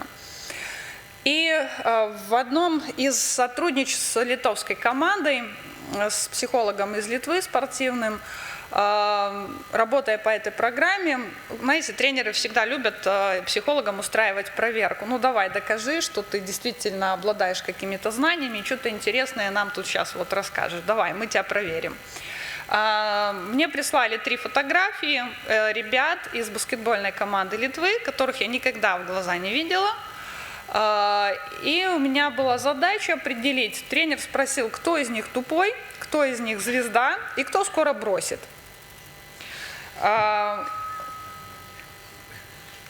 Моя задача, вот это фотографии ребят и фотография тренера.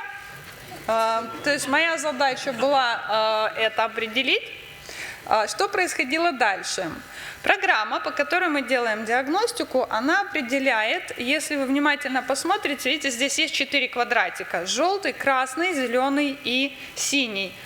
Это темпераменты человека. Желтый – это сангвиники, красный – это холерики, синие – флегматики, зеленый – это меланхолики. Ребята, которые занимались разработкой программы, сделали одну очень уникальную вещь. До сего момента у нас было очень много разрозненных знаний о темпераменте и характере человека, о типах нервной системы и так далее. Думаю, многие из вас в вузах проходили и об этом знаете. Но эти знания, они такие не связанные между собой зачастую. Эти ребята собрали вот в эту маленькую картинку типологию характеров. То есть здесь, грубо говоря, каждый квадрат – это тип характера и темпераментов. И оказалось, что все сходится в одно место. И оказывается, сочетать игроков потом, когда мы уже это поняли, гораздо проще, когда вы знаете их темпераменты. А характеры, поведение, модель, оно все с этим связано. Итак, смотрите, что происходит. Вот этот игрок, как видите, он в красном квадрате, он холерик. Именно поэтому чаще всего тренеры называют их звездами. Чем отличается холерик? Он очень активный, он очень импульсивный, он бежит вперед, забивает голы. Видите, красный квадрат и 43-й номер, да, на сереньким обозначено, что вот это его психотип. То есть это скрин с экрана монитора, чтобы показать вам. Следующий игрок, тупой, который, да, был, это флегматик. Он отличается тем, что тренеры чаще флегматиков называют тупыми, потому что у них преобладают тормозные пути. И именно поэтому их зачастую списывают на тех, которые отстают, и так далее. Тот, который скоро бросит, он в квадрате меланхолика, видите, где зеленый. Но на самом деле, если детально посмотреть его характеристику, у него психологические проблемы, потому что те, кто попадают в квадрат меланхоликов, это группа риска, и это сразу нам дает информацию о том, что у человека проблемы. И я тут же рекомендовала обратиться к психологу, этому спортсмену, и разобраться, что происходит в его семье, потому что он бросит, он не бросит, а у него просто, на самом деле серьезные проблемы дома. Как это работает? На самом деле, да, мы для диагностики используем программу, но вы можете научиться делать это самостоятельно, даже не используя этой программы. Что лежит в основе всего? Итак, самое важное – это тип реакции. Каждый темперамент, он определяется по типу реакции. Смотрите, есть ситуация, сидит человек, второй пришел, сел на его шляпу. Битструпа, помните, карикатура такая была, может быть, встречали. И человек, обладающий темпераментом сангвиника, он возьмет эту шляпу в руки и рассмеется. Ха-ха, какая забавная шляпа. Такова реакция сангвиника. Если среди ваших детей или спортсменов есть те, которые в критической ситуации, если с ними что-то происходит, они посмеются с этой ситуацией, вероятность того, что перед вами сангвиник, очень высокая. Дальше. Базовая эмоция гнев. Чаще всего гнев проявляют холерики. Вот эти звезды, которые они импульсивные, да, они будут больше кричать: да ты что, ты испортил мою шляпу и так далее. Следующий тип флегматики, их базовая эмоция спокойствие. Он тут, как на рисунке, видите, он как курил, так и продолжил курить, ему абсолютно все равно, что произошло. И четвертый тип – это меланхолик, его базовая эмоция печаль. То есть он сразу расстроится и будет плакать. Либо просто переживать. Следующий фактор, который для вас очень важен, это тип реакции. Итак, у сангвиников, если сравнить человека с машинкой, да, то у сангвиника газ и тормоз очень хорошо работают. У холерика газ круто работает, тормоза отказали совсем. У флегматика сильный тормоз, но слабый газ. А у меланхолика у него газ, тормоз очень плохо работают. Еще один важный показатель, который вам нужен, это ответственность перед будущим. Обратите внимание, сангвиник, у него ответственность перед будущим 80%, и в настоящем он 80%. Это значит, что если у вас в команде игрок, обладающий такими качествами, он будет думать наперед и нести ответственность за свои поступки. А теперь посмотрите на холерика. Он на 80% находится в настоящем, в прошлом и будущем 20%. Он не несет ответственности за свои поступки. Иначе говоря, он схватил шайбу, побежал, бросил ее в ворота, а дальше добивание или нет, это ему уже не важно. Этим он отличается. Флегматик, если вы обратите внимание, он 80% в прошлом, либо 80% в будущем. В настоящем же он остается всего лишь 20%. И меланхолик, он в прошлом 80%, в настоящем и будущем 20%. Он чаще говорит о том, как было хорошо там раньше. Вот. Как это все работает? Много очень информации. А это психологический портрет тренера. Он тоже оказался в квадрате меланхолика. Ну и скоро бросит, но ему нужно к специалисту. Но, смотрите, как это все работает. Сочетаются игроки по горизонтальным линиям. Иначе говоря, сангвиник сочетается с холериком, но, допустим, холерик и флегматик абсолютно не сочетаются. Почему? Смотрите, верну назад. Во-первых, по типу реакции. Если у нас холерик, он очень импульсивный, то флегматик, он тормоз для него, и у холерика будет создаваться ощущение, что тот тупит, ничего не успевает, он будет на него орать, это конфликт. Поэтому это не работает. Второй момент. Часто тренеры хотят, чтобы игроки креативили, правда? Хочется. Угу. И все ставки делают на холерика, потому что это звезда, потому что он забивает голы. Но здесь есть один нюанс. Все, кто находится с левой стороны, то есть сангвиник и холерик, это левополушарные. Они думают просто и прямо логически. А флегматики и меланхолики, они способны креативить. У них образное мышление – это правополушарные.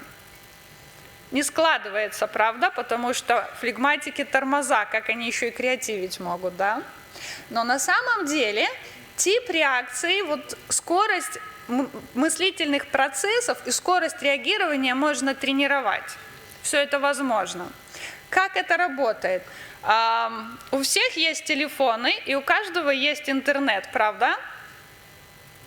Когда у нас слабый интернет, там H+ написано, да? А когда классный интернет, 4G, да? Про интернет в телефоне. Так вот, в мозгу нервные импульсы двигаются точно так же. Представьте, что у холерика настолько высокая проводимость нервных импульсов, что у него как по туннелю несется с большой скоростью импульсы. То есть поэтому он реагирует очень быстро. А у флегматика его кабель, скажем так, передающий нервные импульсы, более сжатый, и поэтому больше и хуже проходимость. Но это тоже все тренируется. Поэтому для того, чтобы... Вот у нас, вы помните, один игрок холерик, помните? Один игрок флегматик, один игрок меланхолик. И для того, чтобы замкнулась эта цепь, нам нужен сангвиник. Почему? Потому что холерики – это воины. Вы им сказали, туда пойдем, завоевать надо, шайбу забить. Это воины, они идут и забивают. Сангвиники – это зачинщики войн. Это те, кто управляют, генералы, управляющие войнами. Это те, кто могут управлять своим звеном. А холерики – это те, кто могут креативно или нестандартно принимать решения. Только этому их тоже нужно обучать. Про флегматиков, да, простите. Итак, кто такой сангвиник? Славу Грецкого все знаете, да? Типичный представитель сангвиника. Если бы в этой команде был Слава, то он бы прекрасно управлял этим звеном, и эти бы ребята могли бы раскрыть свой потенциал. Но при тренере меланхолики они не смогут этого сделать, потому что у него нет движущей силы, у него нет навыка управления. Почему это именно так работает? Смотрите. По ответственности перед будущим. Допустим, ваш холерик накосячил, и вы ему говорите: слушай, вот так делать не нужно, ты так не поступай больше. Он говорит: хорошо, и делает по-своему. Точно так же делает меланхолик. Потому что у них ответственность перед будущим 20%, и вы это изменить не можете. Но когда вы знаете сильные и слабые стороны каждого игрока, они вам все нужны. Каждый по-своему. Вы выбираете, допустим, выбираете свою игровую комбинацию, которую вам нужно сделать, и вы просто смотрите, кто в какой позиции должен стоять. Например, где вам нужно поставить холерика, где вам нужно поставить того, кто побежит забивать. Вот Крэг Вудкрофт сегодня классно объяснял на схемах, вот как это лучше делать, где какие позиции. Есть ваши версии, скажете? Окей, молчите. Хорошо. А игрока, который флегматик, вы поставите туда, где нужно подчищать работу. Там, где он будет готов эту потерянную шайбу, например, подобрать. Сангвиник же это распасовщик. Вот если брать игрока, например, нападающего из футбола, есть такая позиция дирижер, тот, который находится в центре поля и раздает пасы. Вот сангвиники – это идеальные управляющие в звене. Итак, чтобы это все работало, если вы придете завтра, послушав мое выступление, поставите всех игроков и скажете: поехали, схема не будет работать. Почему? Потому что мозг нужно тренировать. Вот представьте, у вас в команде флегматик, который всегда тупит. Что вы с ним делаете обычно? Правильно, кричите на него, что он тупой. Да?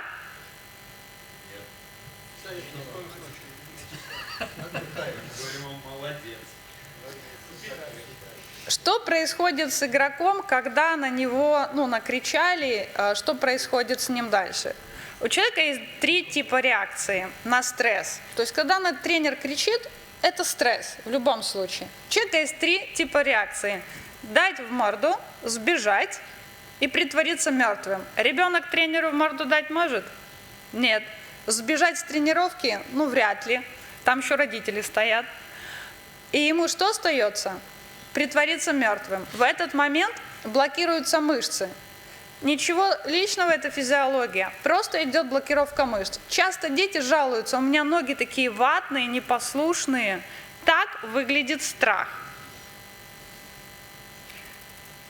И как только мы заблокировали флегматика, он стал еще тупее.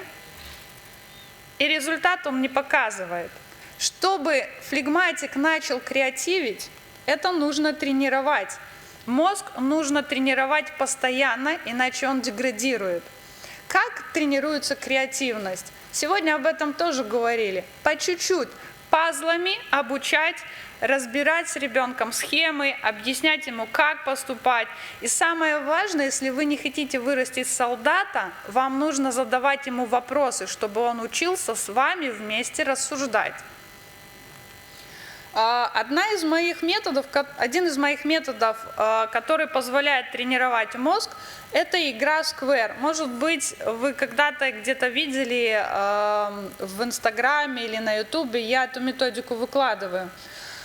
Она позволяет ускорить нервные процессы, она помогает тренировать мозг таким образом, чтобы он быстрее соображал. Иначе говоря, скорость реакции, она тренируется. И если вы у человека с тормозными путями, флегматика, будете его подгонять, заставлять двигаться, давай быстрее стимулировать его тормозные пути раскачаются. И результат, если вы будете каждый день это делать, вы увидите примерно через 10 дней. Нейросеть формируется первые 7 дней, это как еле уловимая тропинка. Следующие 7 дней вы формируете, и у вас получается уже более крепкое. Поэтому на 14-й день вы увидите больше результат. А на 21-й день формируется привычка. Слышали о том, что формируются привычки на 21-й день? А накрепко навык фиксируется на 45-й день. И если вам нужно развить вот какую-то скорость реакции, быстроту, да, ребята, которые тренировались по этой методике, они говорят, что примерно на 10-й день они начинают замечать, что быстрее двигаются, вплоть до того, что другие игроки как будто стоят на месте, а я их успеваю обогнать. Психику нужно, мозг, нейроимпульсы, их нужно раскачивать, и это все тренируется.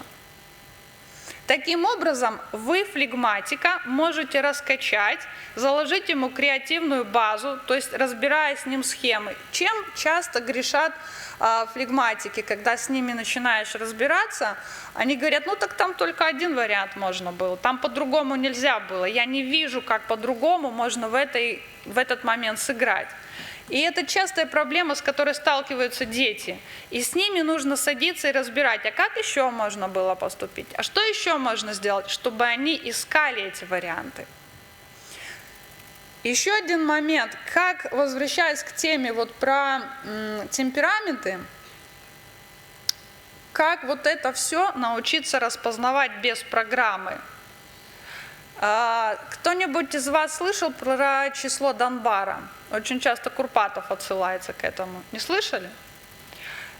Это число нашей стаи. У каждого человека стая состоит примерно 150 человек, 200.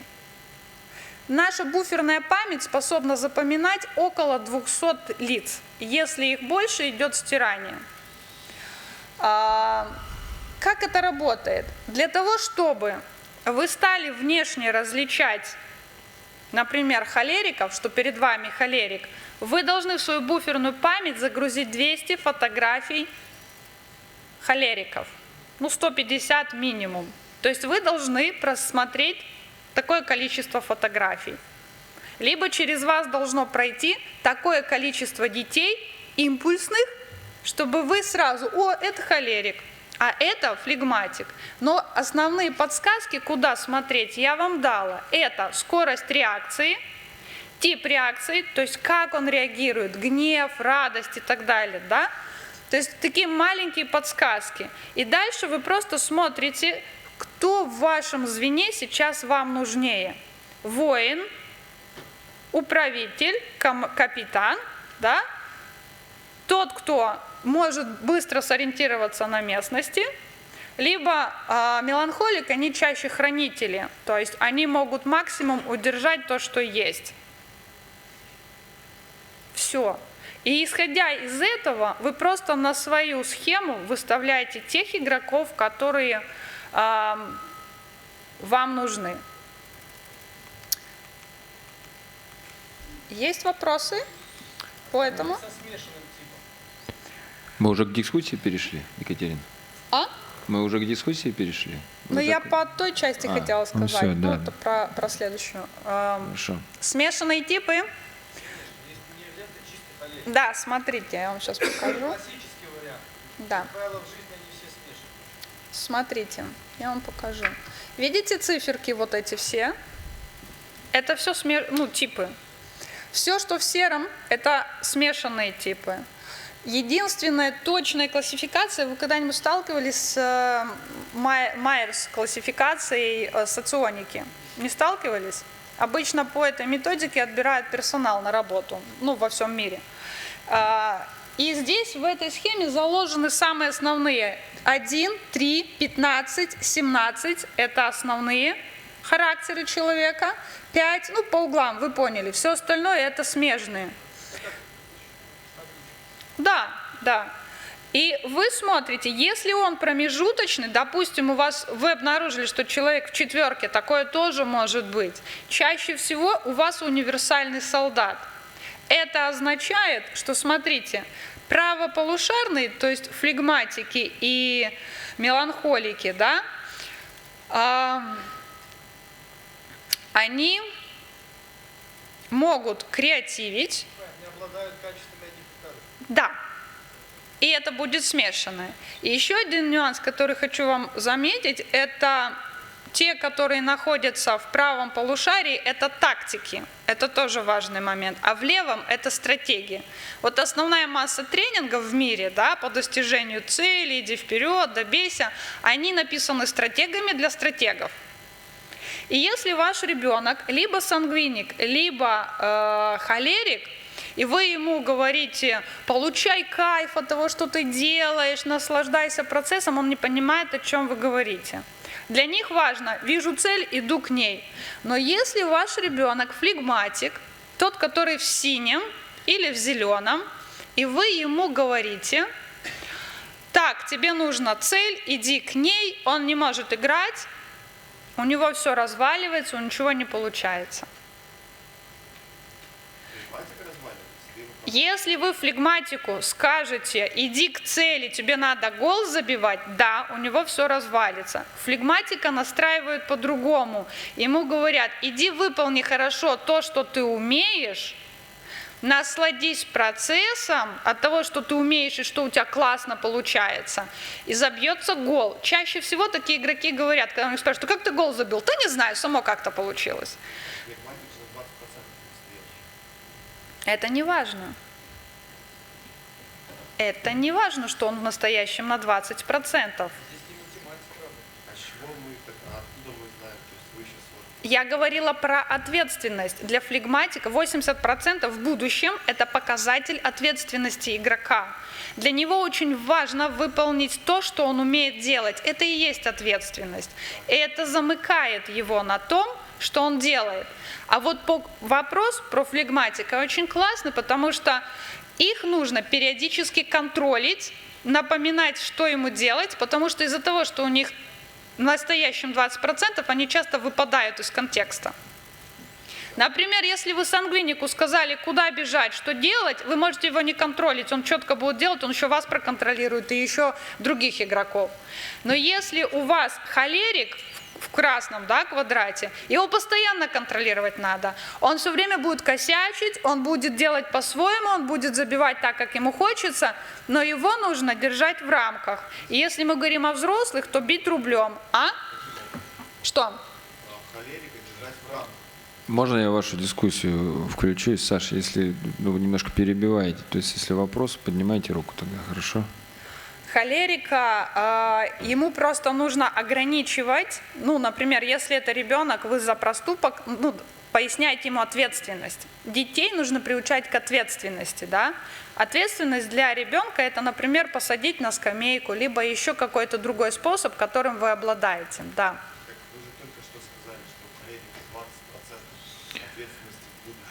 Да. То есть получается, что ты ему говоришь, я тебя посажу на лавку, да. Если ты будешь недопустимые действия. Да. Но он же не воспринимает их, потому что у него 20%. Да. Но если вы не будете этого делать, он разойдется так, что вы не будете знать, что вообще делать. То есть фактически все равно ему нужно объяснять, что так делать не нужно. Конечно. Ну, вы его хоть как-то в узде будете держать, иначе он с катушек съедет. То есть фактически невозможно с холериком просто справиться. Ну, зависит...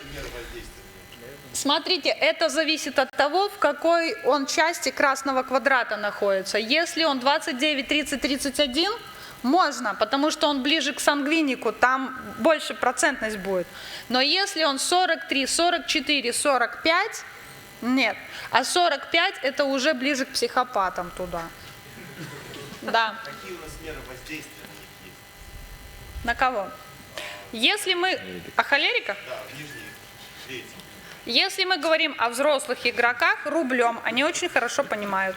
У Да, я тебе могу подарить. Ответственность.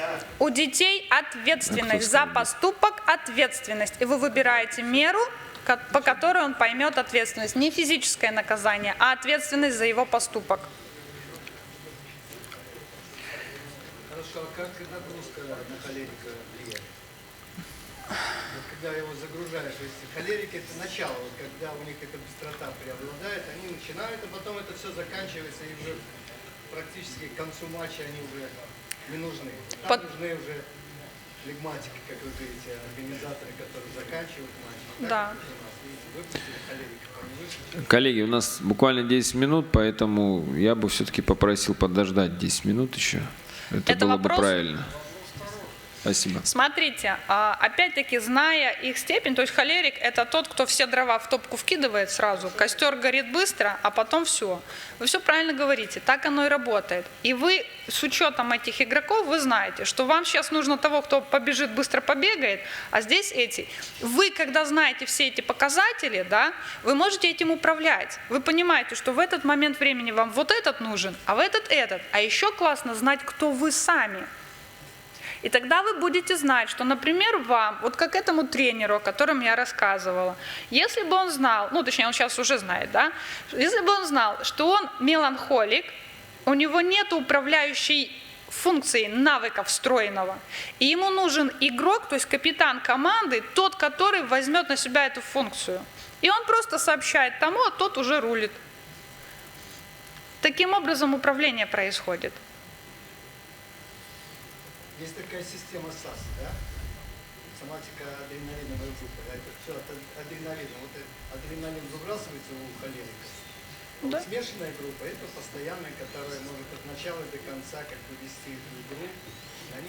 Есть очень много вещей, за вот всем темпераментом и всем очень много физиологии стоит. И это просто нужно понимать. От того, что мы хотим щелкнуть пальцем, и чтобы оно было так, оно так не работает.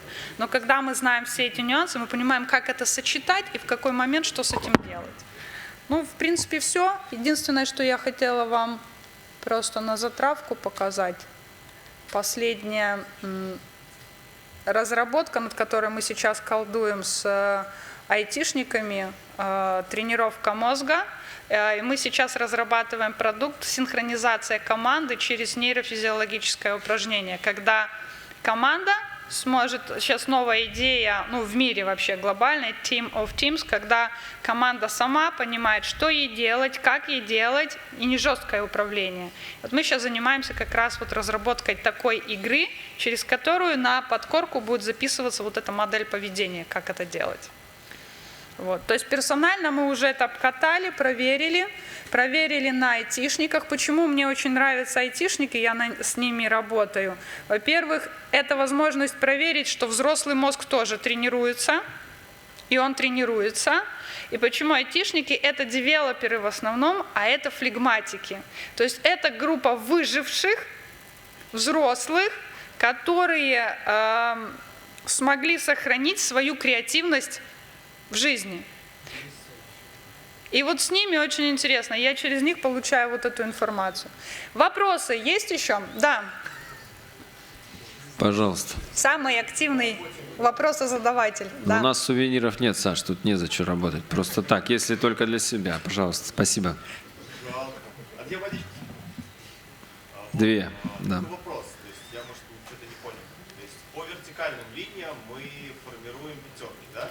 То есть если у нас есть меланхолик и холерик, то мы их в одно звено так, не ставим. Вот эту схему показать, какую лучше?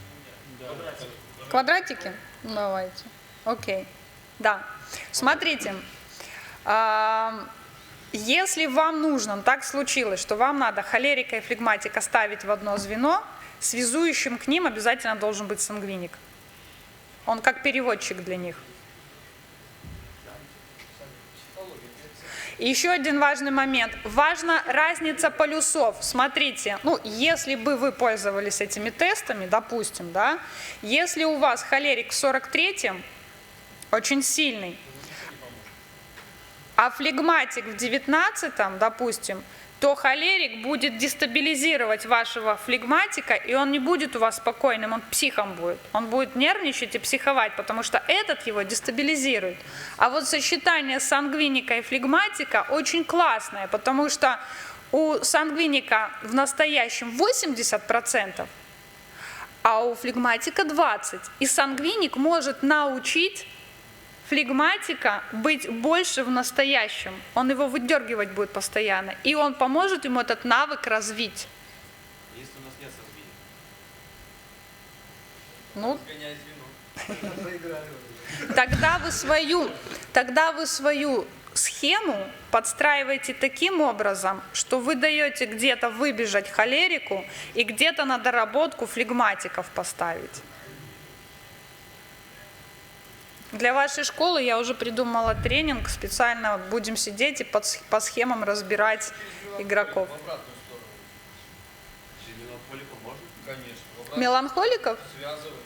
Можно, но вы просто учитываете, что они будут более, тоже тормозить будут, да, меланхолики, и им нужно только какую-то конкретную работу доверять, простую. В откат играть. 1-4. Вопросы еще есть? Пакет. Уважаемые коллеги, давайте поблагодарим Екатерину. Спасибо. Ой, так, вот. Ну и от Федерации я все-таки всем нашим докладчикам, которые у нас участвовали сегодня, и те, которые у нас убежали, мы такие вот небольшие сувенирчики, Саш, для вас нет, только для тех, кто выступал. Вам эмоционально. Но он выступал, но он, так сказать, вот Екатерина. Саша, отдельно надо будет поклон. Мы всегда рады вас в Федерации видеть, поэтому приходите.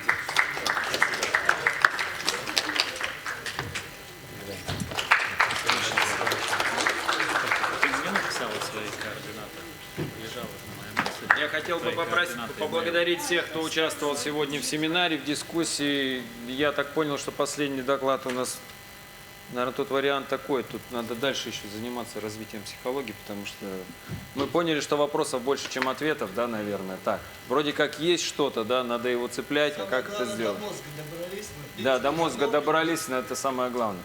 У меня просьба большая, давайте мы все-таки сделаем такое общее фото на фоне вот такого красивого слайда нашего мероприятия, поэтому давайте соберемся здесь, в центре. Не так часто у нас чемпионаты мира проходят.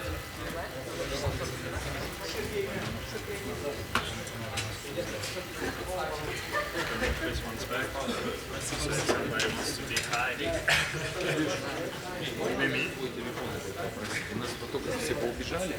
Поднимайтесь, пожалуйста, сюда, на трибуну.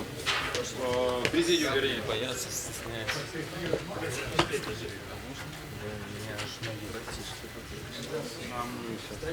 Очень здорово. Очень понравилось. Я себе на записку телефон заметил.